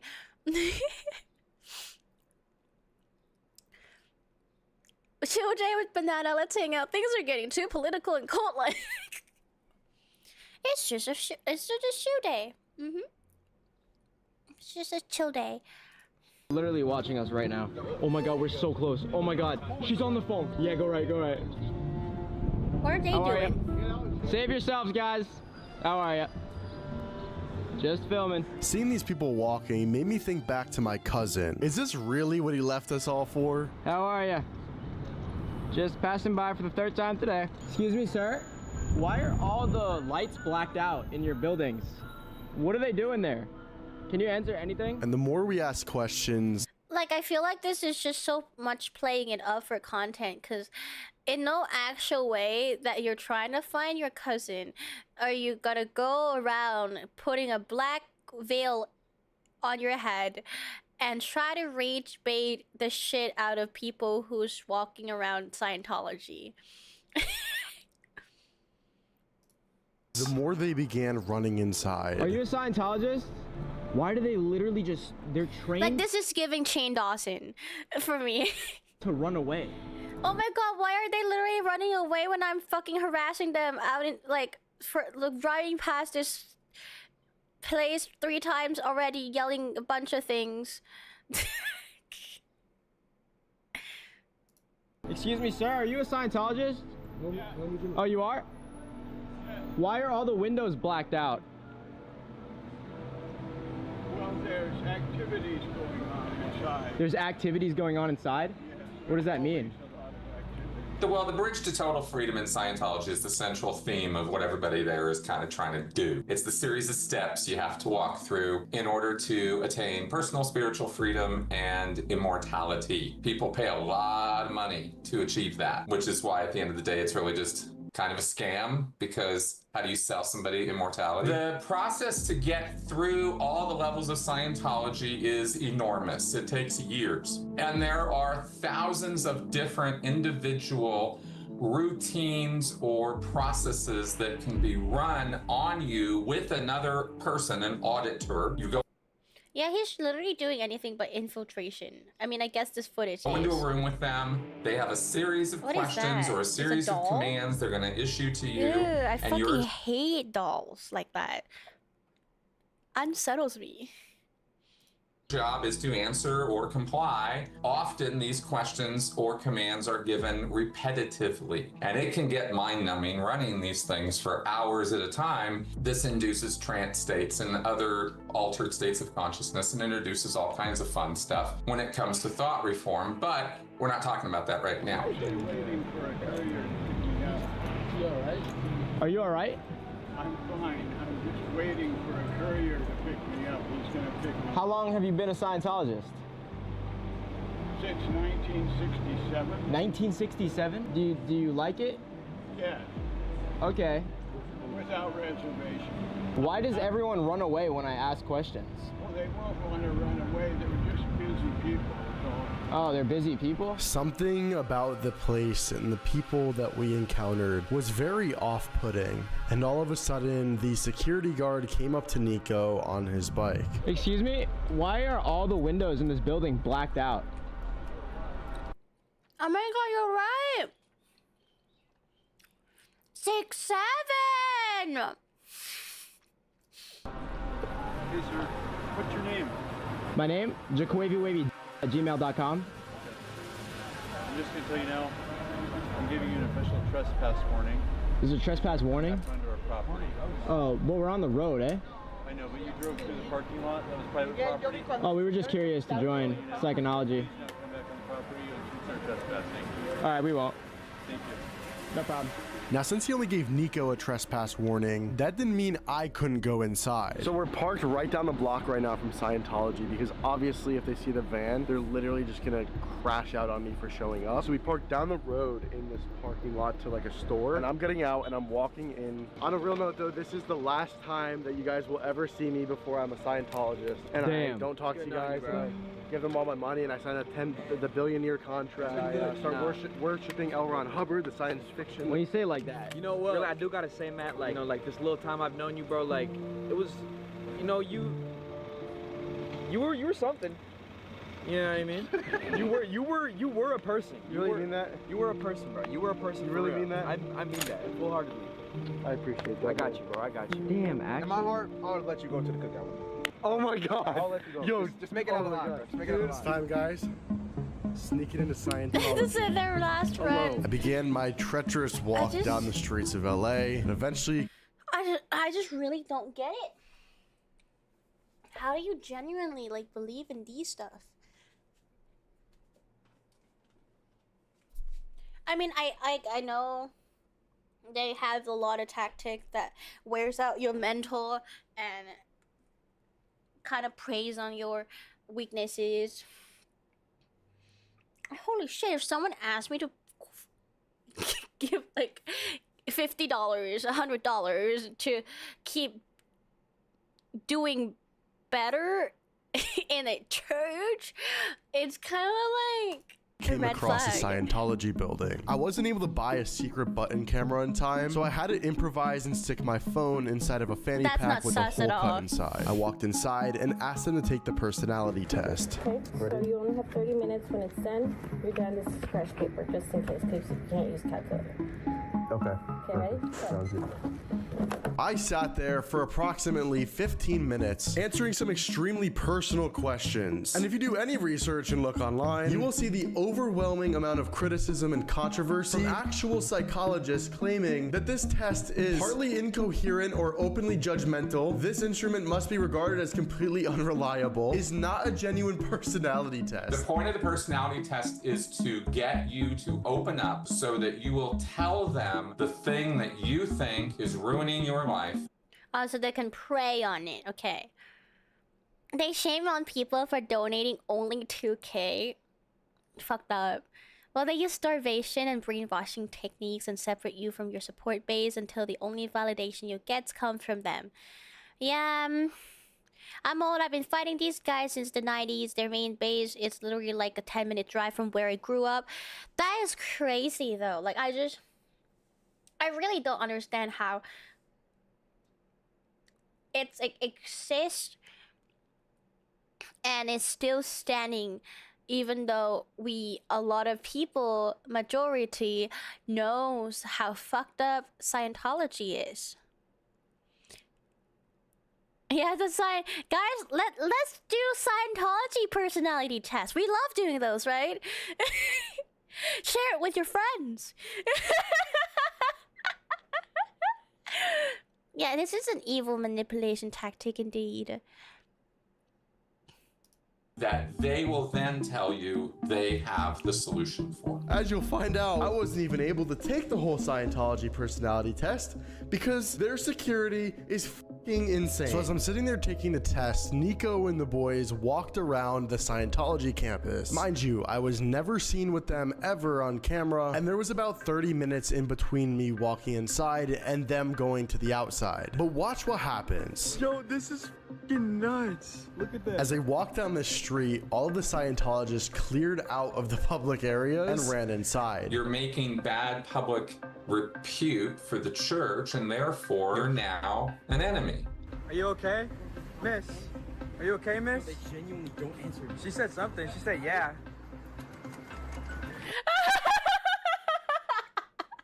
When you're trying to run away from these guys, but then the doors won't open. And then you can't open the door and it locked you outside. The door's stuck. You okay? Are you okay? Why do these people not answer? Just remember, gentlemen, I'm gonna go to your church real fast. I gave you guys a trespass warning yesterday. Oh, we're not on the property, are we? Well, you just stepped onto the doorway there. But okay. You're giving you a trespass warning newly.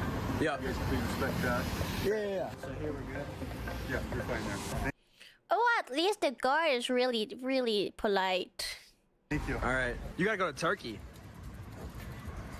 get that hairline fixed. And remember, while they were outside doing all of this, I was inside taking the personality test. And shortly after, somebody came into the room that I was taking the test in and told me that I needed to leave because I was with the people that were outside. And of course, with my luck, my phone stopped recording because it overheated, but I managed to get this as I was walking out the door.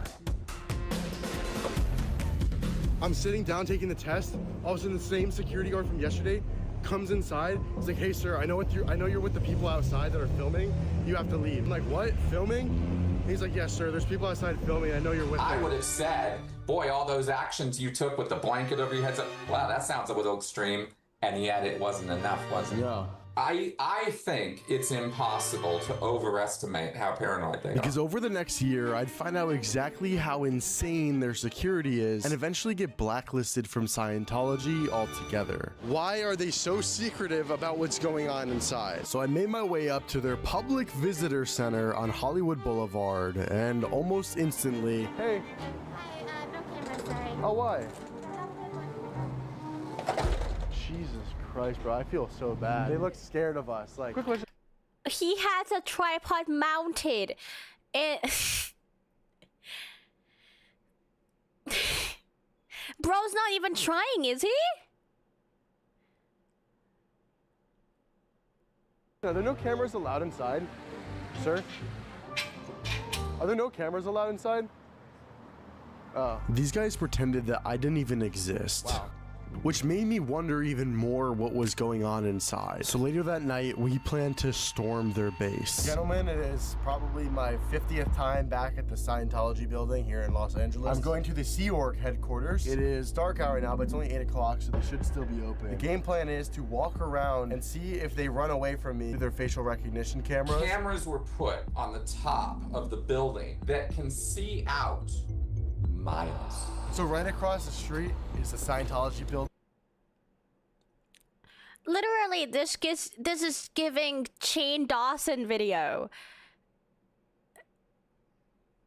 It's not weird that a security camera can see that far, you know? Like, oh, like...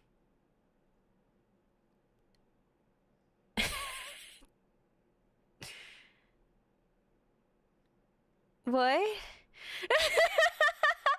OMG, guys, these people were so scared of camera, yet we're still gonna shove a camera in their face.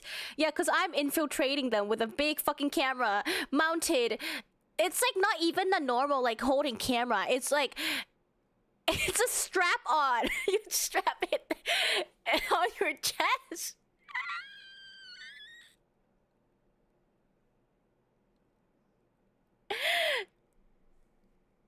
What? Yeah.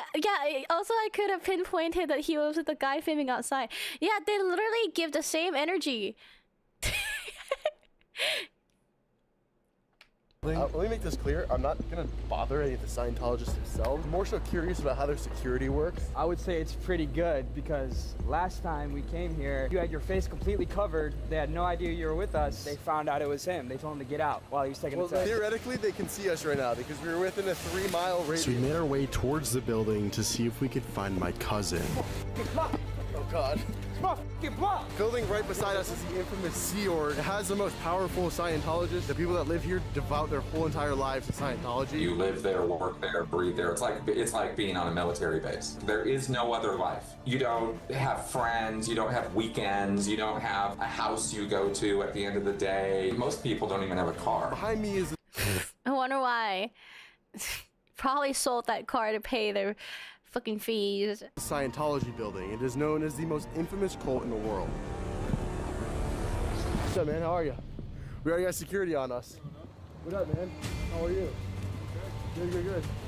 Can I help you? All right, by the way, we're already being followed. A security come up next to you and you went, "Ah, we already have security on us." This guy's rage baiting me. It's been about 2 minutes approximately outside the building. He's not doing interviews, but I was just talking to him, so he seems to be pretty hostile. Interesting. And he's walking that way. Bag of fucking yeah, you rag.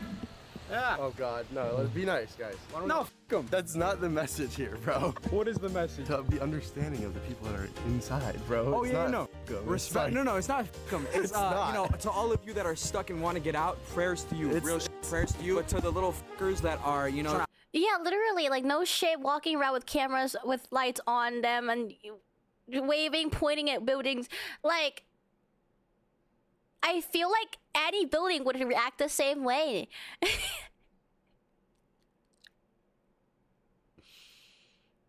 Hide this shit and trying to keep the secret from everyone. F you guys, all right? Okay? And I stand on that. JC does not know what he's talking about. I have no clue what I'm talking about. I appreciate the concern, bro. I worked for 8 years I'm being as rage a baited. course room supervisor, which is like a teacher position. And it's a business model. So you understand when I say delivery, it's like that's the courses, that's the auditing, right? Then when I joined the C organization, when I was 25 years old, I moved down to Los Angeles and I oversaw all of the delivery of Scientology, all the classes and all the auditing for every church in the Western United States. How much money did you make when you were working there? About $20 a week. Average. At average. Chris worked there 24/7 and only made about $20 per week. But somehow, as you'll see, that's not even the craziest thing he tells us. See, like they're literally provoking people for reactions to what, because they wanted content. Like this is not.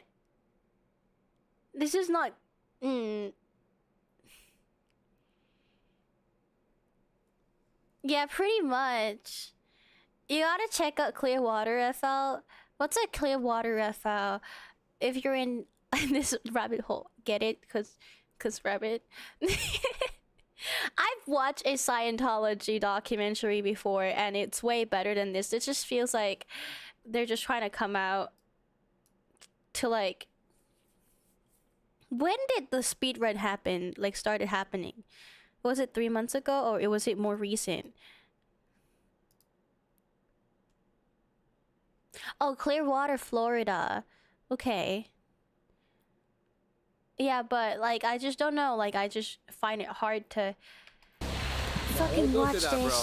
Beautiful building. More And now recent, we can okay. assume that they've already used my facial recognition data and already know who I am. And as we walked down the street, the security guard ominously followed us from a close distance. I would argue that the security guard is almost harassing us, by the way.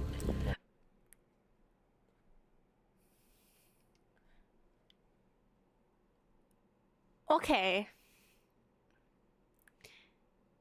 Okay, dude. Sure.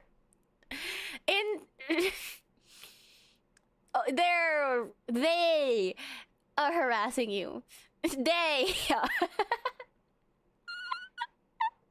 Okay. It starts with, you asked about this sauna program. This is their detox program. But the idea is that you sweat out the toxins that your body is carrying around in the fatty tissues of the body. Utter pseudoscientific garbage. This program calls for, not only do you go into a sauna for up to 5 hours a day, but you are also given mega doses of vitamins and minerals, which supposedly are being sweat out of your body, so you have to replace them, and up to 5 grams of niacin a day before you go into the sauna. And this is really borderline toxic levels of niacin intake. What happens when you take niacin is your capillaries open up and your blood's going and you get red. This is actually dangerous for people because symptoms of heat exhaustion or heat stroke will be mistaken under Scientology's belief system as you running something out. You know, they really use this to confirm their pseudoscience, but none of... Man, the fact that they're like risking people's lives just to like use it as like a manipulation tactic is just really crazy to me. Hi, welcome. Hi from the shitpost song video. You commented on 5 days ago. Hi, welcome in. From the toilet plane bop, I see Go, good to have you here. But no, literally, like, I can't really, like, what's the word? These group of people are not likable to me because they keep harassing people who are just simply doing their jobs. The security guard was really polite and he kept being like, hey guys, just, you know, wanted to like let you know, like you have a trespassing warning, yada yada. He didn't even do anything and like they just keep harassing him for some reason. It means anything, but people pay thousands of dollars to do this, and this is done repetitively with people now. People have died doing this program. The security guard sat there and stared at us while we would talk before eventually walking away to protect his sheep. Hi, Mr. and Mrs. Scientology. Goody. Mr. and Mrs. Scientology, hello. I apologize for my friend. Like, literally, they are just harassing everyone.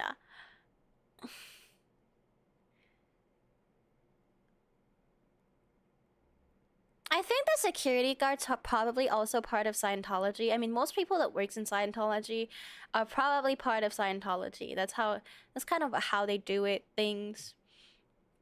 But still, like, I don't think it gives them any right to, like, harass them. I'm just saying hi. That's fine. Yeah, it's fine. They said it's fine. I'm just saying hi. You guys high ranking? Yeah, they're nobody. How long you been in here?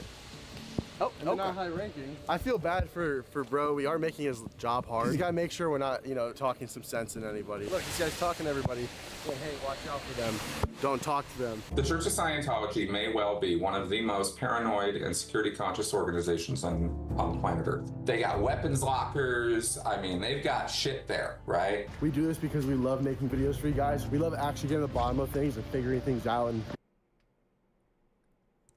I'm gonna figure things out by just standing outside Scientology with my big fucking camera and lights, and I'll just keep rage baiting people who walks by and just harassing them, just, you know, investigating.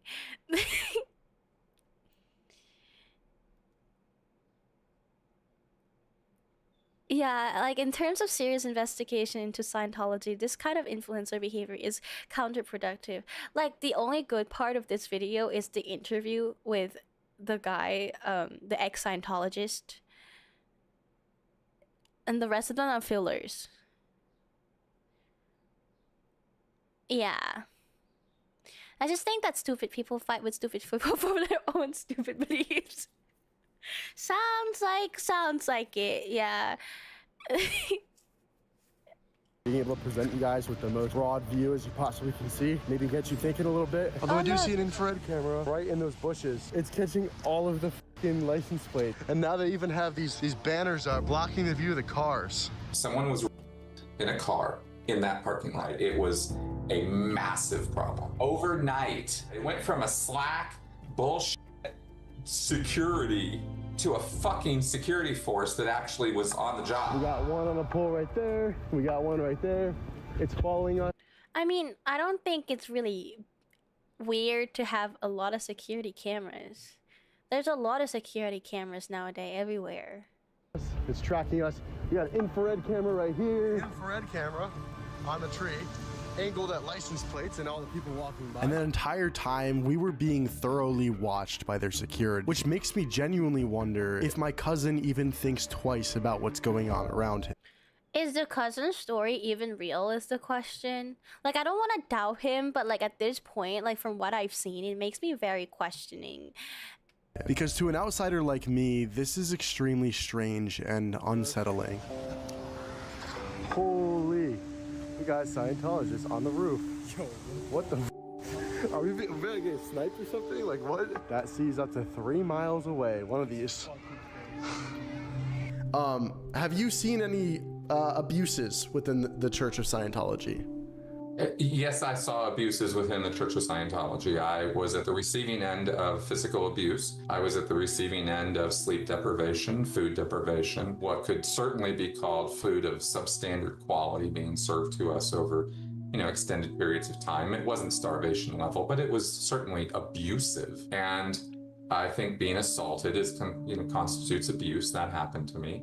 And I was labor trafficked. I was moved around the state, and I was made to do work for menial or no wages at all for the Church of Scientology for, again, an extended period of time in an environment where I was sequestered away from my family, my wife, and any other significant contact for 3 years straight. That was when I was doing a program called the Rehabilitation Project Force, and that program was done in Los Angeles in the middle of Hollywood. And I might as well have been on Mars for all the access I had to the outside world. I was in a prison of belief more strongly than I was in a guarded door. I didn't need a guard at the door, but just so you know, there was a guard at the door, and there were security cameras, and there were locked windows and doors and all the rest, and a great deal of social pressure for me to stay.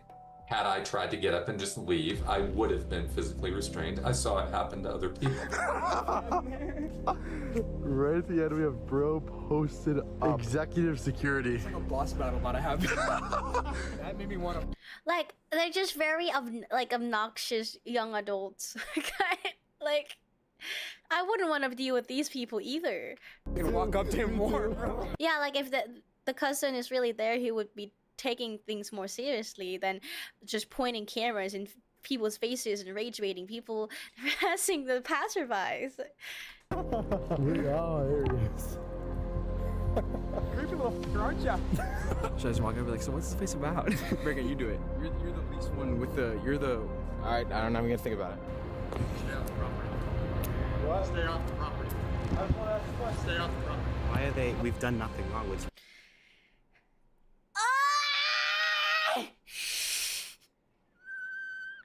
It's okay. It's the internet. Don't get rage baited. It's okay. I just hate that they're trying to play this victim narrative that, oh my god, we haven't done anything. But we just want to ask questions. We haven't really done anything. They do. They know what they're doing. We've done nothing wrong. We're just here. They just want to harass us. We've literally just been walking around. Why was the Cortisol security rising. so closed off? They instantly saw us and refused to talk to us. Let's forget about all the times that they started like trying to harass the passerbys and the guards. Yeah, like why are they so closed off to us? There was a large private property sign behind them in that shot. Oh. But somehow, this LA experience But they did nothing wrong, obviously. Like, couldn't even compare to what happened in his face is so done with it. He's like, I don't get paid enough to deal with these people. Clearwater, Florida. Because what we uncovered while we were there and found out about my cousin changes everything. He's still dangling the cousin story in front of our like fucking face, and it's been 20 minutes. This video is 34 minutes. Bun's stream is supposed to be chill, and I'm getting so rage baited by the video. I know, me too. We're getting. Oh yeah, we're chill. Everyone, take a deep breath. It's okay. This is endurance test. For $5, you can participate. Y'all, you think this stream is accessible to everyone?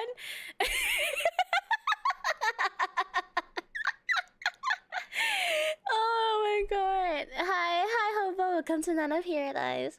You know the wife that disappeared? No, I haven't. I haven't heard of that. He still has to tell the stories about his cousin's first baby steps. Yeah. There's something unsettling going on in Clearwater, Florida.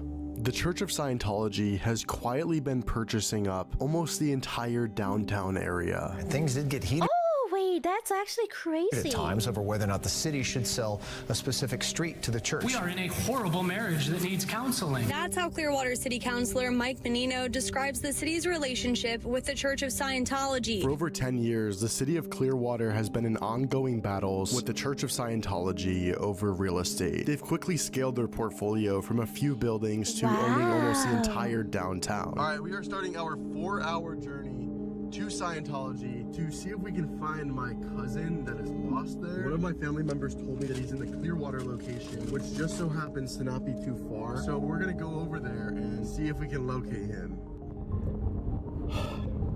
After a 4-hour drive, we are only 3 minutes away. This is actually the headquarters of Scientology. It's the biggest Scientology area. I'm also super interested on how tight their security is. How long will it take for them to recognize me? Like, look, right there, film that, film that. That's a Scientologist right there, film it. That's a Scientologist. Holy shit, oh my God. He turned around, oh my God, he's radioing. He's radioing. Immediately, the security guard spotted the camera through our windshield and radioed it in. I am so confused at this whole situation. I mean, that's... Wouldn't you also be weirded out if someone's fucking driving past you and just started, like, pointing cameras at you? Like, it's very suspicious behavior, no? She was... Okay, the wife that disappeared was fine with being gone. Like, she's on the ranch, but she's not trying to leave. Well... Simple cult behavior. Every location they have been to, he has said his cousin was supposed to be there. Oh, I didn't even notice that. I didn't even caught that because I wasn't paying attention to what he says because I try to tune it out. Oh my God. Yeah, Mr. Beans would have been a better agent.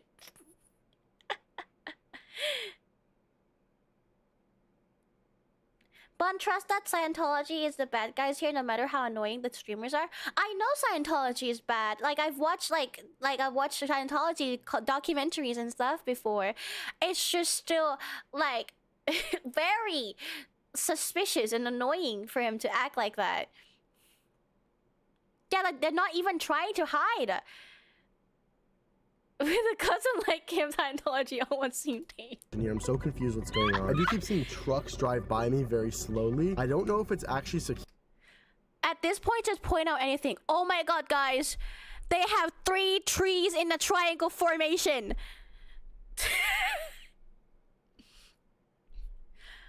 Oh my God, guys, that LED is flickering. I think they have tampered with that LED.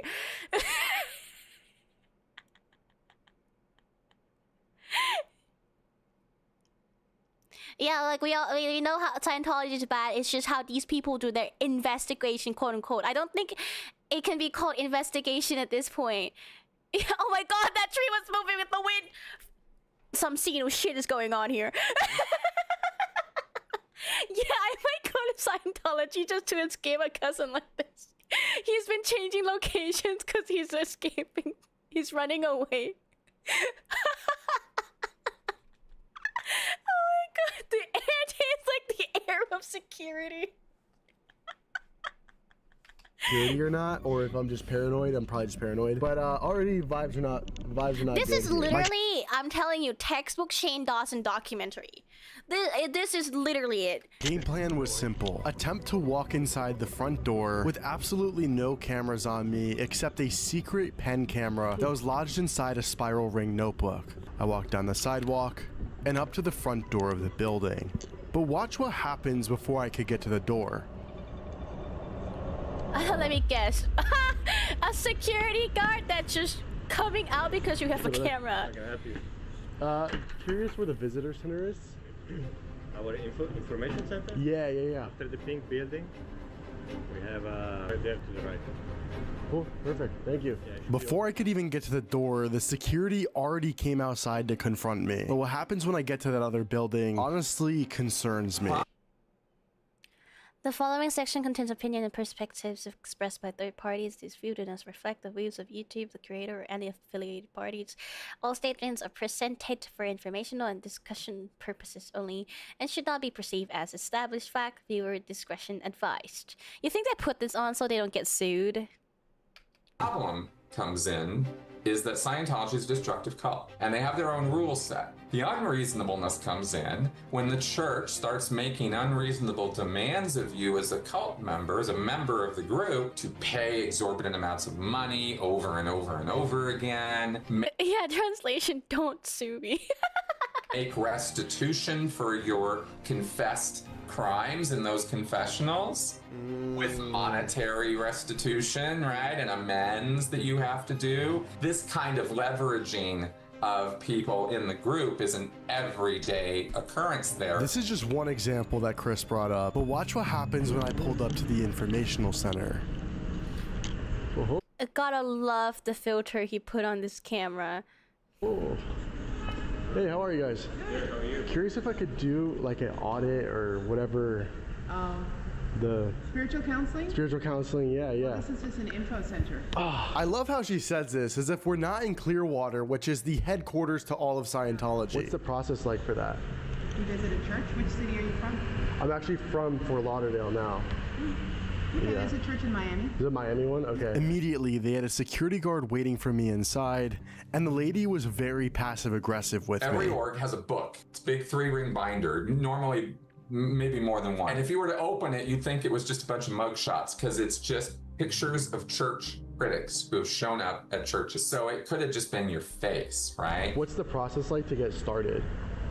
I mean, if you ask them, there's like, you know, you should know something about it, so it's good to read a book about what auditing. Scientology early on was an affordable system and something that anybody could do, and it was priced that way. It wasn't until the late 1970s and early 80s with the stagflation of the 70s and that.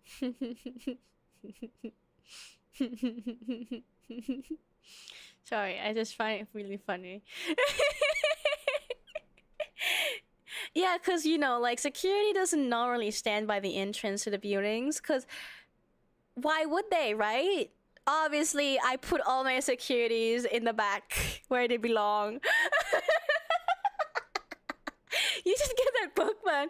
I know, it's actually my favorite science fiction writer, L. Ron Hubbard. Used to be affordable in the 70s. It's because they still need to get people in, and now with inflation and also they don't care. They have Tom Cruise. Scientology became a really expensive thing to do. And the higher up you go, the more expensive it becomes. You could register. You want to do a read-along of Alan Hubbard? Oh, God. Services in the hundreds of dollars. Now those same services are tens of thousands of dollars. Chris and I sat there for about 30 minutes going over the cost of everything. And according to his estimates, so right there we have $246,000. There you go. And what the fuck? OT7 is never, ever finished earlier than 3 years. Yeah, so I bought Dianetics. Okay. And I've been to the Miami one. Okay. And I was like... And you didn't ask them? It just kind of stagnated. Is that a camera on your phone? My phone? My pen? On your pen? You guys are trained for the cameras? I don't know. It looks like a camera. That's crazy. It was like 5 seconds. It was only 5 seconds. I was inside that building.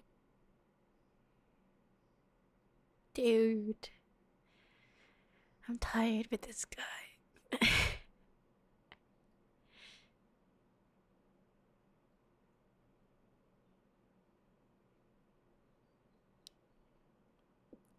I love that he double downs on it though. He's like, oh, you are trained on camera? It's like 5 seconds though. Oh shoot, you caught me, my bad. Kind of reaction. Suddenly I feel the need to write sci-fi novel and to start a religion or reason though. Gotta admit, Alan Hubbard, like he hustled the shit out of it. Building for about 10 seconds before she realized I had a camera on. I mean, pen, which mind you was extremely hard to spot, and she told me to leave the building. I stand right outside. This is crazy. 5 seconds. At this point, I was more shocked at how fast I knew it was me. And okay, it's not very slick. You can see that. Like, that shot was hard to see because of all the reflection, but that literally, like, that's a suspicious looking pen. Especially if he's holding it like that up to her face, like in a weird angle because he's trying to capture the footage. I feel like that probably gave it away. Yeah, like literally look at that.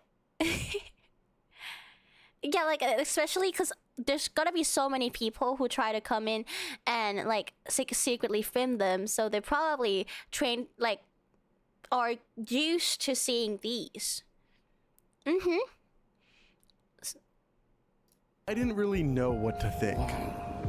I can't even get through the door. Let's see if they send their little security up to He would get in through the door if he doesn't fucking point a camera into her face. stop this.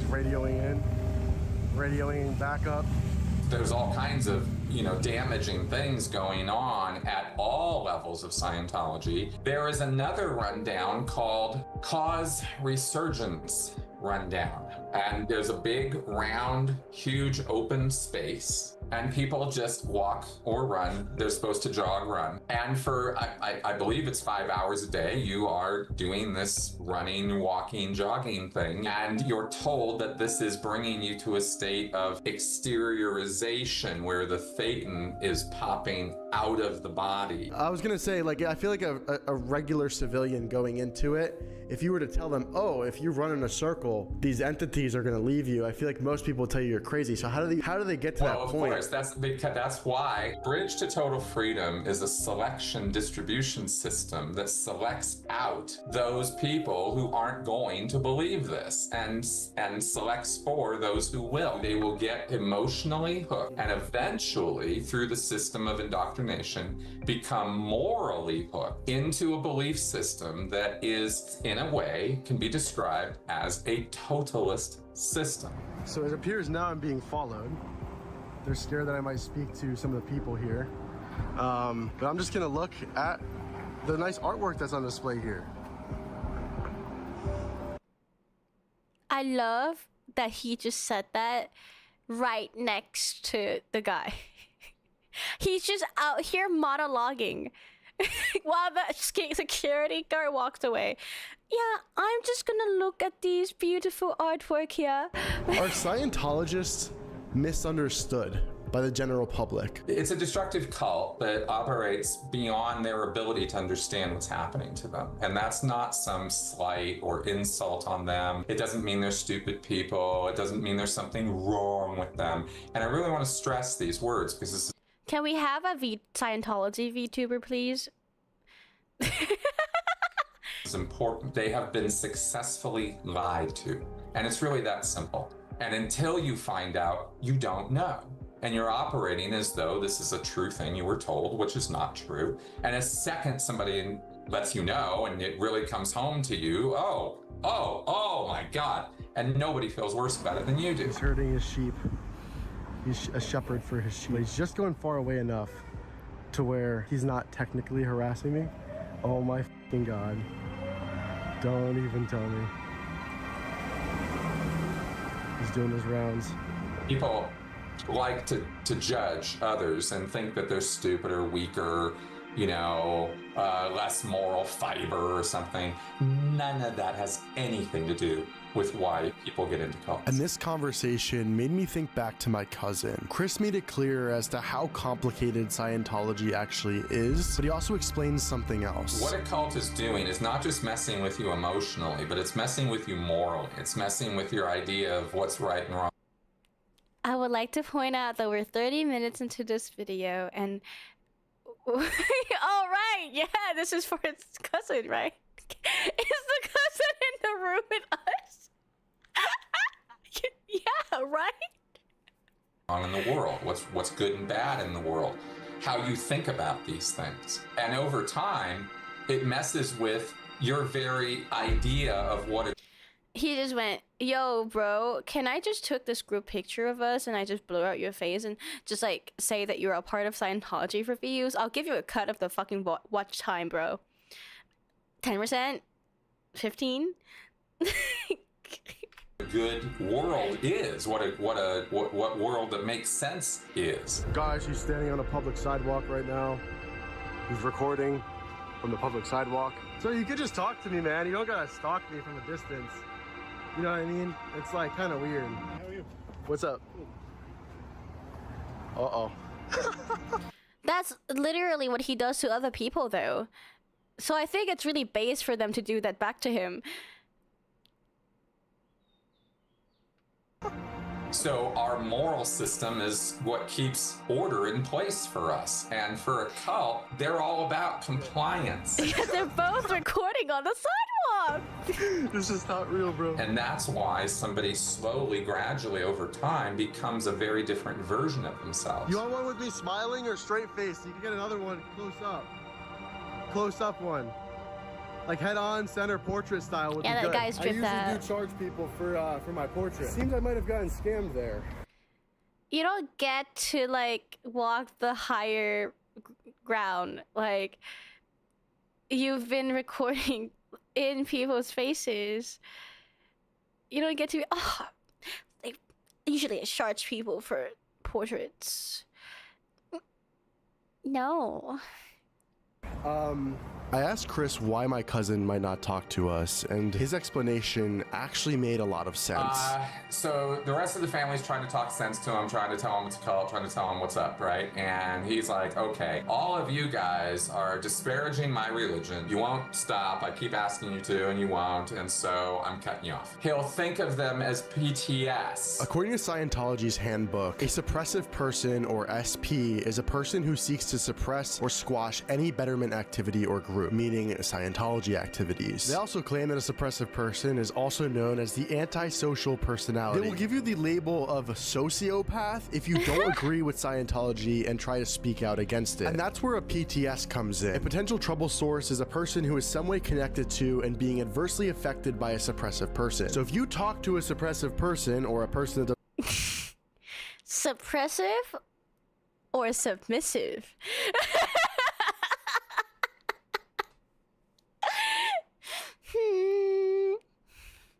This was an elaborate reverse psychology video to recruit for Scientology. Yeah.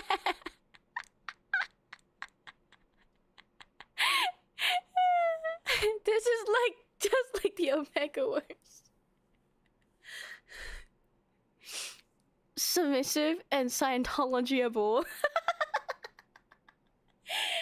doesn't agree with Scientology, you can now be deemed a potential trouble source in Scientology's eyes, therefore putting you on the chopping block to potentially getting excommunicated from the church. Yeah, so it becomes it's a very convenient tool. Convenient tool? Just like the cousin in this video. To create what we call us versus them thinking. Which explains why us talking bad about Scientology to my cousin only pushes him farther away. But the longer I stayed in Clearwater, Florida, the stranger everything got. Bro just appeared out of a building, out of nowhere. Dude, he comes up behind me, takes a picture of my face, and walks back. It's so fucking weird. It's safe to say that Scientology might very well be the most paranoid organization on the planet. I couldn't walk anywhere in this downtown Clearwater without being stalked by their security cameras and security guards. He's on the radio. I have been here for approximately 15 minutes total, and I'm unable to even go near any of Why are they blaming his friends? these buildings without being harassed by their security guards. There's bro, posted up waiting for me. I got in my car to drive away and circled back through once more. And as we drove, they tracked us the entire time with their PTZ cameras. They have all these buildings so that they can have cameras that just track you. Look, it's literally following us. It's following us. Holy fucking shit. 20 minutes later, we drove through again, and watch how fast they realized we were there. He's already on a fucking phone. Look at him. He's like pretending to not look, and then he's looking. People are blaming all his friends.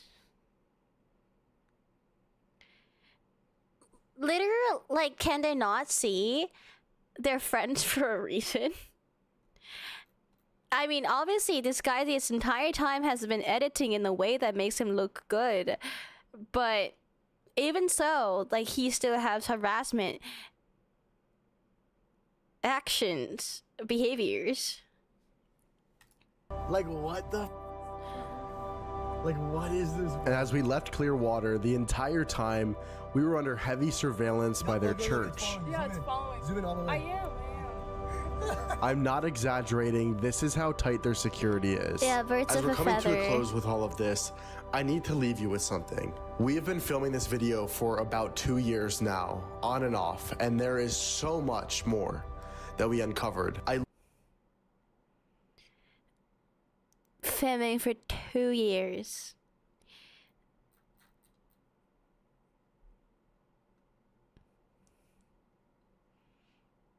Literally, everyone's talking about his friend.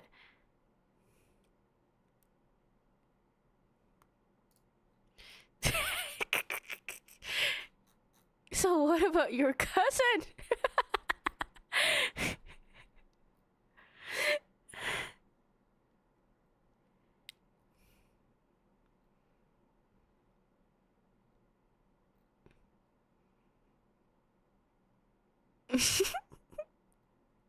This is so stupid.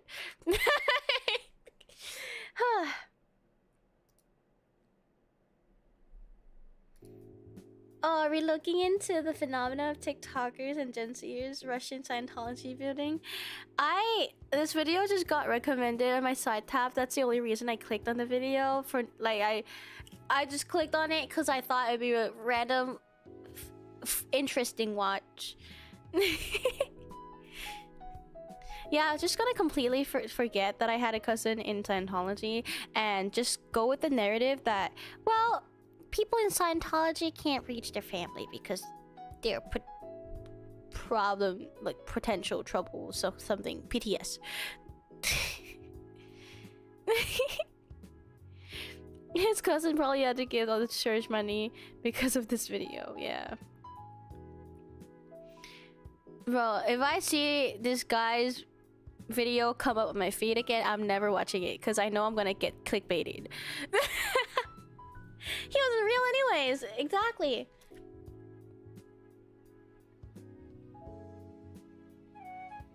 He was shifting his Behind cousin. me is a Scientology building. Real. And inside, Real. It was always shifting. I shifted for 2 years in Scientology.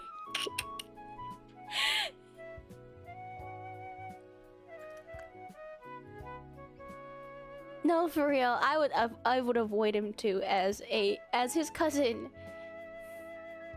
Oh look, Pleasure Island. Oh look, Southeast Asia just snapped at Korea.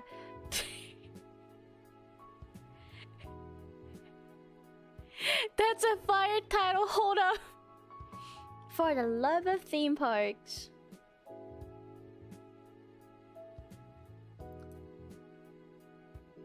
'89 saw the birth of Disney's adult playground. Pleasure Island, we never heard of it.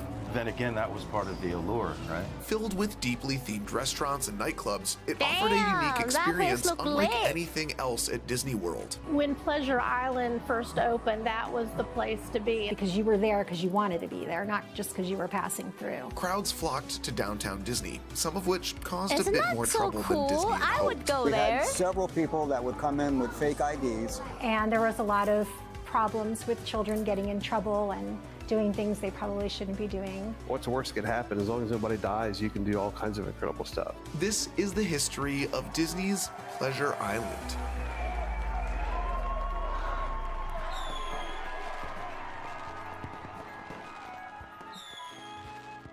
Isn't that In what May of BP is? 1986, Disney announced You're saying BP is the Pleasure Island?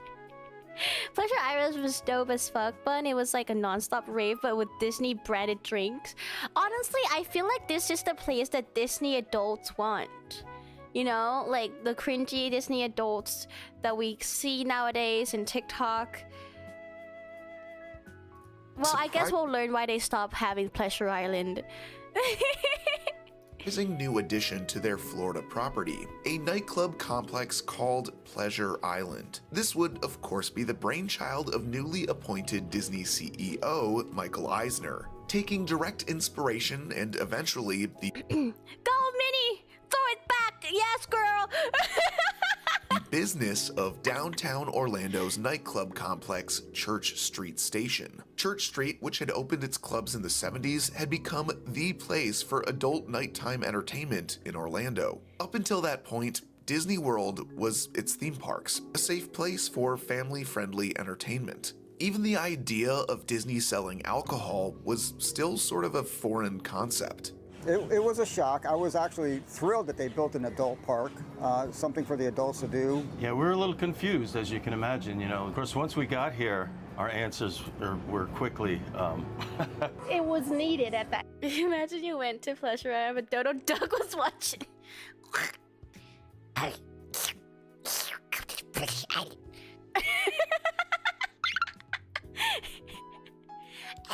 you want to get some drinks for me?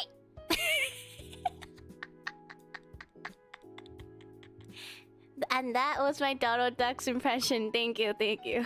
Time. There weren't that many places to go. Most everybody would go downtown to Church Street Station, so having some bars and some lounges and comedy and all that over here on this side was where it was. Pleasure Island would begin construction in August of 1986, taking over a previously undeveloped area of their Lake Buena Vista shopping village. It would be a part of a massive Disney World expansion in the late 80s. Simultaneously, construction was underway on 4 new Disney resorts, a water park, and their MGM Studios park, with both Pleasure Island and MGM Studios announced to be opening on the same day, May 1st of 1989.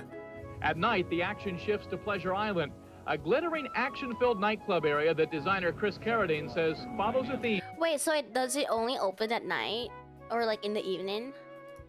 What they'll see is a street party, 7 nightclubs that run 7 nightclubs? Holy shit. the gamut from country western, a comedy warehouse, a journey into the illusion of adventure, world travel that's been contained in artifacts on the walls of the Adventurers Club. The Zephyr Rock and Rollerdrome, which combines roller skating, live and discotheque dancing, and a bar and grill into a single nightclub. Mannequin's Dance Theater, which you'll just have to see when it opens to believe. I really wish I could go there. That sounds like a heck of an experience, right? Having attended one of the test parties over the weekend, this may well be the one element that truly makes Disney World a complete resort. Pleasure Island is due to open at the end of May. And those are only the projects that are public. No telling what those Imagineers have under their ears. So I started out at Pleasure Island as a technician in the entertainment tech field. And so I was there about 10 days before. We were in scramble mode. I was the last technical person hired. They had the opening, and there were... You would find yourself at our first club, Mannequin's Dance Palace. Hi, my name is James Gonzalez. I worked at Pleasure Island at Mannequins. I was a doorman from 1994 to 1998. Mannequins was the one club to always guarantee to have a line. People would be out there for at least 40 minutes to get in. Mannequin's Dance Palace was a multi-story dance club which featured mostly techno-trance music, sprinkled in with a few remixes of modern hits of its time. To help with crowd control and a bit more of an exclusive feel, Mannequin's main entrance was an elevator. The elevator was just a basic elevator. Nothing special about it, didn't play any music or anything. You could hear the house music in the background. It'd take you to the second floor and people would get off and that's where they would spread out. Mannequins was the coolest nightclub. Just imagine this huge warehouse on the inside, dark, industrial, with a huge rotating dance floor and confetti dropped at the end of every night. It was just amazing. That's a fire hazard. It does sound like a scary place to be if the fire happens.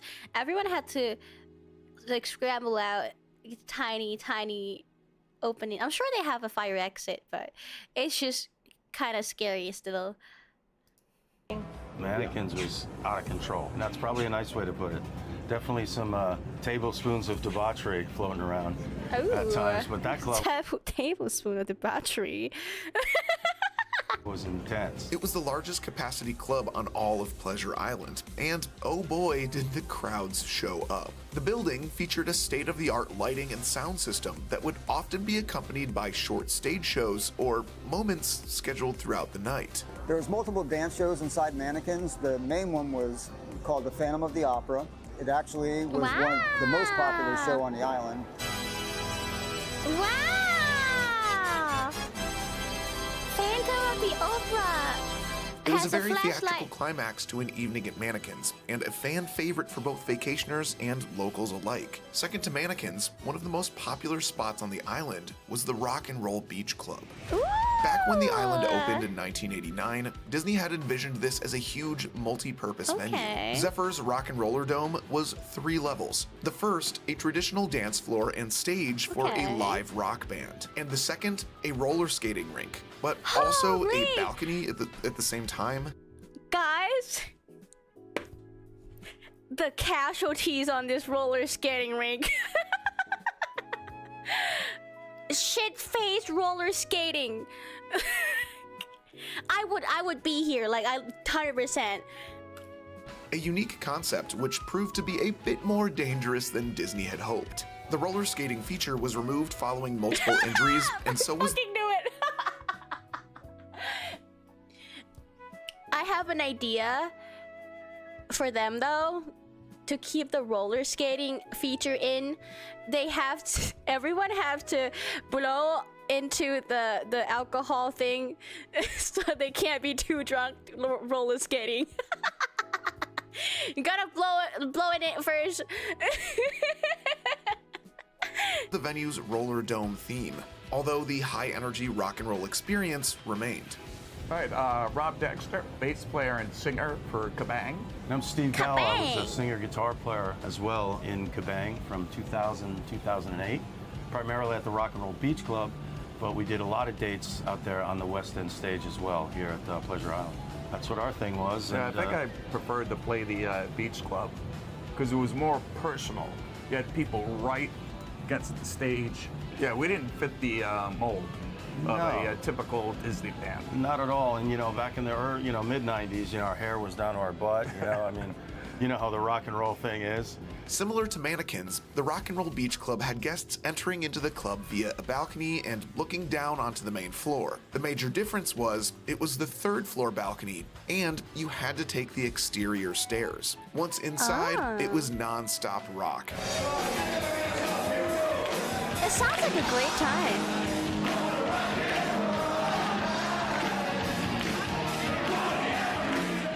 Even our agent had said to us it was probably the best house gig in the country.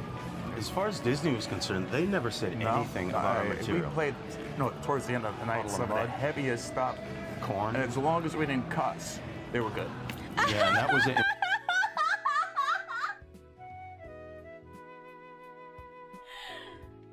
Yeah.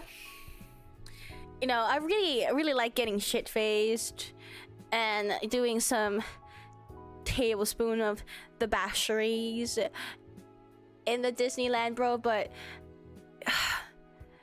my bro Jimmy, he got kicked out of the club because he was swearing.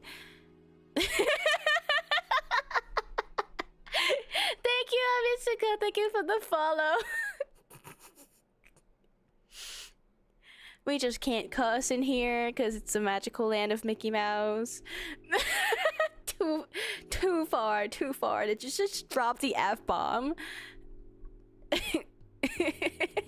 Drinking, obviously, you couldn't. Yeah, no drinking. You couldn't drink, and not only would the Rock and Roll Beach Club feature local rock favorites, but once in a while they'd host showcases of new and up-and-coming artists. In fact, the Beach Club was the location of one of the first live performances from a little-known boy band called NSYNC.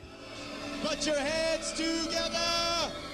Let's get ready to rumble. It's JC, Joey, Chris, Justin, and Lance. NSYNC. Let's do it.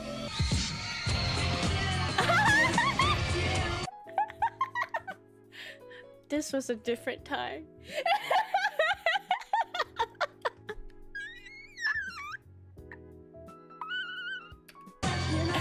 I guess you could say they're in sync. South of the Rock and Roll Beach Club, right next to Mannequins, was a bit of a different vibe. The Pleasure Island Jazz Company provided live entertainment for mostly an older crowd, featuring world-class jazz musicians, some that took residence at the club and some big names in the jazz world as well. The club opened in 1993, 4 years after Pleasure Island debuted. This location was previously home to a food court named Merriweather's Market, named after the island's fictional founder, Meriwether Adam Pleasure. See, around the island you'd be able to find plaques posted outside almost every nightclub, restaurant, or shop. These would provide fictional backstories on how the island came to be, with an unnecessary amount of detail. For example, Imagineers went all out to create a backstory on why there was a spinning dance floor and mannequins in the rafters of mannequins. As the story goes, it was a canvas fabrication factory in the 1930s. Then, this is where they built steam and magnetic-powered locomotives, then yada yada yada. One thing I know for sure is that the people attending the island, and even those working there, for the most part, had no idea about the Merryweather Pleasure backstory, as 0 of the 6 I interviewed for this project knew what I was referring to. As much as the online message boards and Disney history forums like to tout the island's deep lore and backstory after the fact, a majority of those who were actually there were more focused on having the best time You're there to get drunk, not read history. possible. Now, the nightclub offerings when Pleasure Island opened in 1989 were catering to a very wide audience. Not only did they want something for mom and dad to do, but Disney aimed to provide a spot for their teenage crowd as well. There was a specific club called Videopolis East, which was a kind of a copy of Videopolis out in California. Of course, you're coming at the end of the 80s, so you're on the tail end of the MTV years. You've had 10 years of MTV, so you've had 10 years of all these videos. The idea was to create a high-tech teen dance club, where those Pleasure Island patrons under the age of 21 could hang out. Wow.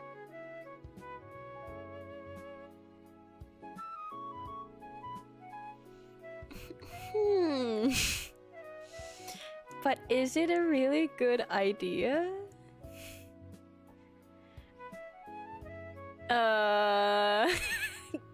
Oh, Disney? While their parents were off elsewhere. It was a concept that had already been a proven success out at Disneyland in California, except this time it would be positioned in between a bunch of different adult clubs that were selling alcohol. It was an interesting idea, but it was not the best idea. Okay, it wasn't. Okay. Everything you thought happened, okay. And there was a lot of problems with children getting hurt and in trouble and doing things they probably shouldn't be doing. So that closed relatively quickly. One of the main reasons I kind of wanted to talk to you too is because Videopolis East was open for such a short period of time, so it's kind of hard to find people that worked there in general. Like, how long exactly do you remember were you working there for? Like, were you there up until it closed? Now, the business model at the time was you had to pay to get in the clubs. The island was free. You could walk on and off all you want to. You just needed to pay to get into the clubs. And so everybody was saying, you know, we really need to just ticket the island. Basically, Pleasure Island became, especially Videopolis East, became like a little babysitting place. That's a toddler.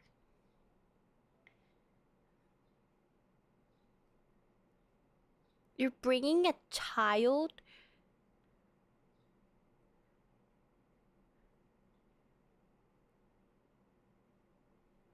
No, and literally, you know they're gonna dump the childs at Videopolis and go party elsewhere. Say, mom and dad are going to go over here and, you know, cut a rug someplace. You kids do whatever you want to do, just don't leave the island. Well, they could. Yeah. What?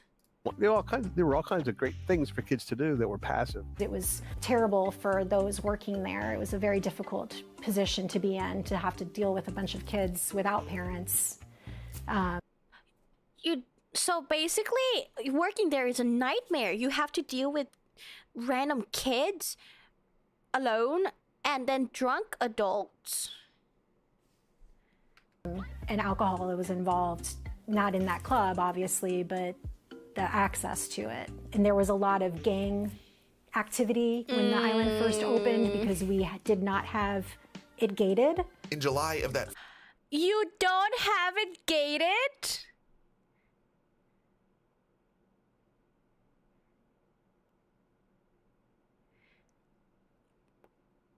In what world, when you were building this nightclub district, do you think it would be a great idea to not have it max security?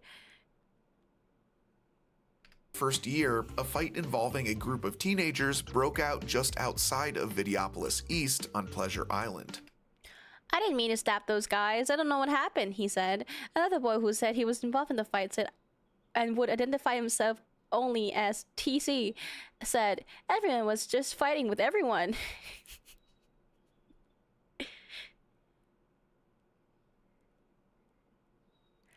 I can't believe this, she said. I don't know how these boys get into Pleasure Island with a knife.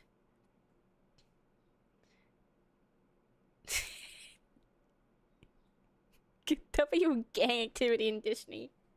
Bro. Two of which were stabbed during the altercation. A full recovery was made, but as a result of this incident, and I'm sure they got kicked out because there's war.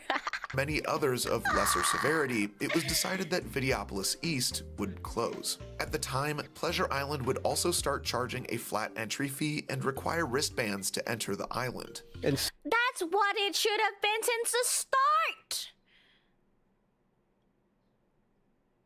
Also, there shouldn't even be the fucking kids' corner.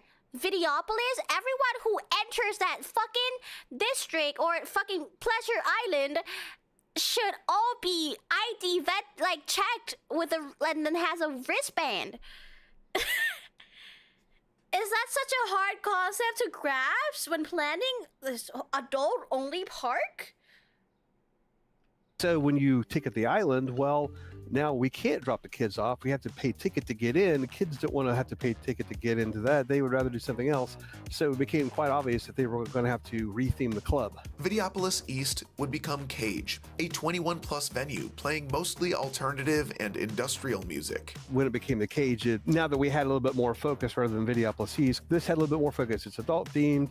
We thought, well, maybe it's a little dystopian sort of thing. We never got to go take it all the way there. We kept the lasers, we kept all the lighting, of course, regelled some stuff. Cage was only open for 2 years before closing again to be rethemed to 8 Tracks, a 70s and 80s themed dance club, which had become much more popular than either of its two predecessors and lasted much, much longer. For those not feeling the groove, there were some other options for entertainment around Pleasure Island. The first was a comedy club called the Comedy Warehouse. From the outside, the Comedy Warehouse would maintain the same former factory feel as Mannequins. Once inside, you'd find nearly every inch of the walls covered with props and signs from around the Disney World parks, including some rare Easter eggs for those die-hard Epcot fans.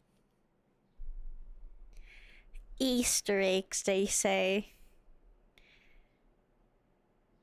That's a cute term for just throwing shit together that you have in your warehouse.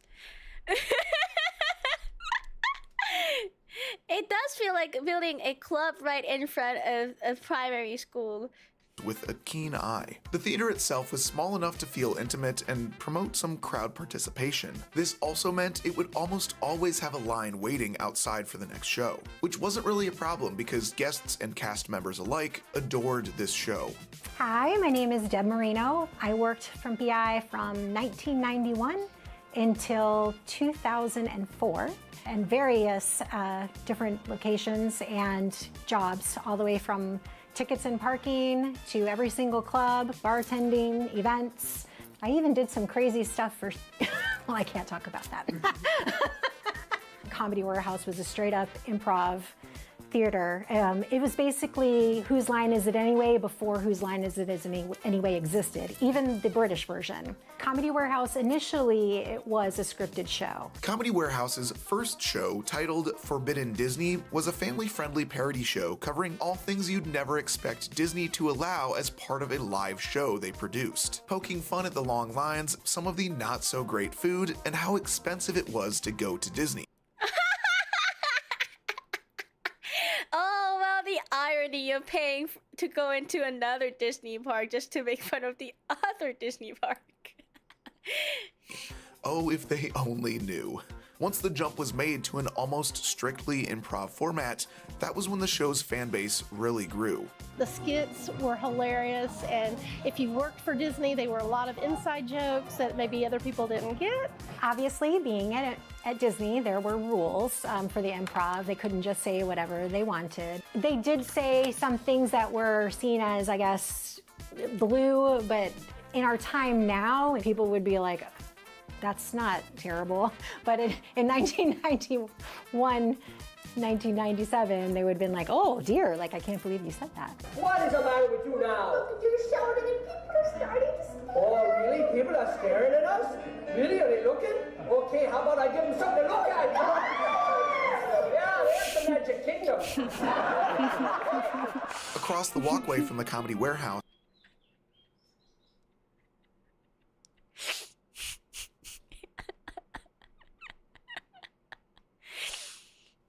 Imagine being drunk and watching that. Actually, scratch that. Imagine being high and watching that.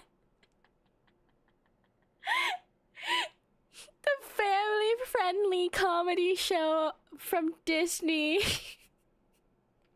was the Adventurers Club. From the mind of legendary Imagineer Joe Rohde, the It'd be so funny if you're watching it high. Adventurers Club took guests to a private club for world travelers and explorers set in 1937. Now this would take place within the world of Adventureland from Disneyland and the Magic Kingdom. The Adventurers Club would be occupied by a cast of over-the-top explorers, a cabaret singer, a butler, a maid, as well as stationary characters that were mounted to the wall and would talk to guests. Yeah, and one of the things that a lot of people who came to Adventurers Club probably didn't realize was that all of the things that were puppeteered, the Colonel, the genie, the talking head on the wall, they were all puppeteered, moved in the back by sound and movement people, but there were people talking in the back, the actors, that were voicing all of them, which was also really cool to kind of be in the backstage area to watch them work while they're talking and looking at the camera, at the people with them and freaking them out, wondering how do they know what I'm wearing and why do they...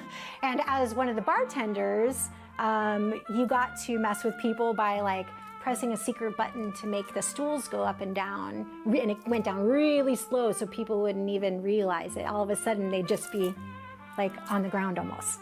The night was filled with moments in different rooms around the club. That sounds so trippy, holy! Do you see, this is the thing, like, I feel like it'd be really cool for Disney to keep this up, because, like, imagine putting that much effort into, like, a nightclub for adults. Following a cohesive story that would sometimes be a bit hard to follow if you were to show up mid-set. After all, it was a new concept in immersive theater that had yet to be fully realized to a mainstream audience. In its later years, the Adventurers Club had grown a huge fan base, many of which were Orlando locals. By far, out of all of the clubs on the island, this is the one that has received the most praise and admiration from theme park fans worldwide. It was the unofficial birthplace of the Society of Explorers and Adventurers, Disney's Adventureland-based universe that would eventually find their way into the parks and the big screen. Next to the Adventurers Club was the last of the opening day nightclubs, the Neon Armadillo, a country-themed Western club which featured live country bands. This proved to be fairly popular when country line dancing exploded in popularity in the early 90s. As all of that line dancing worked up an appetite, just outside of the limits of the island's gates were a handful of good eats. First, the fireworks. Long live cowgirls! Oh, I love them! Factory. Themed after exactly what the name implies, they served American barbecue and signature cocktails with explosive theming. There were a lot of fireworks theming on the inside, crates of TNT, so to speak. Wow. Did you know that at Fireworks Factory, when you sat at the main bar, there was a line of, it looked like mirrors, but you could watch the guys pee on the other side? I used to laugh. Wait, you could see into there? I thought it was only... Okay, that wouldn't pass nowadays. Okay, maybe we don't do that. Maybe we don't watch guys pee. Like it was a one-way where you could, inside, you could look out. Oh no, I could see people. Those looking for a bit more privacy while using the restroom during dinner could grab some homemade pasta or brick oven pizza from the Portobello Yacht Club. Or if you've got an appetite for seafood,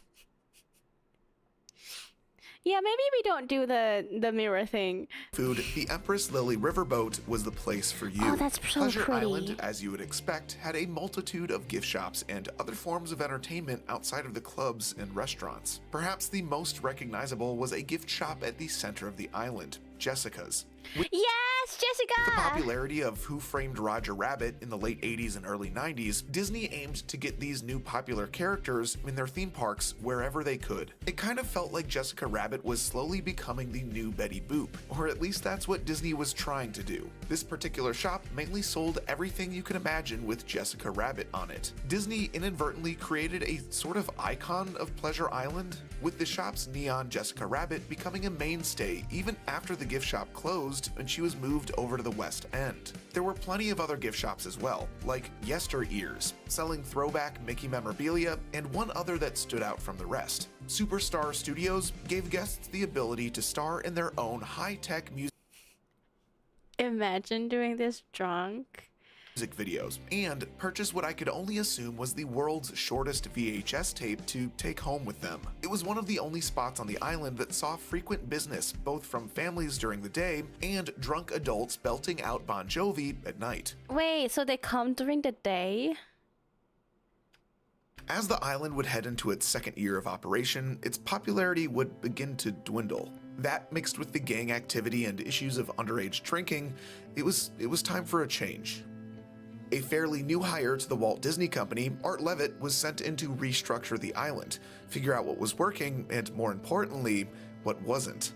The multiple changes to Videopolis, the Rock and Roller Dome becoming the Rock and Roll Beach Club, and the introduction of the Jazz Club would happen eventually. But these were minor changes in the grand scheme of things. The year following its opening, the island would undergo a marketing overhaul. The first was the introduction of its new logo. This new design would feature Pleasure Island's now iconic Funmeister character in the center. The Funmeister would appear across all marketing materials, in multiple visual markers around the island, and a few special parade floats, but never officially as a meet and greet character. Although, on rare occasions, a homemade version of him might have showed up at a few cast member events. The second step in Pleasure Island's marketing shift was an event. They had to create something big, like New Year's Eve, except every night. The night of April 7th Okay, I can get behind that. exploded with a new look for Pleasure Island, the nighttime hotspot of the Disney Kingdom. Now every night is New Year's Eve at Pleasure Island. That's right. Whether it's December 31st or July 1st, guests can count down to midnight every night with a New Year's street party celebration. The New Year's every night marketing tactic proved to be an instant success, and it was a big risk, pouring more money into the clubs and outdoor entertainment budget while at the same time closing off the island to guests. The thought was that creating a loud party atmosphere would cause those visiting downtown Disney to feel like they were missing out. They would then purchase entry into the island, join the party, buy drinks, the whole 9 yards.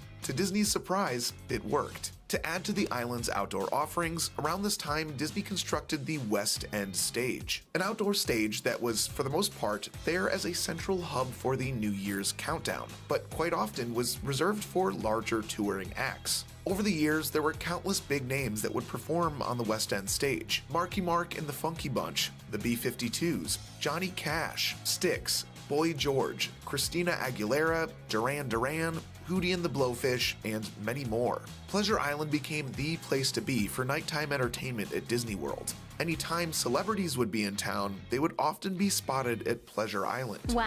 Let's see, I was able to meet, saw Snoop Dogg and his entourage.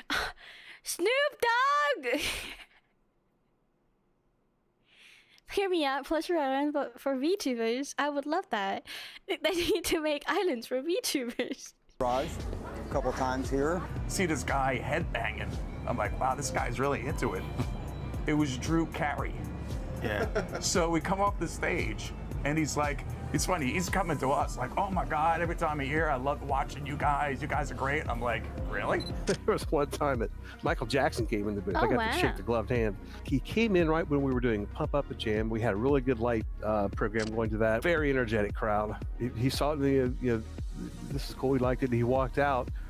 But when he walked out, everybody realized, oh, Michael Jackson's in here. And it didn't take long. This was a wave of information spreading through the crowd. Michael Jackson. He's in his Disney gear.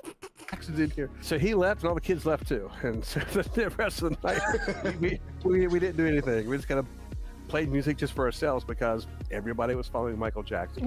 Damn, who is she? I was thinking the same thing. I was looking at her. Patrick Harris actually was a doll.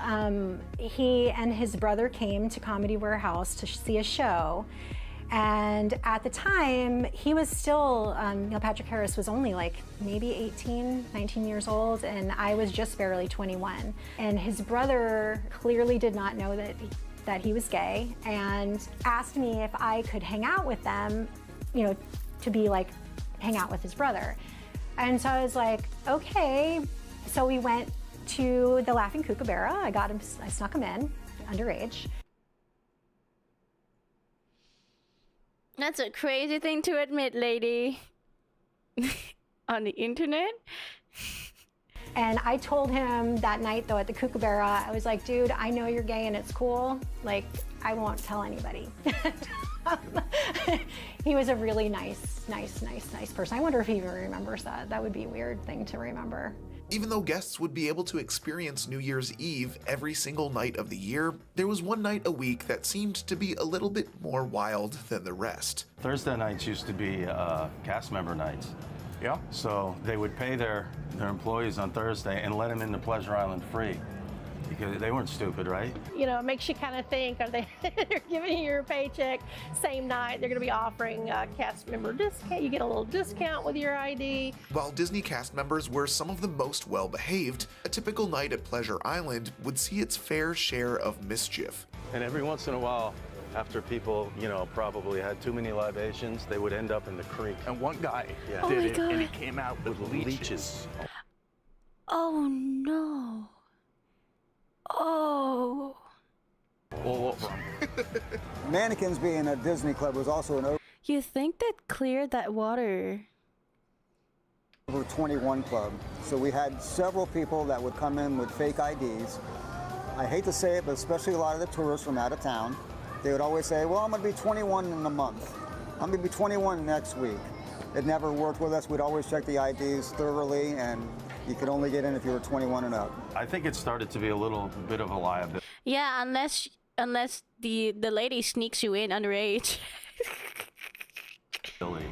Around here, I think things were getting a little over the top. Drinking. It wasn't uncommon to see the cops here, you know, dealing with an issue here and there, which I don't care what company you are, you know, you don't want that kind of, you know, baggage. Throughout the 90s, while Disney World's attendance grew and grew, Pleasure Island remained a mainstay. There were a handful of changes made to the clubs and restaurants throughout the years. The Neon Armadillo was changed to the BET soundstage. The Pleasure Island Jazz Company would eventually become an Irish pub called Raglan Road. The Fireworks Factory went through a full overhaul and was converted into the Wild Horse Saloon, taking over the country music reigns from the Neon Armadillo when it closed in 1998. A few years later, the venue was changed yet again to a top 40s dance club called Motion. Like any shopping mall or entertainment complex after its first 10 years, there was a worry of Pleasure Island becoming slightly stale, but attendance numbers weren't really being affected quite yet. With the opening of Planet Hollywood just outside the main gates of Pleasure Island in 1994, there became a real sense of happening. The novelty movie-themed restaurant chain brought new life into the downtown Disney complex as a whole. Pleasure Island from the mid to late 90s was the place to be. Between the year 2000 and about 2006, the island's offerings would slowly begin to be pulled back. I did work at Pleasure Island for close to 15 years. We almost made it, guys. They were still there during the 2000s. Under that, and a lot of things changed throughout the years. I know that a lot of cast members, including myself, were very upset about some of the changes that happened, including just taking off entertainment from the streets, closing certain clubs. It had definitely started to dwindle after 9/11. The night after 9/11 that makes sense. Was pretty crazy, and they took off all outside entertainment for that whole first year. It was obviously for safety reasons initially, but then they decided it was saving them money, and I feel like that's kind of corporate greeds again. I knew it. It's just like the 24 hours Walmart. At first they just did it because of COVID, and then they decided it was cheaper. kind of was the beginning of the end. Without outdoor entertainment, what's the point of even coming? And then they started shortening the times of even comedy shows, when they were or how often we'd have them. And I feel like they kind of slit our throats there, because they really did not want the nighttime entertainment complex anymore. It definitely was just something that they wanted to do to wash their hands of this amazing, fantastic thing that they'd built. So you were here from the mid-2000s until Pleasure Island closed. Did you sort of see it coming? Was this something that was... Yeah, I think everybody felt it, and that's... I think that goes down to the techs, to the people that worked in the clubs. Yeah, but you could kind of sense it, you know, you could, and it was a slow death. Yeah. It wasn't like all of a sudden we showed up and we're gone. And I think also Universal kind of gave them a run for their money, you know, with City Walk. In 1999, just down the road, Universal Studios had expanded their property from one theme park to 2 parks and a sort of downtown Disney of their own, with shopping, restaurants, nightclubs, and live music, bringing big names like Hard Rock, Margaritaville, Bubba Gump, NBA, and NASCAR, which certainly didn't help Pleasure Island's draw. Disney wasn't really helping themselves either. Downtown Disney had nearly doubled in size in the late 90s, with the House of Blues, Cirque du Soleil, and even Disney Quest providing more and more entertainment options for guests, and more importantly, the whole family to do after a day at the parks. In my time period here, they were always packed. It was constantly growing. There was I never seen any hitch at all. It actually got stronger. That's why I was shocked when it closed. I was really shocked. I was like, holy crap. When they started closing other places and saying that they needed to have more restaurants and that people wanted more restaurants and more shops, that's when we started really questioning, what is this really about? I feel like they were just trying too hard to make things new instead of working with what we had that was already working really, really well and just making it better. That's unfortunate.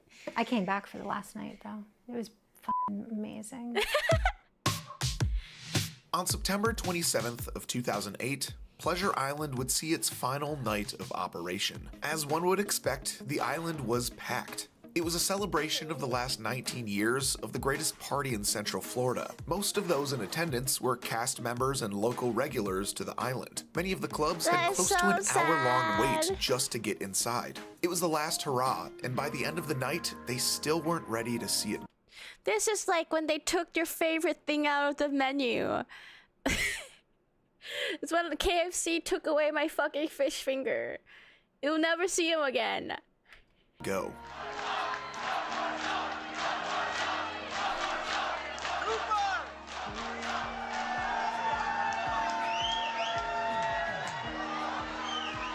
Any given night, I would say a vast majority of people that would be in Pleasure Island would be locals, and it would be people who actually worked at the parks. Being in my early 20s, living here in Orlando, in the area, Pleasure Island was a big part of my social life. You know, the mentality here at Disney, as you know, is it's vacation time. So people are leaving the work behind, they're leaving the schedules behind. So when they come to the, you know, Pleasure Island or Disney in general, usually people are in a different mindset. I'll tell you, we met some great people. Yeah, and the funny thing is, we both met our wives playing at Pleasure Island. We did. I think working there as a cast member for me was an exercise in how much you could get away with. Basically, kind of taught me in my overall career, it was just take a chance. What's the worst that could happen? As long as nobody dies, you can do all kinds of incredible stuff. And this is why Pleasure Island fucking closed. Scott. Scott. Everybody that worked at Pleasure Island were friendly. There was no animosity that I seen at all. Everybody got along great. You know, I made some lifelong friends working at Pleasure Island for sure. I was just 18 when I started working at Pleasure Island. It was the first time I was away from my mom. I had no family around. I was on my own, but it was the best most amazing time. I feel like it made me 100% the person who I am. It's such a wonderful, beautiful thing to be a part of and to help grow, watch it turn into the thing that it did. For a long time, it was a really awesome place to be. And I can't imagine. She's giving Professor Trelawney.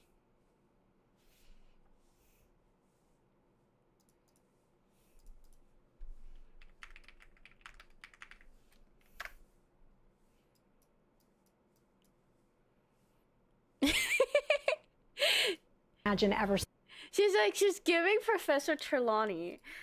speaking to anybody who worked at Pleasure Island that doesn't feel the same way.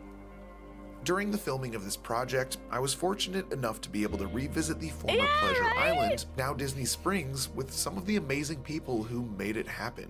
Yeah, it's actually weird coming back here. It doesn't even look the same at all. I mean, some of the outlines of the building are obviously the same. Looks like the siding is still the warehouse. We don't have a reservation or anything like that. You used to work here, like, how many years ago? When this was Mannequins, the dance club. 20 years ago, something like that. Is it okay if we just, like, take a look around or something? Is that okay? Yeah, you guys are more than welcome to look. Do you guys have an elevator back here? Oh yeah, we do. Yeah, there used to be, well, they closed off the elevator because there used to be an elevator door here. And when you walked in and got up, this would definitely open up and go to the second floor. Wow, this is crazy. Damn. This is unbelievable. So probably, oh wow, memories. Yeah, you'd walk out here, there'd be a bar this way, there'd be a bar off to the side this way, but the stairs are still the same. First time I stepped inside there in 27 years, that's so bizarre to me. Man, that's It's just so changed crazy. so much. That's just The whole structure of it. seeing I'm glad him they got to reminiscing about repurpose it. it though, and just didn't tear it down. That's actually a benefit. Nearly 20 years removed from when the island closed, if you know what you're looking for, you can still find some bones of what used to be. Perhaps the most obvious is Mannequins, now the restaurant Morimoto Asia, the Comedy Warehouse, STK, BET Soundstage, Maria and Enzo's. The Adventurers Club was completely gutted, but maintains mostly the same layout in the Edison. The generification of the former Pleasure Island was a long, drawn-out process. Once the clubs closed in September of 2008, there was a few years where the buildings just sat there. Some daytime entertainment was introduced to help liven up the area while guests cut through, and eventually, in 2010, Disney would begin the complete demolition of the Rock and Roll Beach Club and Motion. Yeah, and I want to say the Beach Club was what, where that tree is, something right like here. that. And yeah, it was. They used to have PI Live. They used to have a DJ up there all the time as well. You know, playing your hits, playing your requests. In total, it ended up taking nearly 7 years to reopen the repurposed venues. And in April of 2015, exactly 20 years after Pleasure Island debuted, what is now called The Landing opened at Disney Springs. You went from Pleasure Island to Disney Springs? What a downgrade! You know, there is still one Easter egg of the old Pleasure Island here at Disney Springs. You can actually find it over by House of Blues. So back in 1997, the House of Blues was a part of the West Side expansion to downtown Disney, and that's when this was built.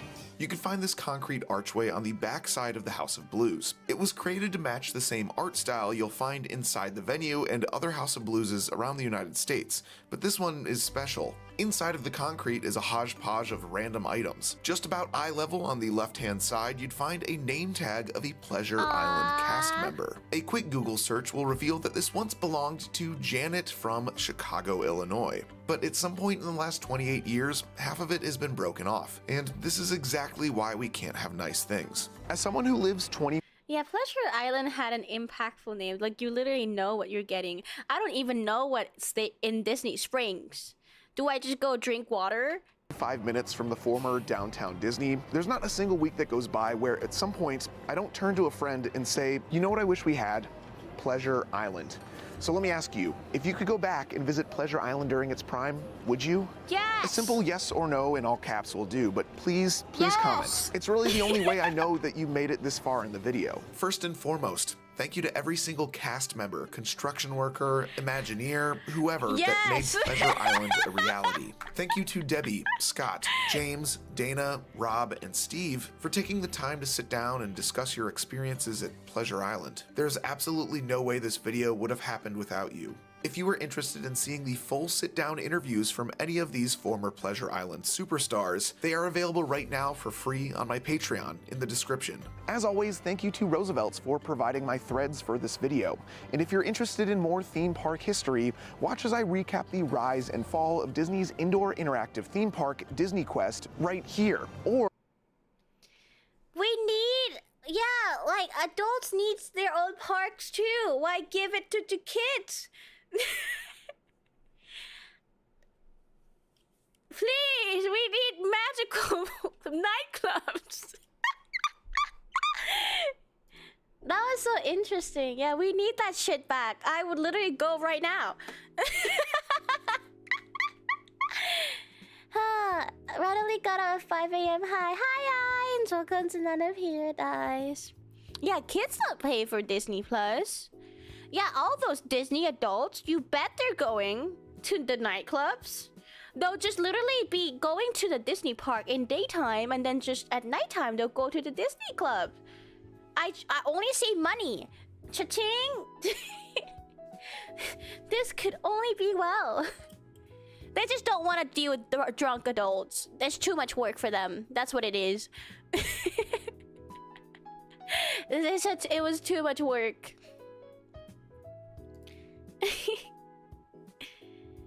Yeah, literally, it's a money printer because you can just sell out infinite alcohol with their marked up price. And when people are drunk, they're more likely to buy merches, right?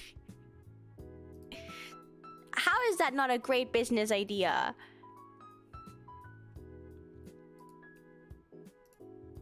But yeah, okay. Sure, we'll have Disney Springs instead.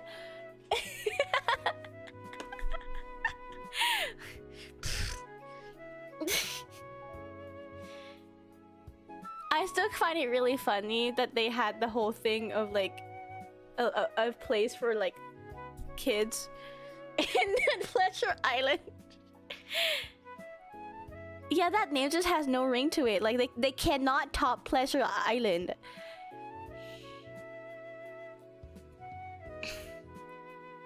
They could literally name an alcohol Tony Stark piss and they would consume it. Hey, but we can't cuss, so you can't use the word piss. Maybe urine? They mentioned City Walk, which was cool as fuck too, but the real secret was the Budweiser Pavilion at SeaWorld. All you can drink free. Oh, nice! That's crazy. Yes, urine is a better word. I would go drink at Disney, wouldn't you?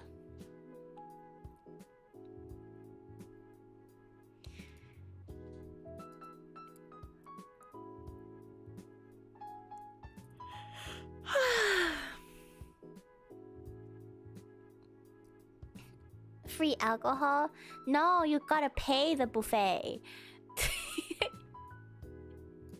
You gotta pay first, and then it's like a beer buffet.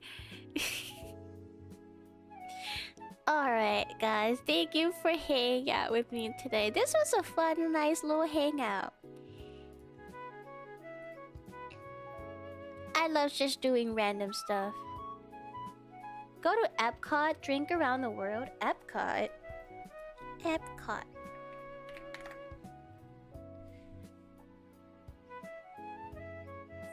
It's a theme park.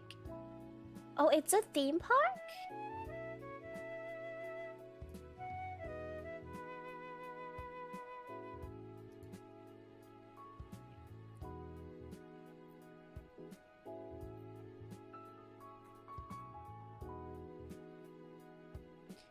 Interesting. It doesn't...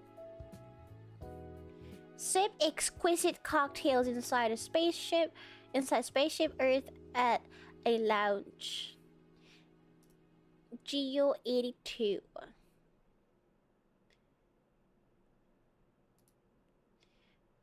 Can you imagine the price of these? I see it. I'm scared for my wallet. This was a great stream, man. Thank you for being in my ear while I work. Of course, Nanya. Are you out of work yet? Lovers, but lovers chat. Lovers. If it's not named Pleasure Island, then it's not good. They could just name it Pleasure Orb. Yeah, like this. Just look at this fucking nicely. What's the word? Etched in symbol on the ice. You know they're gonna charge like extra for that. Fuck no, I got 2 hours still. Oh damn. Wow, good luck at work, Nanya. Yeah, it's too fancy. Let me see who I can rate in today.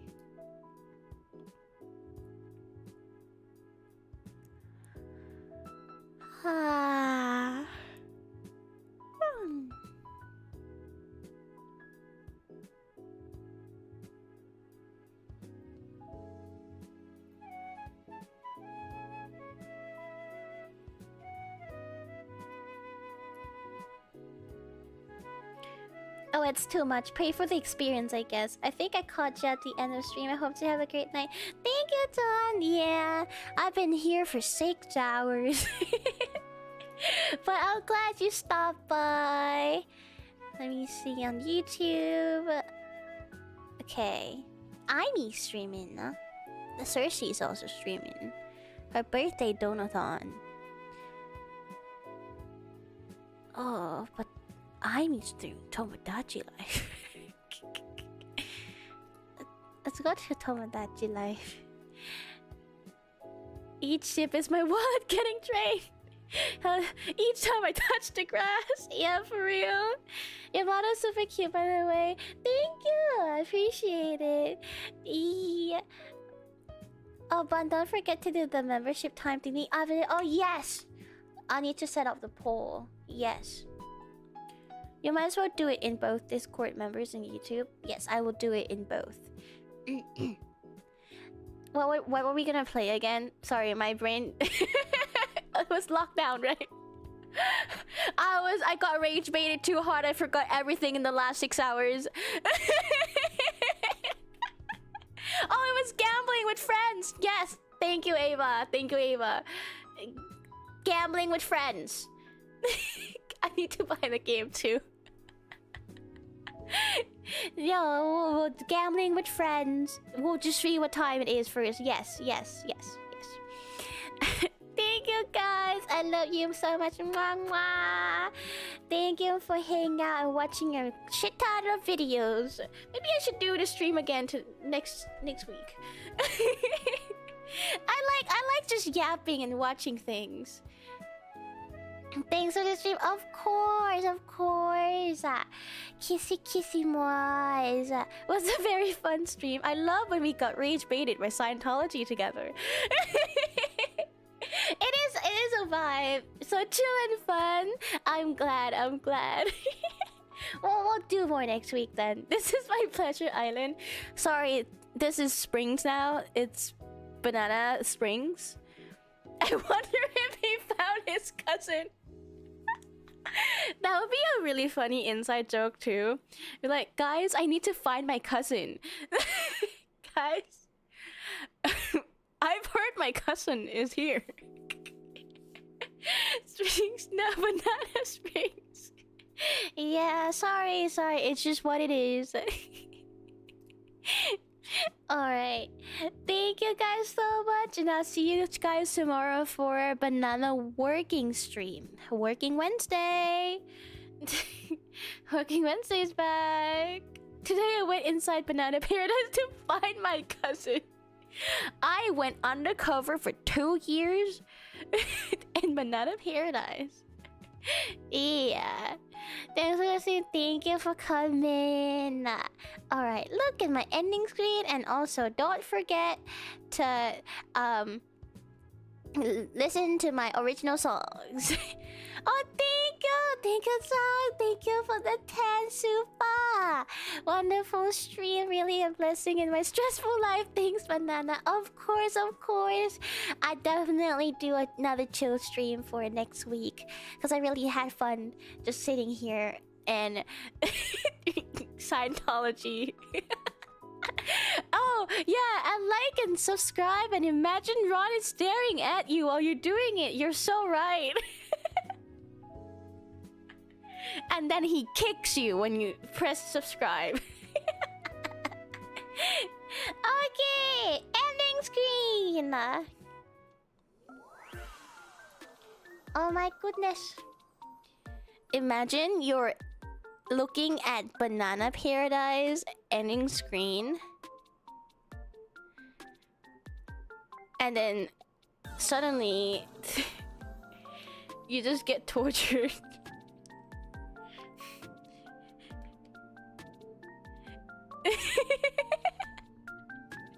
Love you, mama. Yeah, imagine the looking screen looking at you, actually. The ending screen looking at you, actually. Oh, and then you're trying to find your cousin, too. You're so right. Amazing. I hope you guys find your cousin. Be very tragic if a certain cousin is in a certain church that you went to 3 branches of and he was never found. Yippee!